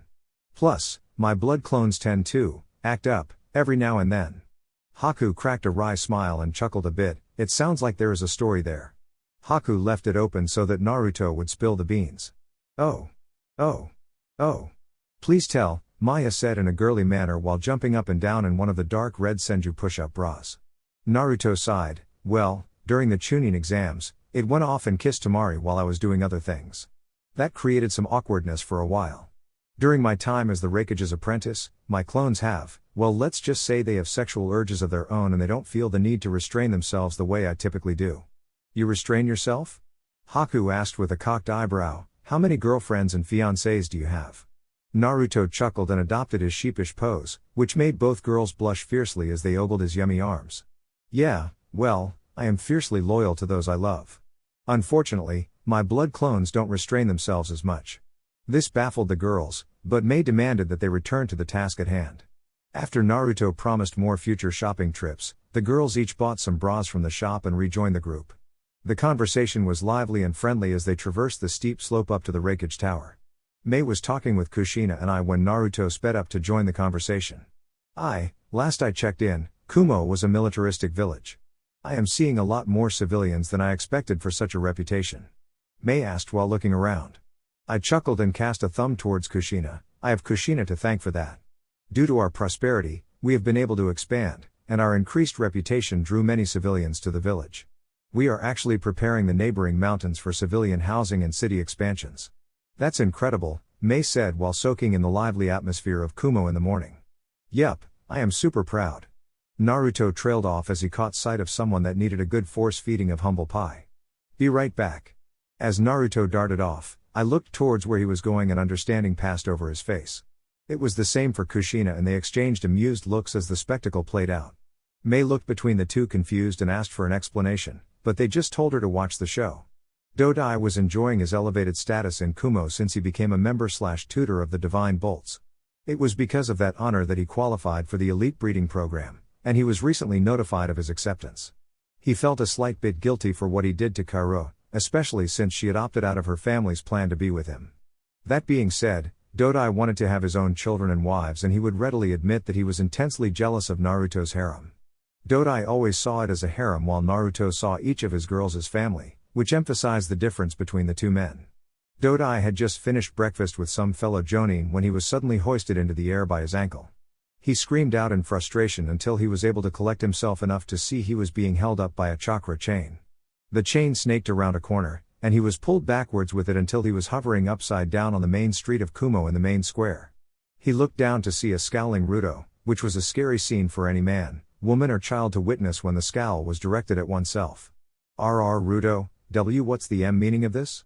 Dodai asked shakily as an oppressive wave of killing intent hit him. Naruto flared his ki and deepened his scowl. What did I tell you would happen if you hurt a member of my family? Naruto's tone was deep and husky as the demonic chakra influenced his vocal cords. Dodai shook his head and waved his hands in front of him. I told Karu that she could be my head wife, but I wanted to take part in the breeding program. She didn't like that. Naruto's scowl deepened as the public shaming continued. So, what? You wanted a harem and my cousin because wasn't. Naruto paused as Karu's hand landed on his shoulder and a pleading look flashed across her face. Dodai scoffed, as if you have any reason to judge me for wanting multiple wives. Women around the square scowled and growled at that. Naruto's eyes turned red and slitted, and his tail sprouted out behind him while his kitsune ears were exposed to Kumo's public for the first time. There were gasps all around as women swooned and men took a step back in fear. The rampaging emotions were causing Naruto to lose control of his chakra and he was pulling on a bit of Hikari's yokai. His voice was now a growl as he addressed Dodai and Karu didn't even try to stop him anymore. Look, bud, the opening was so menacing that it made the airborne Dodai flinch. In all the time training the DBs, he had never seen this side of Naruto. I have a condition. I didn't ask for it, I was born with it. I tried and struggled to remain true to one mate, but that mate informed me that my needs would be too much for her. Even then, I tried to settle, but my duty to Kumo and family kind of forced my hand. I was forcibly enrolled in the CRA, I didn't apply for a breeding program when I had a woman that loved me. Don't compare the two of us. Women around the square were cheering for Naruto and they wanted him something fierce. His new appendages only made him more attractive to the females, and it probably helped that his pheromones in his four-tailed Hanyu form had them soaking through their panties. Mei and the Kiri contingent watched on in stunned amazement as Naruto shamed one of Kumo's top shinobi easily. Ruto. I barked, that is enough. Naruto instantly turned around, snapped off a salute and retracted his chains, which dropped Dodai unceremoniously onto the ground. Yes, Raikage-sama. Dodai scrambled to his feet and also saluted the Raikage. As you wish, Raikage-sama. Dodai, return to your assigned mission. We will talk later. I growled, Ruto, we have guests, please behave yourself. Ruto adopted his sheepish pose and felt the kitsune ears on top of his head. It was then that he noticed that he was in his kitsune form, and he was forced to deal with Hikari's laughter in the mindscape. Naruto didn't feel like hiding it anymore, so he stayed in his kitsune form and walked up to the Raikage tower with pride. The new look drew gasps and mutterings from the crowd and I groaned about all the paperwork this would create for him. Alas, the Kiri contingent and Kumo's top brass made it to the conference room and sat down to begin negotiations for their official upgraded treaty. After explaining Naruto's situation, Maya was even more insistent upon joining Naruto and Kumo. That was to be expected and the alliance would prove to be very beneficial for Kumo, Kiri, and New Uzu. That all sounds very good, Mei began, now, we need to address the two bloodlines we promised you and I am rather excited to offer my daughter and myself as the two promised bloodline users. I was stunned, Kushina choked on the water she was sipping, and Naruto cocked his head in confusion. Mei-sama, you wish to offer yourself? Mei nodded and smiled at Naruto, yes, I have stabilized Kiri and I do not wish to be separated from my daughter. If Kumo accepts, the Kiri Council has approved Ao as my successor. Truth be told, he handles most of the serious operations at this point in order to let me focus on rebuilding. I love Kiri, but I love my daughter more. I coughed into his hand to clear his throat and gather his thoughts. Well, that is rather generous. Did you have an intended? Mei smiled seductively at yes, Kun, I wish to marry you. The marriage of two Kage would create an inseparable bond between our nations and any children we have would be powerful enough to protect our alliance. This statement earned a coughing fit from Kushina. Naruto looked at her with concern and I reverted into his stone-faced, stoic mask. I remained silent and Kushina looked at him expectantly for a couple minutes before she turned to address Mei. Mei-chan, this was rather unexpected. Please allow me a chance to talk with him and we will return in a few minutes, Kushina said in as steady of a tone as she could manage. She squeezed Naruto's hand before she walked out of the conference room with Ruto-kun, did I say something wrong? Mei asked with confusion laced across her beautiful visage. Naruto offered a sincere smile and shook his head, no, Lady Mei, you did nothing wrong. Your offer caught us off guard is all. It is new, but my mother and I recently started a relationship. Naruto held up a hand to stop Mei's freakout before it could start. Lady Mei, We will each do what is best for Kumo. You are an absolutely amazing woman, and you would be a wonderful addition to Kumo. I ask that we just let them process things. Mei nodded to this, and an unsteady silence hovered over the conference room. In another room, Kushina placed a privacy barrier up and pulled Ai into a hug. They held the hug for a couple minutes in silence and I didn't know where to begin. It was Kushina that pushed him away and her violet eyes clashed with his cocoa irises. Ai-kun, I want you to accept her offer, Kushina said quietly. Why? I stuttered out, surprised by her words. Kushina's eyes reached into his soul and gripped his heart as she said, we have both asked my son to do the same for Kumo. It is undeniably in Kumo's best interest for you to accept this offer. I can't give you children. And I am fine with that. I protested. Ruto is already a man I consider my own son. Kushina shook her head sadly, you are a great man and a leader of this village. Even after you step down, you will be one of the strongest shinobi and you will be my son's advisor. Kumo needs you and I want you to have a family of your own. Ruto is mine, I said passionately. It may not be by blood, but that young man is mine, yours and Minato's. Kushi-chan, we just got started. You asked my son to accept Amy and Maya for the same reasons that I am giving you. I appreciate your love, I really do. To be honest, it will change very little between us. It will allow you to build a family with a beautiful and powerful woman while securing the future for Kumo. It is your duty to Kumo, Ai-kun, Kushina said softly, yet firmly. I hung his head and big tears began streaming down his cheeks. Kushina stepped up on her tippy toes, wiped the tears from his cheeks and placed a tender kiss on his lips. I pulled her into a firm and passionate hug. He had pined for this woman for the past 10 years and they were just getting started. It was the first time in Ai's career that he wanted to throw away his duty to Kumo and prioritize himself. Alas, he swallowed that feeling and released Kushina. I will try, I said under his breath before he shook himself out and put the mask of the Raikage back on. Just give it a chance, Kushina said in a chipper voice. Who knows, my distant cousin may wish to model you after Ruto. She teased Ai and made him chuckle before they walked back into the conference room together. Lady Shina. Mei began but paused when Kushina held up her hand. Kushina offered Mei a smile. Your offer is generous, and it is clearly in the best interests of both nations. If I get to spend more time with my cousin, then that is all the better. I cleared the frog from his throat and followed that up. It is as Lady Kushina says. I accept your offer and I am willing to give us a try if you are. The big hunk of a man offered a sincere smile to Mei that made the Mizukage blush. Ao stepped in. If that is the case, then upon your marriage I will take over as the Mizukage. Moving forward, as per the terms of the treaty, I would like to request a couple Fuinjutsu instructors to aid in Kiri's Fuinjutsu lessons. I would like to have them trained as much as possible before the newest levels are entrusted to us upon your marriage. Kushina stepped forward on this. In honor of our partnership with Kumo and Kiri, I will select 10 instructors to assist you in your academy. We will loan them to you in 1-year rotations until your own instructors can be trained up. I will caution you, the lower levels of Uzumaki ceiling are easy enough. We have less than 10 people in Kumo that have exceed past level 8 and 7 of those 10 are Uzumakis. It is a difficult art, and we cannot promise results. Ao nodded, that was to be expected. We simply wish to get the basic training handled so that we may be more self-sufficient. Mei stepped in. Ao, I nominate you as my successor and I entrust you with the duties of the Mizukage while I attend to the treaty here. Ao bowed, it will be done, Lady Mei. Zabuza grunted, she just wanted to run away from the paperwork. Haku slapped Zabuza on the shoulder. Father. Do not say such things in a formal environment. I laughed. Oh, Haku-chan, it is more than okay. We all understand the miserable foe that is paperwork. Kushina giggled, knowing the likely reaction to what she was about to offer. Hey, Ao, what would you offer for a technique that cuts your paperwork time into a third? Ao's uncovered eye widened, and he bowed into an L shape to Kushina. I would offer an open favor to Kumo and Uzu apiece. Kushina giggled and I belted out a laugh. It is called the Shadow Clone Jutsu. I will get you the Jutsu scroll before you leave. Mei stood up hesitantly and walked up to Ai and placed a slender hand on his chest. Are you sure you're okay with this?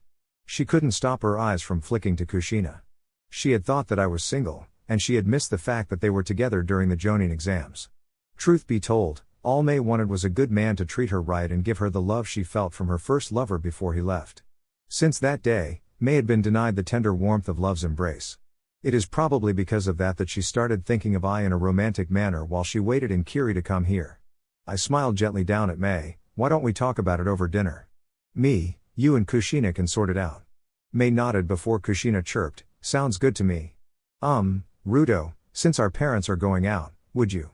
Maya lowered her eyes and fidgeted around nervously. Maya-chan, would you do me the honor of joining me for a private dinner tonight? Naruto took over for the nervous girl, which earned an excited nod and hug. As the group separated, the Kiri contingent was hosted in a dignitary guest house and Kushina returned to the Maki compound with Naruto. He pulled his mother into a hug and let her cry out her frustration. It took a lot for her to let her walls down and let I in. It felt like a sucker punch to the gut to let him go like that, but it was probably for the best. Kushina had always felt guilty about loving someone other than Minato and she felt terrible that she couldn't give I a child of his own.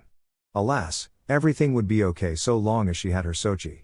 The date with Maya was good, in Naruto's opinion. It was short of great and far from terrible, but the girl was so nervous around Naruto now that things were official that Naruto spent most of the time tending to her needs and anxieties. It took over half of the dinner for her to mellow out and it wasn't until they were walking around Kumo at night that she settled into herself. Hikari had watched highly amused from within the seal, but the feelings she got from the girl were genuine. She decided to allow it for now, but the nervous, clumsy girl act would only remain cute for so long. With Kushina, and Mei, the dinner was awkward. Mei genuinely appreciated Kushina, and she felt terrible for stepping on her toes in this manner. I didn't know how to act with his current girlfriend there and his now intended spouse sitting on the other side of the table. For a long time, he had thought that he would be jealous of Naruto. Now, he simply wished for the love of one good woman and the happiness of family. So, Mei-chan, what drew you to I? Kushina asked while stirring her straw in her girly, alcoholic drink. Mei shuffled some food around on her tray before looking up and addressing the question. Well, Kushi-chan, I saw the way he acted with Naruto during the Jonin exams. Kami's honest truth, the way he looks at that boy made me wish he was Maya's father. As soon as that thought set in, well, it just stirred there until now. Kushina appreciated the answer and reached across the table and squeezed Mei's hand affectionately. That was a lot better answer than I was expecting. Look, I love this man, but I will step aside for the sake of our nations. I just ask that you take care of him. Mei offered a sincere smile and tears beaded at the corners of her eyes. She dabbed them with a napkin before she nodded. I didn't know what to say, but he added his hand to their two joined hands. We have the rest of our lives to get this figured out. There is no rush. The rest of the dinner was better and as the drinks started flowing, things came more naturally between the trio. A drunk Mei expressed her sorrow, but the Kiri Council had already approved of the motion, and it would create a sizable blowback if she were to change her intended now. Kushina repeatedly comforted the red-headed beauty, and she was emotionally exhausted by the time she returned to the Maki compound. Kushina checked in and saw Naruto drinking on the porch with Hikari and Kaoru. She went out and joined her family to vent her frustrations and lower her mask. Messenger from Makai, after a long night of drinking, the Uzumakis remaining in Kumo woke up to the early morning sun and it didn't take Hikari long after waking to snap her head towards the gates of the compound. She immediately roused Naruto, who grumbled a bit but eventually gave in to the persistence of the beautiful kitsune. They left Kaoru grumbling in bed as they donned some clothes and went to greet their early morning guest at the gate. As Hikari got closer, her senses began feeling something she hadn't felt in nearly 100 years. Her hands clasped over her mouth and her usual confidence disappeared as her stride faltered. Naruto immediately noticed and caught his kitsune beauty in his arms. He noticed her eyes were locked on the front gate and he sensed something foreign, yet familiar, waiting for them there. Naruto reassured Hikari and they opened the gate and noticed a black blur slide into the compound. Naruto closed the gate before turning and taking a defensive stance in front of Hikari. He locked eyes with amber eyes with vertical black slits that were surrounded by midnight black fur. The kitsune's whole body was midnight black except for burnt orange tips on the ears and belly. Who are you? Naruto asked wearily, but he was promptly ignored by the shadow fox. Kitsune walked slowly forward to Hikari, sniffed twice quickly and then knelt into a bow in front of her with his head completely prostrated to the ground. I have come for you, milady. Hikari looked over the fox, a figure she hadn't seen in well over a century, before she responded. Kitsune, is that you? Yes, milady. How are you here? Hikari asked immediately. Minato-sama completed a temporary version of the portal with Fuinjutsu. He sent me with instructions for a stabilizing seal on this side that should be able to link Makai to the human realm, Kitsune said with his head still bowed. Dad. He did it? Naruto asked in amazement. That's amazing. Raise your head, Kitsune. It is good to see you again. Now, come inside and share your story with us, Hikari said having regained her composure and it was the first time that Naruto witnessed her commanding presence. Yes, milady," Kitsumbi replied before trailing right behind his mistress on her left flank. While walking, he was analyzing the human and his mistress. It was clear that something was different, and he had a feeling he wouldn't like the answers he would find. As they walked into the kitchen, Kitsumbi transitioned into a humanoid kitsune form with a slick black kimono and midnight black hair. He appeared to be in his early 20s by human standards, but that didn't say much. He was also much smaller than Naruto, and he felt the difference in their power as he was surprised to see the human walking calmly with 4 kitsune tails flicking around behind him. "Tea, milk or coffee, Kitsumbi-san?" Naruto asked cordially. Kitsumbi looked hesitantly towards Hikari, and Hikari answered for him, "Let's go with coffee." The demonic realm doesn't have much in the way of luxury. As Naruto was pouring 3 cups of coffee, Kushina appeared in the kitchen in her nightgown, and she said to make it 4 cups before she was startled by the presence of the dark kitsune male. She sputtered out, "NN Naruto, what's going on?" "Relax, Shina," Hikari said blandly, "this is Kitsumbi, one of the scouts and messengers of the Kitsune clan." "Oh, okay then," she replied before acting like she received an electric shock. "Wait. So, the portals have been fixed?" she asked in a shout.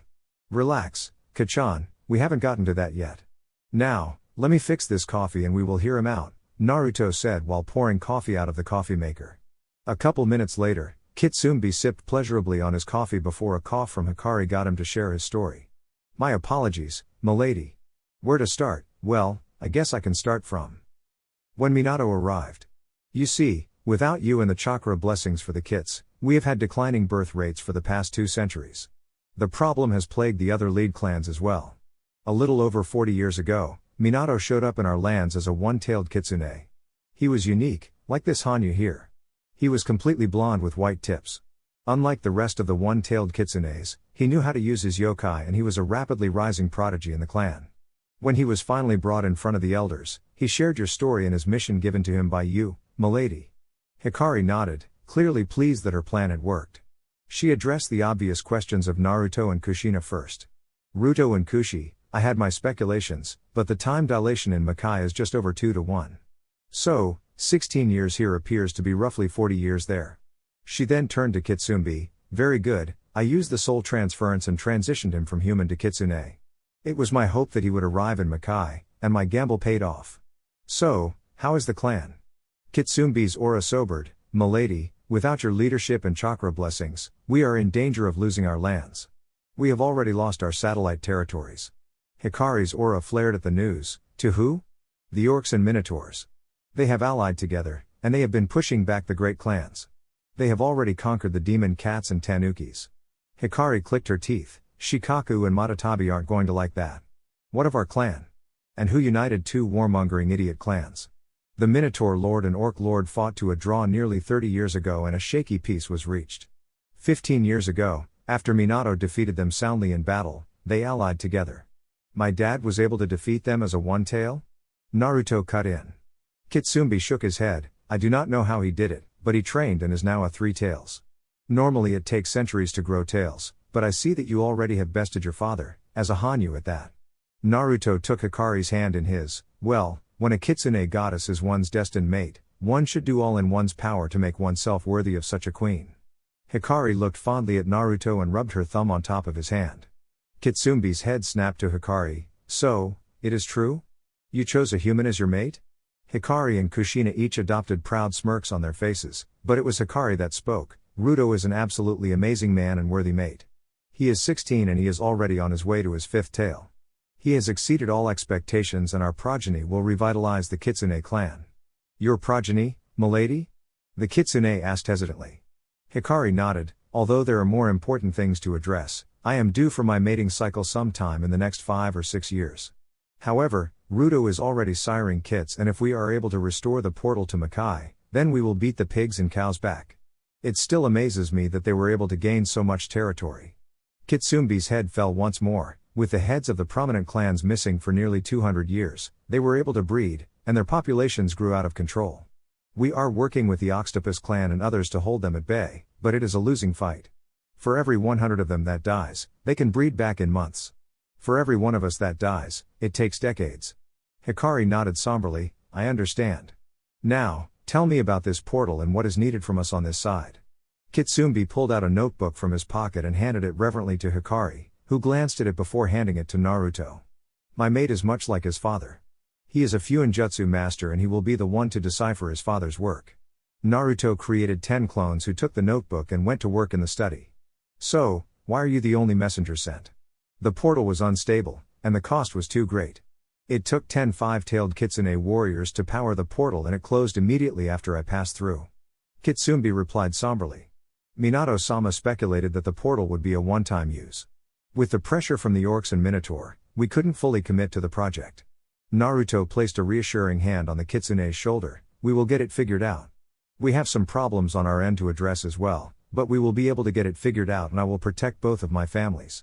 Kitsumbi looked up in awe, having gotten his first taste of Naruto's charisma and leadership. He was now closer to understanding the reverent look that Hikari was giving her mate. Kitsumbi bowed his head to Naruto. Yes, my lord. Naruto waved his hands in front of him. No, none of that formal BS. You can call me Ruto and until we can figure out a way back, you are free to stay here as family. Thank you, my lord. He answered reverently, despite Naruto's protest and the giggles of Kushina and Hikari. Hikari got back into serious mode and addressed the first clan member she had seen in a century. Kitsumbi, there are some things you should know. First, I am technically sealed into Naruto. I will need to remain in him until his 6th tail in order to leave him completely without killing him. Kitsumbi cocked his head to the side in confusion. Milady? You are sealed in him? Is that why your aura is much weaker than normal? Yes. Hikari answered simply before pausing and continuing. I do not need to explain myself to you. I entered into a contract with Minato in order to escape human persecution and it allowed me to select Ruto as my mate. It was the best decision of my long life, and I couldn't be more content. Now, is there anything else you need to report before getting settled in? Yes, milady, Kitsumbi said while bowing before he told them about what he overheard in Konoha before he traveled to Kumo. Once I arrived here, I was able to sense your, or more likely Ruto-sama's aura, almost immediately. Throughout the story, Naruto, Kushina and Hikari were scowling and killing intent was leaking off of the in droves. Naruto spoke first. While this isn't hard proof, it is more than enough to validate our concerns. Be patient, Sochi, Kushina said while reeling in her own ki. We will catch them in the act and move on them. It sounds like Fugaku, and the cripple are the ones controlling the Akatsuki. I doubt Konoha is entirely behind them, but they will fight if Fugaku can find a valid reason. Then they will be destroyed. Hikari growled before Naruto stroked her tails and changed her growl into a purr. Kachan, please take this to I need to get back to the Eagles. If I am to deal with Konoha, Akatsuki, and Makai, then I need to get stronger, Naruto said while forcibly calming himself. Kushina pulled Naruto into a hug and placed a kiss on his cheek. Okay, Sochi. Be careful, and please take care of him, Richan. Hikari nodded. I will. Ruto, why don't you go say goodbye to Kaoru and Maya? It will be the last time in a while you will be able to see those girls. Kushi-chan, watch over the girls for us, Kushina giggled. Will do. Have fun with the Eagles. I will be waiting to spar with you upon your return. As Hikari and Naruto left the house in a reverse summoning, Kushina turned to address Kitsumbi. Alright, well, why don't we get you settled in and then I will introduce you to the Raikage. Kitsumbi was hesitant. He doesn't take orders from anyone that isn't a clan member or his mistress. Who are you, ma'am? Kushina chuckled. Well, I am Ruto's mother, which means I will be the mother-in-law of your mistress in a couple months. Oh, well, okay then. Relax, Kitsumbi. If you're going to be stuck here, you may as well enjoy it. We Uzumakis are a rowdy bunch, and we despise formality. Now, while we get you settled, will you tell me more about my Minato-kun? You are the wife of Minato-sama? Kitsumbi said in shock before clumsily bowing.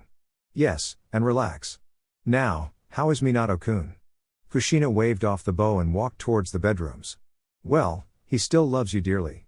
He has many kitsune women that wish to mate with him, but he has denied them all. We have all heard stories about his human lover, the previous vessel of our mistress. Kushina chuckled and blushed a bit. So, he still loves me. Very much so, milady. Kushina hummed before throwing herself into the task of getting the newest Uzumaki set up in the village. She had a lot to think about and it was almost a divine sign that the issues with Mei and I came up right before news of Minato arrived. She walked past the study where she could hear the clones talking animatedly about the portal.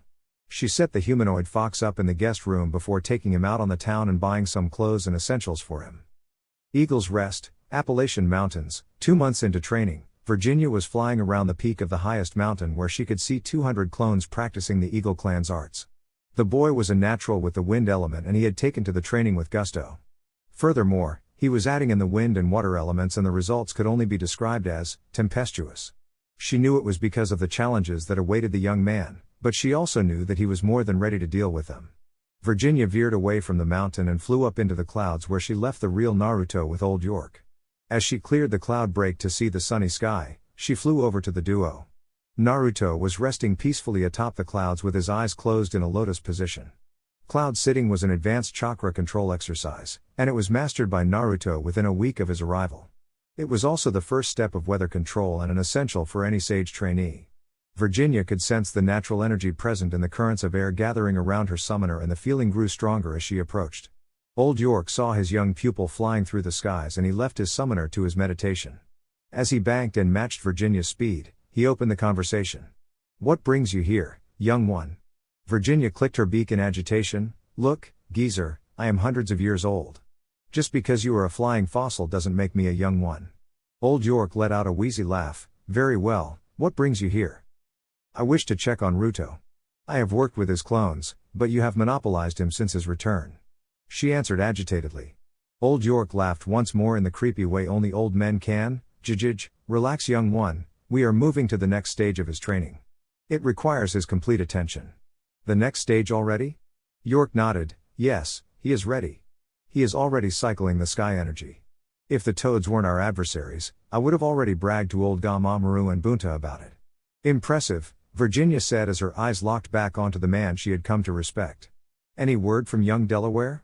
Old York asked after tracing her admiring gaze to their summoner. "No, the Raikage is pleased with the blood clone's work, but he wants Ruto back as soon as possible," Virginia answered absent-mindedly. "Not to mention, he is due to be married in a couple months and his mates want to spend time with him." Old York trickled blood from his beak as memories of the sexy pictures he found among Naruto's possessions hit his old brain.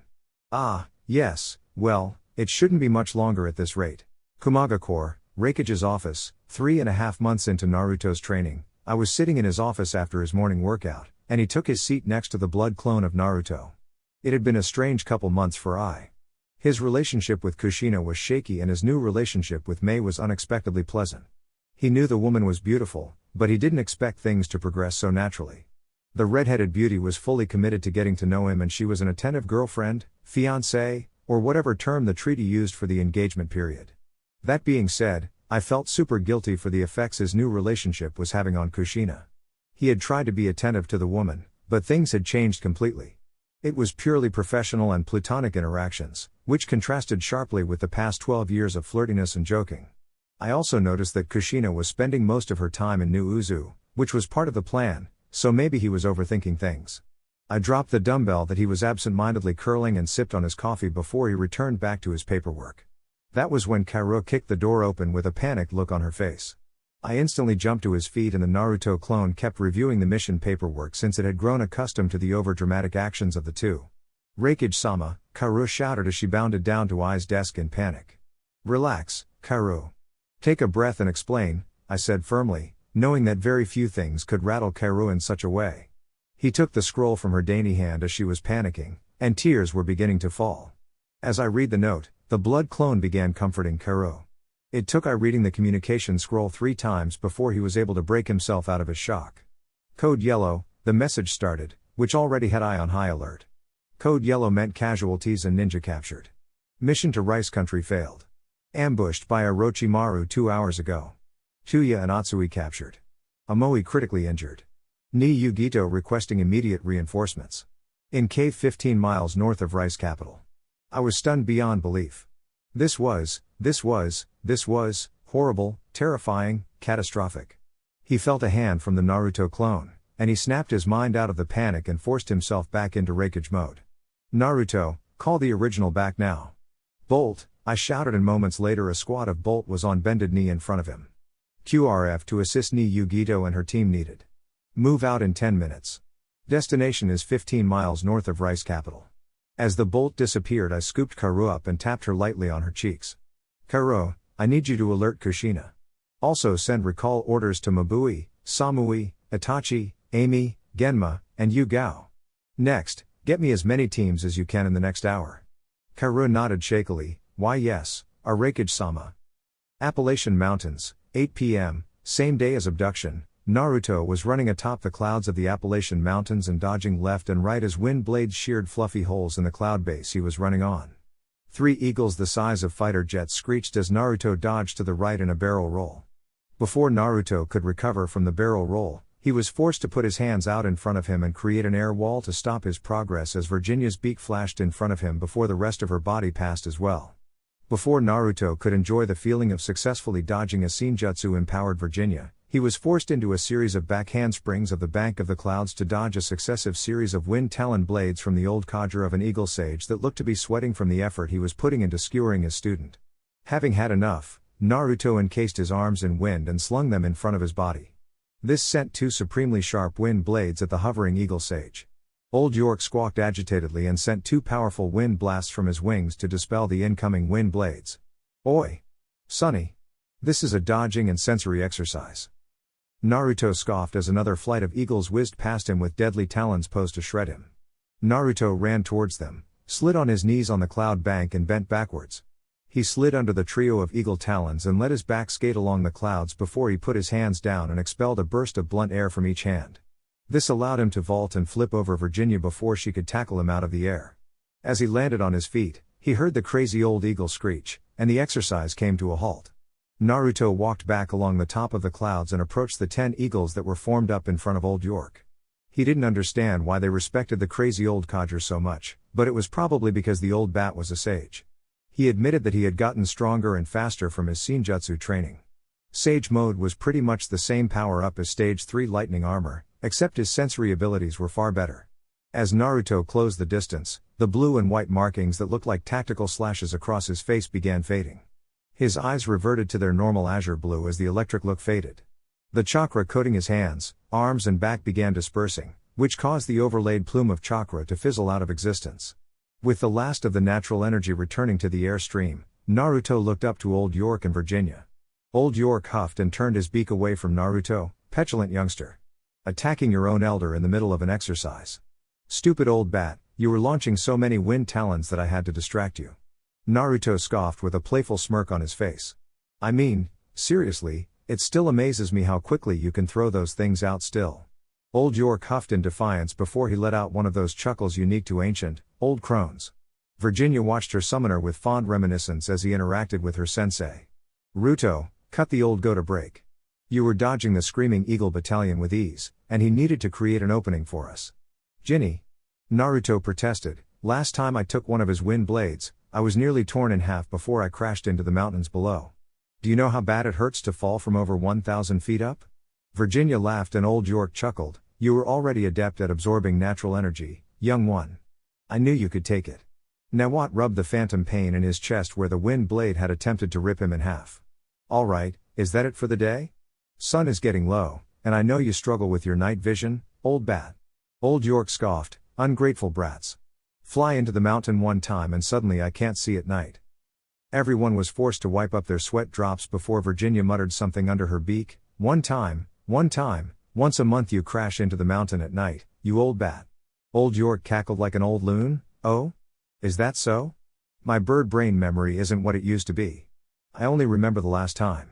Alright, well, I'm going to go get some rest and settle down for the night. Cloud walking all day really takes it out of me. Naruto shot into the conversation, which got a nod from the eagle sage. Naruto let the chakra in his feet fade and he plummeted through the clouds. He channeled wind chakra to his back and arms and glided through the sky that was painted a myriad of colors by the sunset as he controlled his fall back down to the eagle's nest. As he approached the mountain peak, he pushed wind chakra out of his chest and used it to slow his descent. He leaned upwards and landed in a skip in front of his temporary home. Naruto opened the door wearily and headed to the kitchen to get some food on the camping equipment that he had been using for the last 3 months. The eagles had no need for homes or cooking equipment since they ate everything raw. Naruto had tried the raw fish and he admitted that raw salmon sliced into sashimi was delicious. However, trying to eat uncooked goat, antelope, ram, bear or any of the other mammals on the mountain was an absolute no-go. For the night, Naruto put a fillet of Atlantic cod in the pan, and he went to the field shower that he used to clean off. Naruto didn't know what he would have done if he didn't have his Fuinjutsu field camp with him when he trained with the eagles. Outside in the nest was beautiful, but there was something nice about the cover offered by his modest shelter. After the shower, Naruto switched into a fresh uniform before he returned to the fish. While eating, Naruto noticed that his communication scroll was blinking, which meant he had a message from the Raikage waiting for him. I had confiscated his communication scrolls with his girls because he said that if he was losing his best ninja for months, then Naruto should focus solely on his training. He sorely missed his girls, and he would give anything to cuddle up next to them at night. Lucky blood clone, he knew the blood clone was probably doing just that right about now. After shoveling another piece of cod into his mouth, Naruto got out of his chair and walked over to the communication scroll. Without another thought, he opened the scroll and began reading.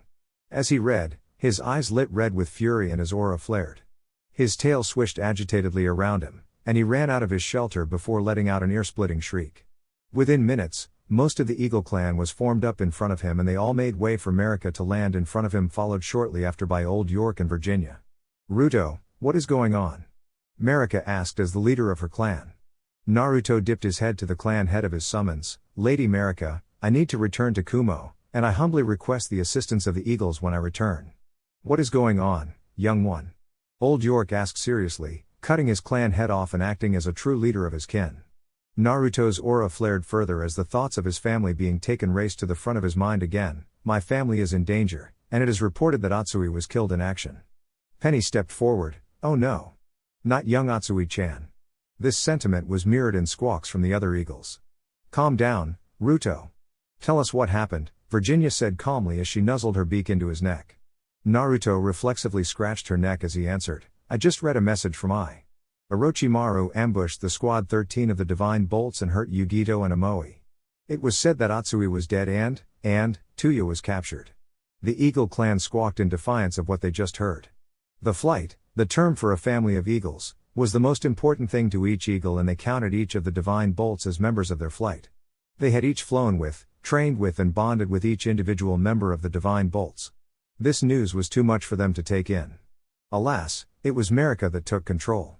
"We will send you back immediately. What do you need from us?" she asked in a soothing and confident voice. They don't know where Tuya is. The beacon tags that we all carry, there is no way Orochimaru would miss that. But I gave each of my girls a Hiraishin beacon. If I get close enough, I can feel her, I can save her." Naruto struggled to get his thoughts in order from the feelings of rage that threatened to overwhelm him. "Take a deep breath, Ruto. We will find her," Hikari soothed from the mindscape. She herself had been losing herself to rage before she saw how much her mate needed her, and she was able to reel in her own emotions. "And when we do, that snake is going to die. I am with you always," Virginia said passionately out in the real world. This statement earned a bunch of confirming squawks from the Eagle clan. "Virginia is right. I will summon every flight of the eagles and we will wait for your summons." Marika backed up her daughter. "Remember, young one, listen to the winds and synchronize with them. The winds will help you find your family." Old York added before he sent Naruto back to Kumo. Raikage's office, 8:30 p.m., night of abduction. Naruto appeared in the office in a puff of smoke, and he wasn't surprised to see that the office was in full-on mission mode, despite the time of night. In the office, Kushina, Tsunade, Karu, Mei, Daru, Killer Bee and she were taking in status reports and updating the battle map that was displayed on the wall of the office. I had pins tracking teams that were approaching the border with Rice Country, and Naruto could see that they were already spread out. It took all of Naruto's self-restraint to not jump out of Ai's window and join the search.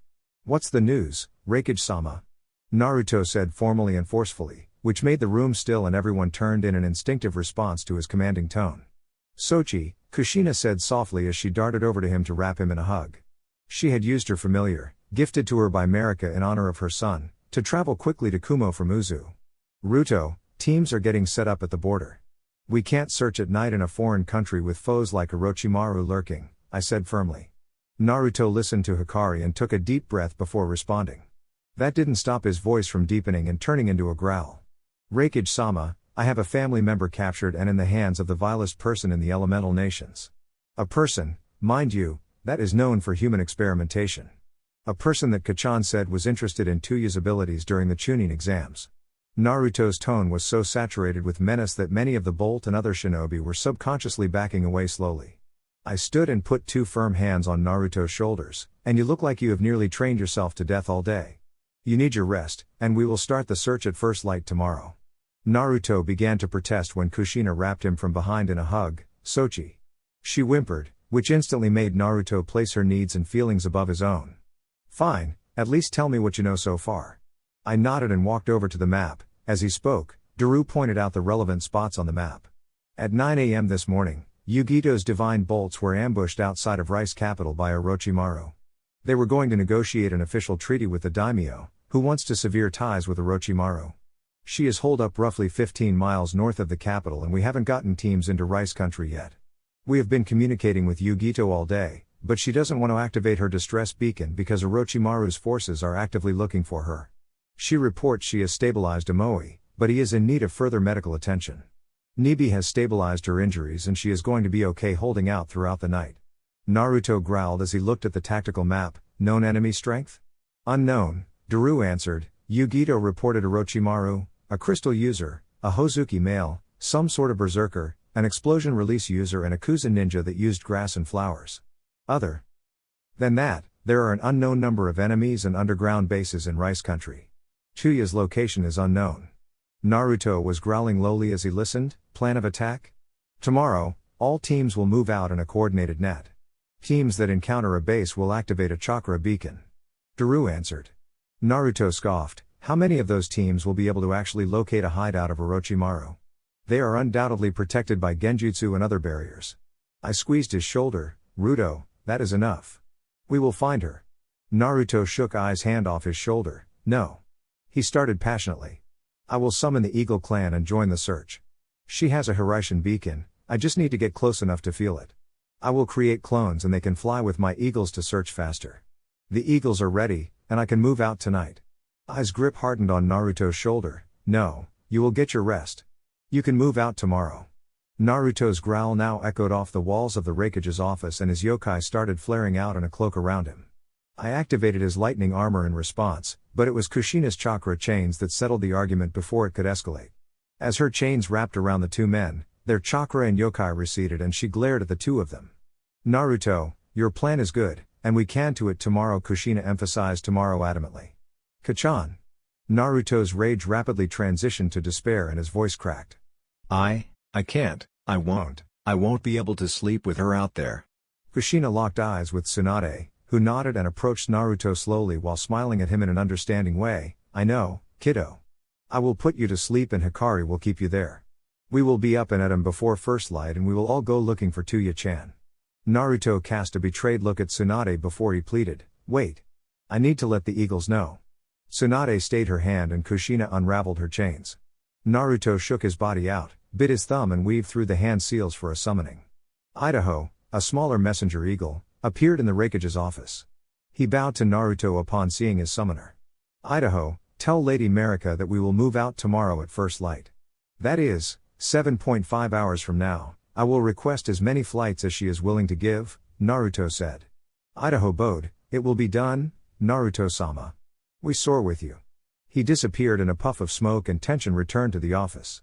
Ruto, let Tsunade help you rest. I swear, we will find her tomorrow. Get your clone's memories and then Tsunade will put you to sleep. That is an order. I finished firmly. Naruto walked over to his clone, linked hands and accepted the chakra memory influx, which compounded his exhaustion, and then nodded to Tsunade. She put him to sleep and Kushina caught him before he could hit the floor. She handed him off to Killer Bee, pretty much the only man other than I that could match Naruto's stature, and the Jinchuriki pair left the office to the Maki compound.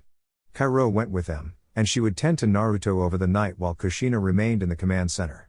Naruto appeared in the mindscape next to Hikari and the Kitsune beauty guided him to her bed and slept with him there while stroking his hair and tails. She kept him in a state of rest because she knew that he would never allow himself to sleep otherwise. His training had been exhausting and if he were going to confront the snake Sanin tomorrow, then he would need this rest. Hikari found herself resting in the tangled embrace of her mate and the two remained there until awoken by Kushina the next morning. Wrath of the Tenchi no Raijin, Naruto was awoken by Kushina the following morning at 4 a.m. He immediately snapped to as memories of Tuya's abduction raced into his thoughts and monopolized his mind. His mother's calming embrace brought him back to the task at hand and he created a horde of clones to prepare his gear. As the clones were doing that, Naruto went out back and summoned Virginia and Georgia in his training ground. "We stand ready to fly," Virginia said animatedly. Georgia nodded her head and nuzzled her beak into Naruto. "It is as my sister says. The whole clan is ready for takeoff." Naruto gave the two an appreciative look. "Thanks. Here is the plan. Georgia, I'm going to send you back and you will pass this on to the Eagles." As Georgia dispelled, Kushina and the clones joined Naruto on the training ground. Naruto changed into his combat gear and overstocked on everything for the mission ahead. Kushina was to stay behind in the command center with Ai in order to coordinate the forces joining the assault from New Uzu. Naruto was going to fly to the border and rendezvous with his girls before he joined them in the search. Naruto and his girls would fly low altitude with the Eagles over Rice Country, and Naruto's clones would be searching for the Hiraishin beacon that he gave to you. With a final hug from his mother and Karo, he hopped onto Virginia's back and gave one final wave goodbye as the sun was beginning its greeting to the mountains. By the time Naruto reached the border, the first crack of sunlight was appearing over the horizon. He found his girls' camp with no issues and Virginia landed gracefully just outside the camp. Naruto's feet had barely hit the ground before he was tackled by a number of females. Among the bundle was Samui, Mabui, Itachi, Amy, and Maya. He took less than a minute to share his plan with the Eagles and then the go command came through the communication scroll. Naruto, in his kitsune form, flared his chakra and was able to summon almost the entirety of the Eagle clan. 113 members of the Eagle clan formed up behind Marika and they each dipped their heads to Naruto.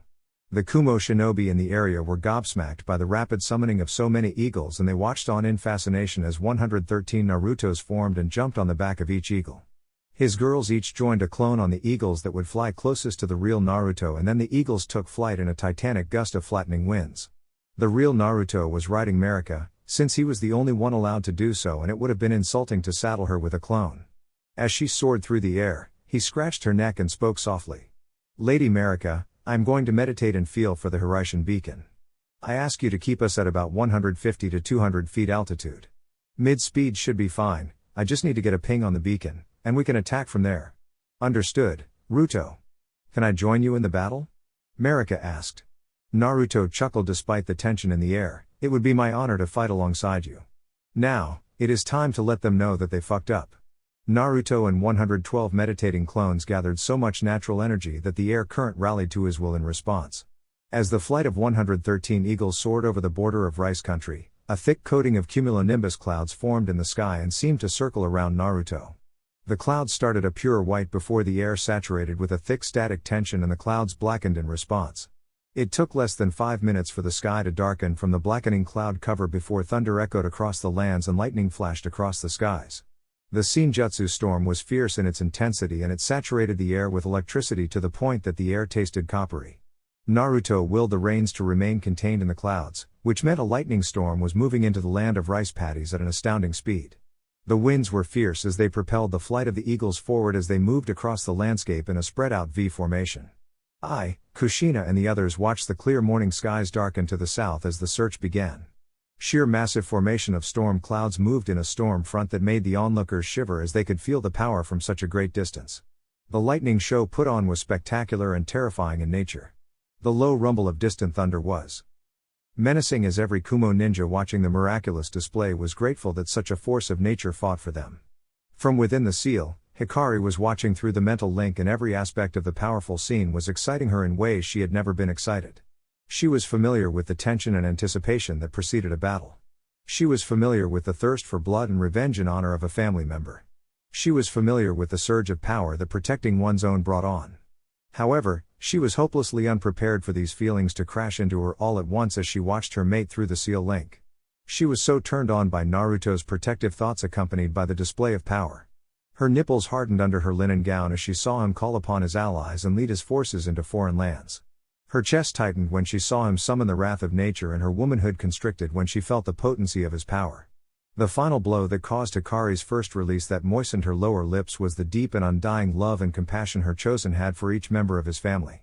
As she came down from her high, she attuned her senses with his own to truly enjoy the impending show. On Naruto's flanks, each of his girls felt his protective aura and they did not fear the wrath of the storms.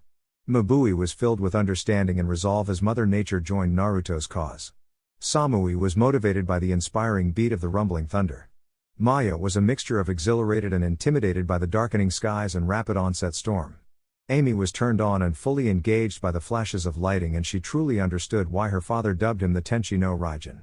Itachi felt protected amidst the chaos by Naruto's overwhelming aura. If one were to get a bird's eye view, one would see eagles extending for miles and miles. Each eagle was massive in size, and the winds from their beating wings flattened the terrains below and terrified the civilian population of Rice Country. The tension in the air was further emphasized as thunder rumbled like a menacing war drum. Lightning flashed in the skies like the stories of a wrathful Zeus, and lightning cracked the ground with increasing intensity and frequency as the flight continued. As Marika approached the Rice capital, Naruto could sense the panic of the population of the capital, and he got the first ping from Yugito's Hiraishin beacon. With only a thought, Kansas dove down with his Naruto clone and Mabui, and they went to reinforce and provide relief to Yugito and Amoy. Naruto continued with the rest of the flight for another 10 minutes before one of his clones activated the signal flare and dispelled to share its memories with the others. Marika responded to the guiding touch of her summoner, and she banked sharply in air as the formation of eagles turned toward the beacon. Marika closed the distance to the flare that was 10 miles away in under 3 minutes. By the time they arrived, there were already 50 eagles circling in the skies around their prey, and Naruto watched as Texas and Nevada dive-bombed a squad of Auto Shinobi. He was pleased to see their bodies shredded by wind blades, and the terrified screams of Auto Shinobi filled his ears and ignited the vengeful side of his Hanyu blood. After the brief distraction, Naruto felt the Hiraishin beacon within the base, and he told Marika to take command as he flashed into the base. Naruto appeared in a dingy underground room in a blue flash and crackle of lightning. His enhanced senses soaked in everything around him at lightning speeds, and he unleashed the potent aura of his kitsune form on the decrepit bastards in the room. Chuya was stripped naked, and she was tied down to a medical exam table. It was clear that she had put up a fight, and her body didn't have time to recover from the wounds she suffered yet. Naruto's aura flared further when he saw the cursed seal of heaven on Chuya's neck, and the increased aura cracked the floors and walls of the small exam room. There were 2 people in white lab coats that were reviewing charts and notes who were frozen in place as Naruto appeared in a flash. Before the 2 could react, they were impaled by chakra chains sprouting from Naruto's back, and then their bodies were immolated as a potent mixture of wind, water and lightning chakra ripped them apart. Before the intruder alarm could be sounded, Naruto had severed the bindings holding Chuya down. He covered her in a blanket, dropped a Hiraishin kunai, and then flashed to Samui's Hiraishin beacon. Samui was surprised when she saw Naruto appear on the back of Georgia, but she breathed a sigh of relief when she saw Chuya in his arms. She was surprised when he handed Chuya off to his clone, and she closed her eyes in prayer when she saw him flash away without a word. The menacing feeling of his aura sent a shiver up her spine, and she knew that every man and woman in that base was basically a walking dead. Naruto appeared in the medical exam room once more, and he took a calming breath to let himself think clearly. He would need any notes that they had on Chuya to know exactly what they did to her. He created a couple clones before he walked forward and kicked the sliding door off of its hinges. Out in the hallway, Naruto sensed the panic of hundreds of shinobi, and a sadistic smile cracked upon his face. He crackled into his stage 1 lightning armor as he darted down the hallway towards the strongest chakra signature he could sense. Orochimaru was enjoying a nap in his throne room when he was awoken by the alarms blaring throughout his main base. This location of his was his most protected, and he had the most experiments here. He had fought off numerous Anbu teams from Konoha, and each time he ensured that there were no survivors. As he was about to rise from his throne, his loyal servant Kabuto showed up and knelt in front of him. "Report," Orochimaru said in an almost bored tone. Kabuto pushed his glasses up on his nose and dipped his head. "We are under attack. Every man we send to the surface is killed almost instantly, but we have identified that we are being attacked by eagles. Their number is unknown." "Eagles?" Orochimaru asked in confusion. "Yes, the eagle summons of Uzumaki, or Naruto Uzumaki as we now know," Kabuto answered promptly. Orochimaru hissed at that information. "Why is Kumo attacking us now? Is it all for that one girl?" "I believe so, my lord," Kabuto answered hesitantly. "I have sent men to secure her so that we can use her as a hostage." Orochimaru nodded. He had taught this one well. "Good thinking. Let Hu go out of his cage and tell Guren and Suigetsu to greet our guests." Naruto was getting frustrated by the pitiful resistance of these puny humans. Not a single one had lasted longer than 10 seconds as his claws slashed, tail swatted, chains shredded, or greatsword bisected. He had already disposed of over 50 peons when he finally encountered a worthy foe. He had continued moving toward the strongest chakra signature, but the one in front of him wasn't bad. That being said, when Naruto saw her form a pink crystal in her hand, it ignited his Hanyu blood because of the reports of a crystal user that I gave. "So, you are one of those that killed my friend and captured my sister?" Naruto growled menacingly as tails and chains flickered agitatedly behind him. Guren was a strong and loyal kunoichi of Orochimaru. She hadn't felt fear in years, and the only man that could make he fear anything was the snake Sannin himself. Despite that, Guren felt the trickle of sweat trace down her neck, and she felt the saliva in her throat harden before she forced it down with a big gulp. She armed herself with her signature crystal kunai and took a shaky battle posture. What of it? We are shinobi. Some live, most die, and it is all for the glory of Orochimaru-sama. Naruto growled at that and lowered his posture as he took Heaven's blessing in a two-handed grip. Try not to die too quickly, I'm going to rip you apart, piece by fucking piece. Naruto upped his lightning armor to stage 2, and he lunged into a stab with Heaven's blessing. Guren was barely able to dodge the sword that was coated in a light blue, humming sheen of chakra. The kunai Guren used to parry the blow were each disintegrated as the Tempest chakra overpowered them in milliseconds. I am now going to call the Kekai Tauta version of Storm Release Tempest Release, to be explained later. Guren was further surprised as a blonde tail smashed into her side and sent her flying through the hallway wall and into one of Orochimaru's test chambers. Guren stood from the blow and was relieved that she was instinctively able to reinforce her body with her crystal release. She winced as pink crystal fragments clattered on the ground amongst the new rubble, and her eyes were drawn to the spot of impact. Her crystalline armor was cracked to miniature pieces, and she had to concentrate her chakra to repair the damage. That was how she used her moment's respite before she was forced to lunge to the side and roll to her feet as the glowing Hanyu broke through the wall with a spinning sword strike. Naruto quickly recovered from the missed blow, and he saw Guren starting a hand seal sequence. He disappeared in a flicker of lightning, and he caught Guren with a lightning lariat before she was able to finish her sequence. Naruto used his speed and momentum to drive her through the wall, into the hallway, through that wall and into another room that stored dead bodies of past experiments. Guren screamed in pain and coughed out blood as her back impacted on the wall and cratered her nearly 3 feet into the wall of hardened earth. She stumbled out of the crater and tumbled onto a pile of dead bodies. Guren heard an escalation in the chirping from the lightning, and she raised her head to see 4 chains wreathed in 2 different shades of blue along with white chakra sparking off of it.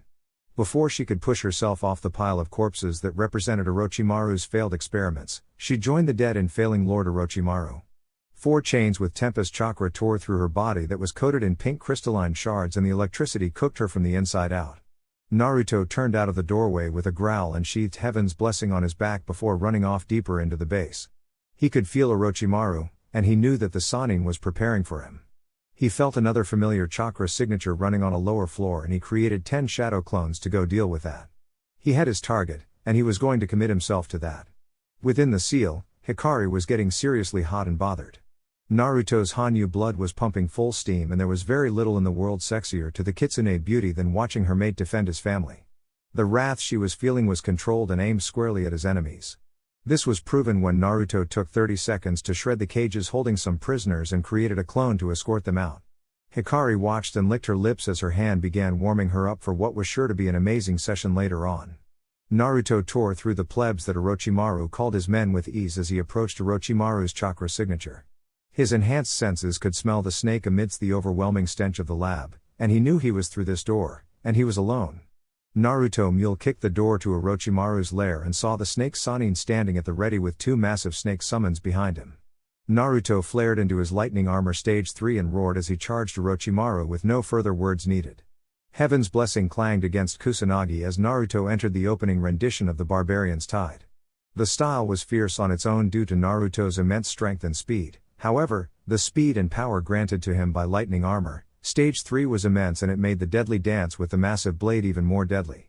Orochimaru was more than a little surprised by the raw battle prowess of the Hanyu.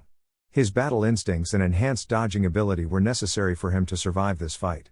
Each time the Kusanagi absorbed a blow, Orochimaru would skid back, and his arms would rattle. His snake summons covered his opening caused by the debilitating blows, but the enraged Hanyu was more than capable of disposing of the snakes. Manili, Manda's daughter, was nearly cut entirely in half before she dispelled, and her corpse was returned to Manda. Naruto whirled on a dime, and in a crackle of lightning Montoro, Manda's son, was pinned into the floor of the chambers with the greatsword pinning him to the ground through his skull. Naruto ripped the greatsword out of the ground as the body of the snake dispelled back to the summoning realm. Orochimaru used the time bought by his summons to summon forth something that should have remained dead. Orochimaru used the impure world resurrection to summon Ori Uzumaki and Kato Uzumaki. Naruto didn't know who they were, but their Uzumaki traits were clear, and Naruto roared in frustration at the use of his fallen kin in such a despicable manner. "Cousin, what are we doing here?" Ori asked as she looked around the dark room. "I don't know, cousin. The smell of death and this ominous chakra doesn't bode well though," Kato said. Ku, I have brought you back to fight for me," Orochimaru said as he placed the control tags in the back of their heads. "Now, show me what you are capable of." Before the control tags could take complete effect, Orochimaru was cut in half at the waist by a lightning-fast slash from Naruto's katana. Naruto turned around after the blade clicked back into its scabbard only to see snakes erupt from either side of Orochimaru's wound, and they bound the Sannin back together. Before Naruto could contemplate the disgusting display, Naruto was forced to dodge a sword swing from Kato. Naruto bent back under the blow and lashed out with a kick that caught the reincarnation in the chest. Then Ori darted forward with a sealing tag in hand. Naruto lashed out with a Tempest Chain, and it pierced her heart with the tag mere inches away from his chest. He saw the tag and knew that it had something to do with chakra disruption. His chain flung the body away and it smashed into Kato, who was pulling himself out of the wall. Orochimaru had been watching with a frown and he was ready to re-engage in the battle. He would have loved to place his mark on such a host, but he could feel the demonic chakra radiating off the man in front of him. Plus, the four tales were extremely interesting to him, and he had to know more. That being said, his opponent was faster and stronger than him, which meant he had to be more cunning. Orochimaru used the brief distraction to gather chakra and he hunched over before he used the formation of 10,000 snakes. The snakes erupted out of him and filled the chamber as they sped towards their target with imitations of the Kusanagi poking out of their throats. Naruto sheathed his swords and blurred through hand signs before he slammed his hand into the ground. The whole chamber was filling with potent Raiten chakra as lightning sped through the ground towards Orochimaru and lashed up erratically, destroying everything above it. The overpowered electromagnetic murder was overkill in such a confined chamber. Orochimaru's snakes were dispelled en masse as the potent lightning ripped through them and dispelled them. Orochimaru himself was forced to jump up onto the ceiling of the chamber to dodge the potent lightning attack. That was when he saw Naruto rip the head off Kato before a tempest chain tore through the skull and the resurrected corpse fell to the ground. Naruto's rage provided a brief opening, and he took a kick in the back from the female Uzumaki and stumbled forward. Naruto's body suddenly felt heavier as a seal activated where Ori's foot hit him. Being a seal master, Naruto guided one of his tempest chains to where he felt the seal absorbing his chakra. The tempest chakra flared into the seal and shattered it with ease as Naruto took a defensive position with his hand hovering over his katana hilt. Trapped in between the two remaining opponents, Naruto's lightning armor illuminated the destroyed underground chamber in eerie sparks of blue lighting. In a blur, Ori stepped forward to engage in taijutsu once more and she was cut into 4 pieces for her trouble. Orochimaru was impressed by the kenjutsu display, but that didn't stop him from taking advantage of the opening. He lashed out with the kusanagi, and the blade caught Naruto off guard when it extended into his shoulder. He roared out in pain as the poison burned his skin. However, with the snake Sannin reveling in his brief victory, he was in for a jolt as the chakra-conductive blade of the kusanagi channeled Naruto's lightning chakra into Orochimaru's hands. Orochimaru was jolted before he could let go of the kusanagi. Naruto ripped the blade out of his shoulder without further ado, and his yokai was more than enough to burn the potent poison out of his system. Naruto ducked under a kick from Ori and was surprised that she was reformed already. He wrapped her in 2 tempest chains and repeated what he did to the male Uzumaki, and he saw the ash and dust surrounding the body crumple to the ground to show a random corpse. Naruto tossed the corpse away with disgust and looked up at Orochimaru, who was still stuck to the ceiling. He glared at the Sannin, but he decided to talk. His voice came out in a deep and husky growl as he spoke. "Where is Atsui?" Orochimaru cocked his head to the side. "Who?" Naruto's chakra flared and his tempest chains rattled. "The male on the team you ambushed." "Where is he?" Orochimaru wasn't intimidated by the ki, but the chakra presence was starting to make him feel heavy. "We took him to one of the exam rooms. He was a fine specimen." Ku. Naruto's fists clenched and trickles of blood fell to the floor as Naruto restrained his anger. "You will die today, snake. For attacking and killing those I consider family, you will die." Ku, big words for one so young. "At the rate you are burning through chakra, you won't last long." After those words, snakes erupted from below ground and wrapped around Naruto. Before they were able to sink their fangs into him, the lightning armor cooked them. Naruto cocked his head to the side and a feral smirk was on his face. "You are nothing special, snake." Naruto gathered chakra to his tails in preparation for his next move. Orochimaru frowned. "You are a problem." You should be focused on Konoha, not me. Naruto barked out a laugh. Konoha will get what's coming to it.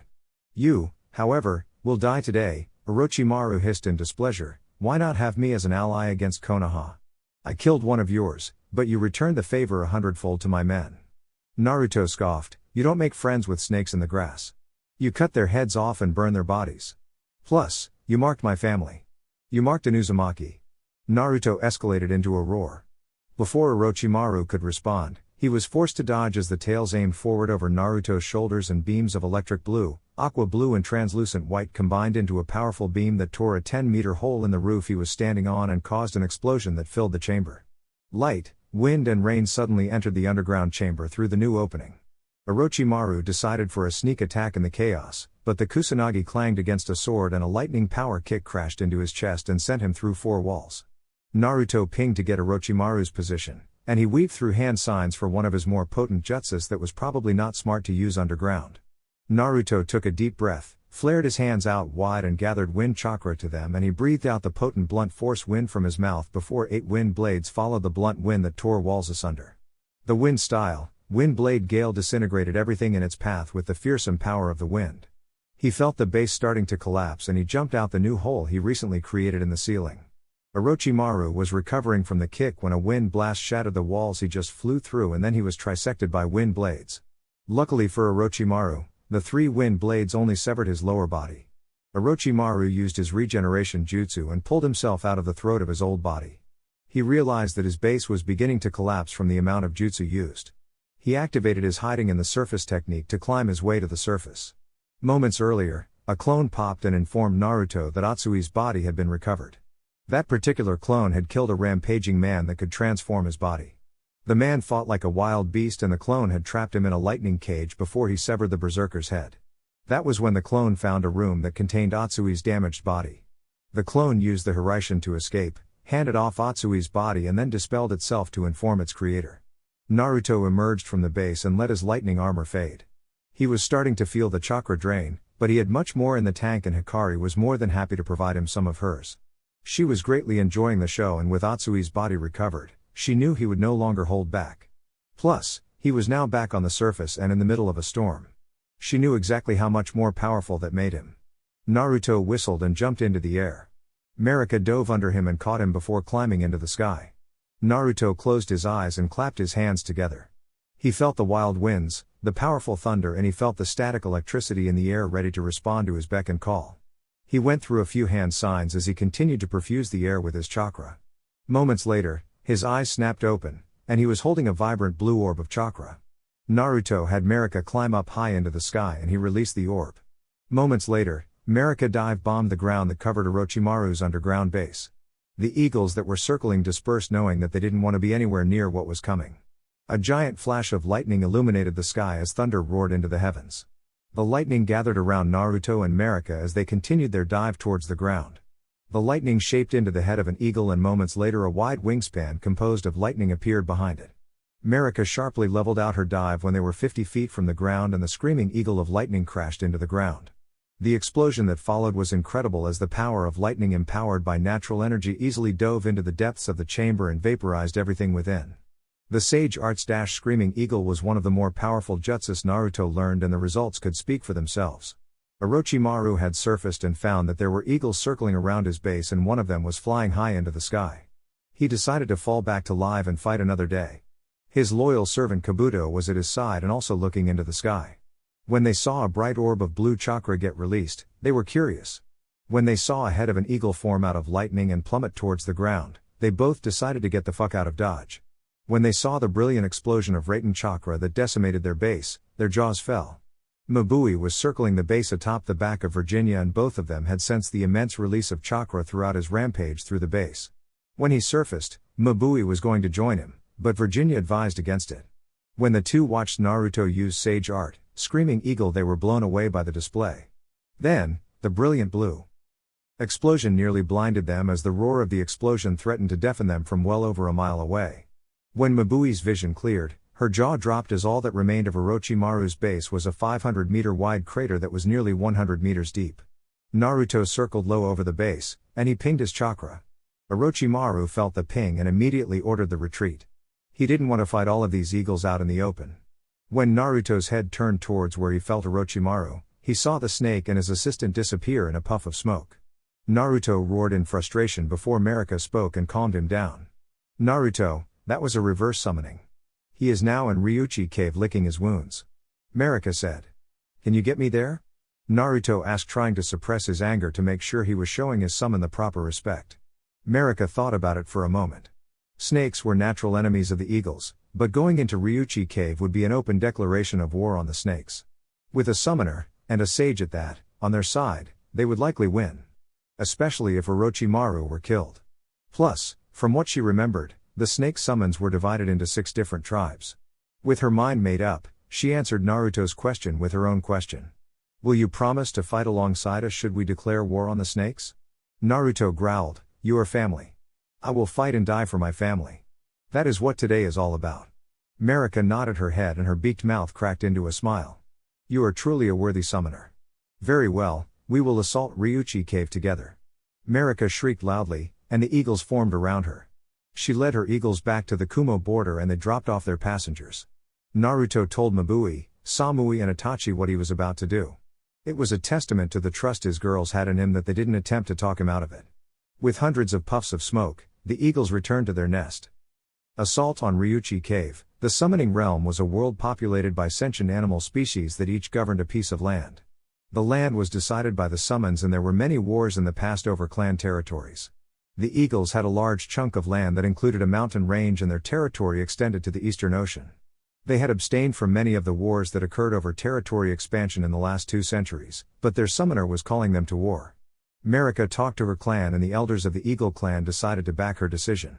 With a summoner and a sage, the Eagle clan was ready for a fight.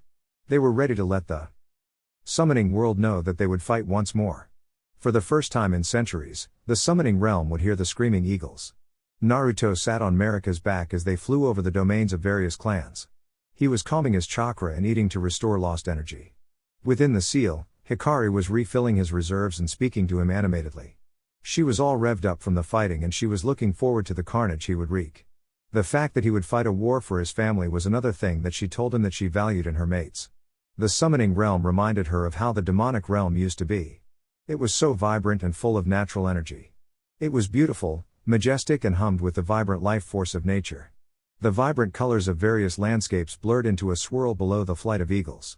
The flight contained every warrior in the Eagle clan, and they now numbered 212. They would be vastly outnumbered by the snakes, but they had air power, and that advantage could not be understated. It took 3 hours for the eagles to arrive at the domain of Ryuchi cave. Marika and Old York shrieked as the skies filled with lightning and thunder. The rapid onset storm announced the sages of the Eagle clan, and it took mere moments for a great white snake to emerge. The snake was easily 450 meters long and it was clad in vibrant white scales. It was a majestic-looking albino cobra and the black slits on the golden irises of the white snake sage looked into the air in confusion at the flight of eagles. Marika circled the great snake and saw that many much smaller snakes of all kinds were forming up around their leader. Marika used the wind to project her voice. Snake Sage Yamada, we, the Eagle clan, demand recompense from your summoner, Orochimaru. The long tongue of Yamada flickered out of his massive head and he glared into the sky. What do you claim my summoner has done? Naruto stood on Marika's back and projected his voice. I am Uzumaki Naruto, sage and summoner of the Honorable Eagle clan.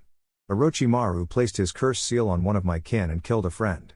I demand the right to fight, or war will rain down from the skies. Yamada groaned internally.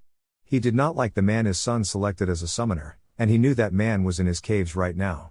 It was a cowardly act to retreat to your summons in an attempt to escape. His clan's reputation had suffered terribly in both the human and summoning realm due to Orochimaru. He saw this as an opportunity to get rid of him and possibly eliminate a problem child. Manda had grown too big for his scales, and this would either humble him or end him. He took nearly a minute to think before he responded. Your right is recognized by me, and your fight is with Manda's kin and his kin alone. Should you involve my other children, you will fight the vast power of the 6 snake tribes. Old York answered that, it is good to see you once more, old rival. Perhaps when this is over, we could scrap like we did back in the day. Yamada let out a sound that sounded like a chuckle. Very well, settle your business. Manda and his kin will receive no help from my other children and the summoner will remain here until this grudge is settled. I do not wish to keep my eyes on the skies for years to come. Manda and his kin reside 5 miles to the south in Beni Valley. You can take 10 with you, summoner. Naruto nodded. I thank you for this opportunity and I recognize your honor, great sage. My fight is with Orochimaru, and I have a great replacement for him should you decide to humor me once this fight is over. Yamada didn't respond, he simply ordered the snakes around him and Naruto saw them slither out in all directions with a purpose. Marika issued orders and she selected Virginia, Georgia, Maine, Tennessee, Texas, Alaska, Rado, Wisconsin and Kansas to join in the assault on Manda's kin. The birds formed up in a V formation and their substantial forms rode the front of blackening storm clouds over the snake's domain. Lighting flashed in brilliant blue hues as darkness overtook this region of the summoning realm. Naruto's Senjutsu was more vibrant within the summoning realm and it resonated sharply with his Hanyu chakra. The storm brewed faster than before, and sheets of rain poured down on the snakes as winds began blowing at gale forces. The wild storm didn't affect the eagles as they led the stormfront to their target destination in a majestic display of power.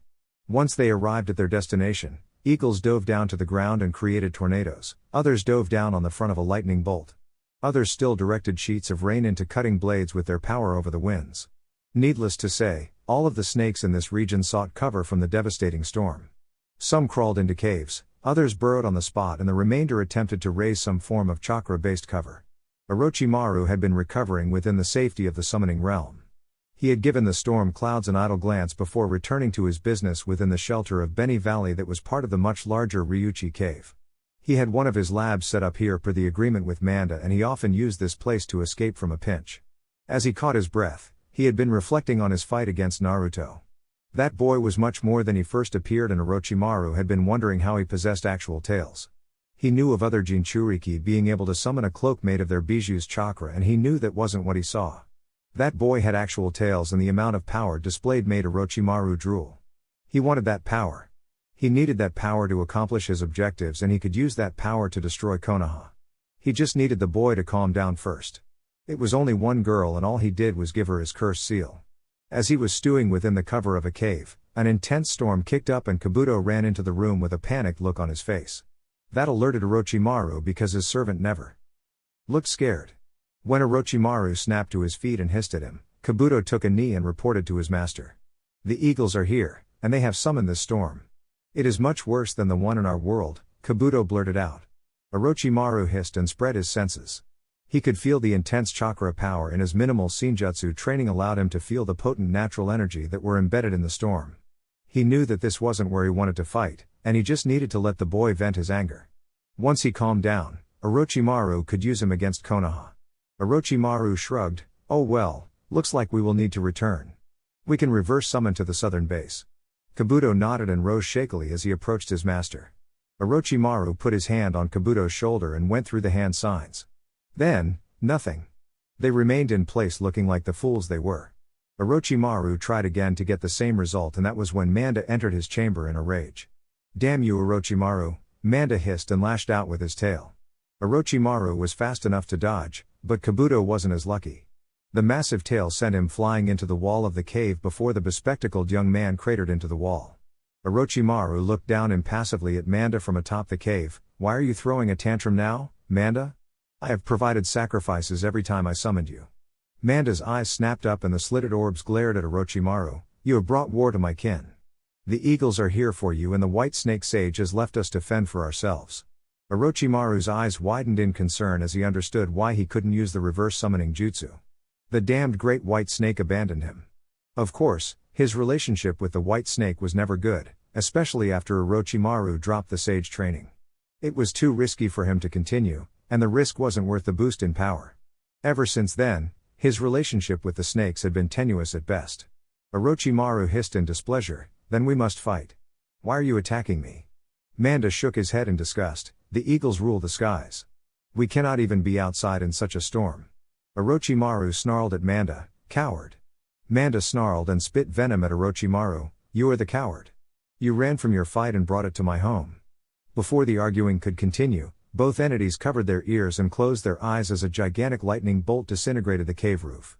The rains poured down and cut into Orochimaru's skin while the winds blew his long hair wildly in every direction. Their argument would have to wait if either of them wanted to survive. That became more obvious as eagles began dive bombing their position. Orochimaru was rattled enough by the lightning bolt that exploded at his feet. The residual electrical energy still numbed his legs, and he was forced to dodge as Naruto descended from the sky. However, he wasn't expecting the explosion of power that resulted from the landing.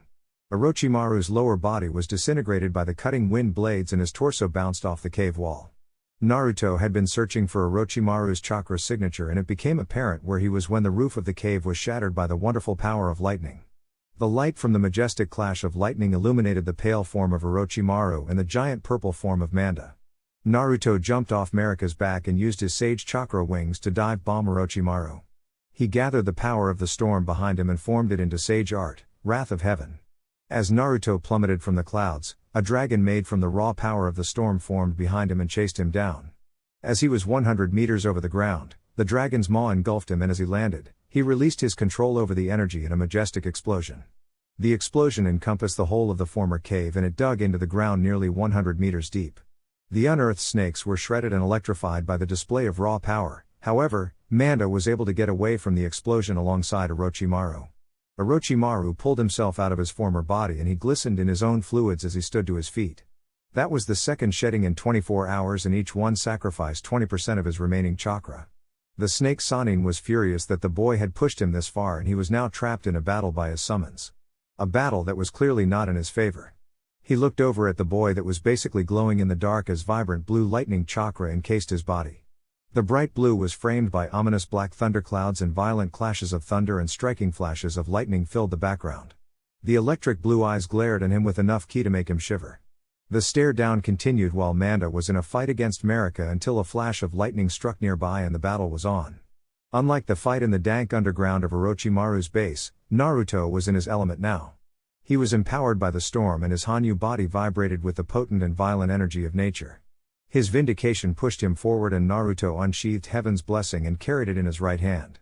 He pulled his katana with his left hand, and he held them splayed out to either side while he crouched them into a ready stance. 9 chakra chains sprouted from his back and glowed with the magnificent combination of tempest chakra as 5 of them wrapped around his body. 2 formed into gauntlets after snaking around his arm. 2 chains wound down his legs and wrapped into greaves. The final chain wrapped around his torso and formed into an armor that created a tempest plate on his chest. That left 4 chains waving in a wild, yet controlled, manner behind him. Orochimaru's eyes narrowed, and he hissed as he drew Kusanagi. He was at a severe disadvantage in Kenjutsu, and he knew it. The fact that the boy had the lightning armor and chakra chains did not make this a fair fight. Before Orochimaru could seize the initiative, Naruto blurred forward in the same moment of the lightning strike. The series of blows landed on Orochimaru, but the body dissolved into mud. Orochimaru raised out of the ground behind Naruto and lashed out with the Kusanagi in his right hand, and his left arm turned into venomous snakes. The sword was blocked by a tempest chain and the snakes shriveled from the lightning chakra before they could even strike. That armor put Orochimaru at a serious disadvantage.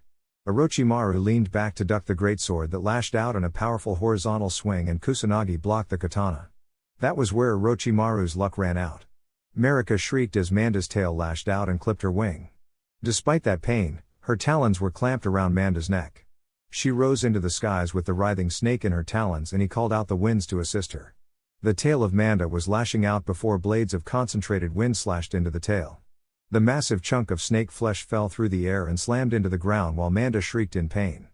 Before Manda could do anything else, lightning struck. The lightning struck Manda in the head and coursed through his body.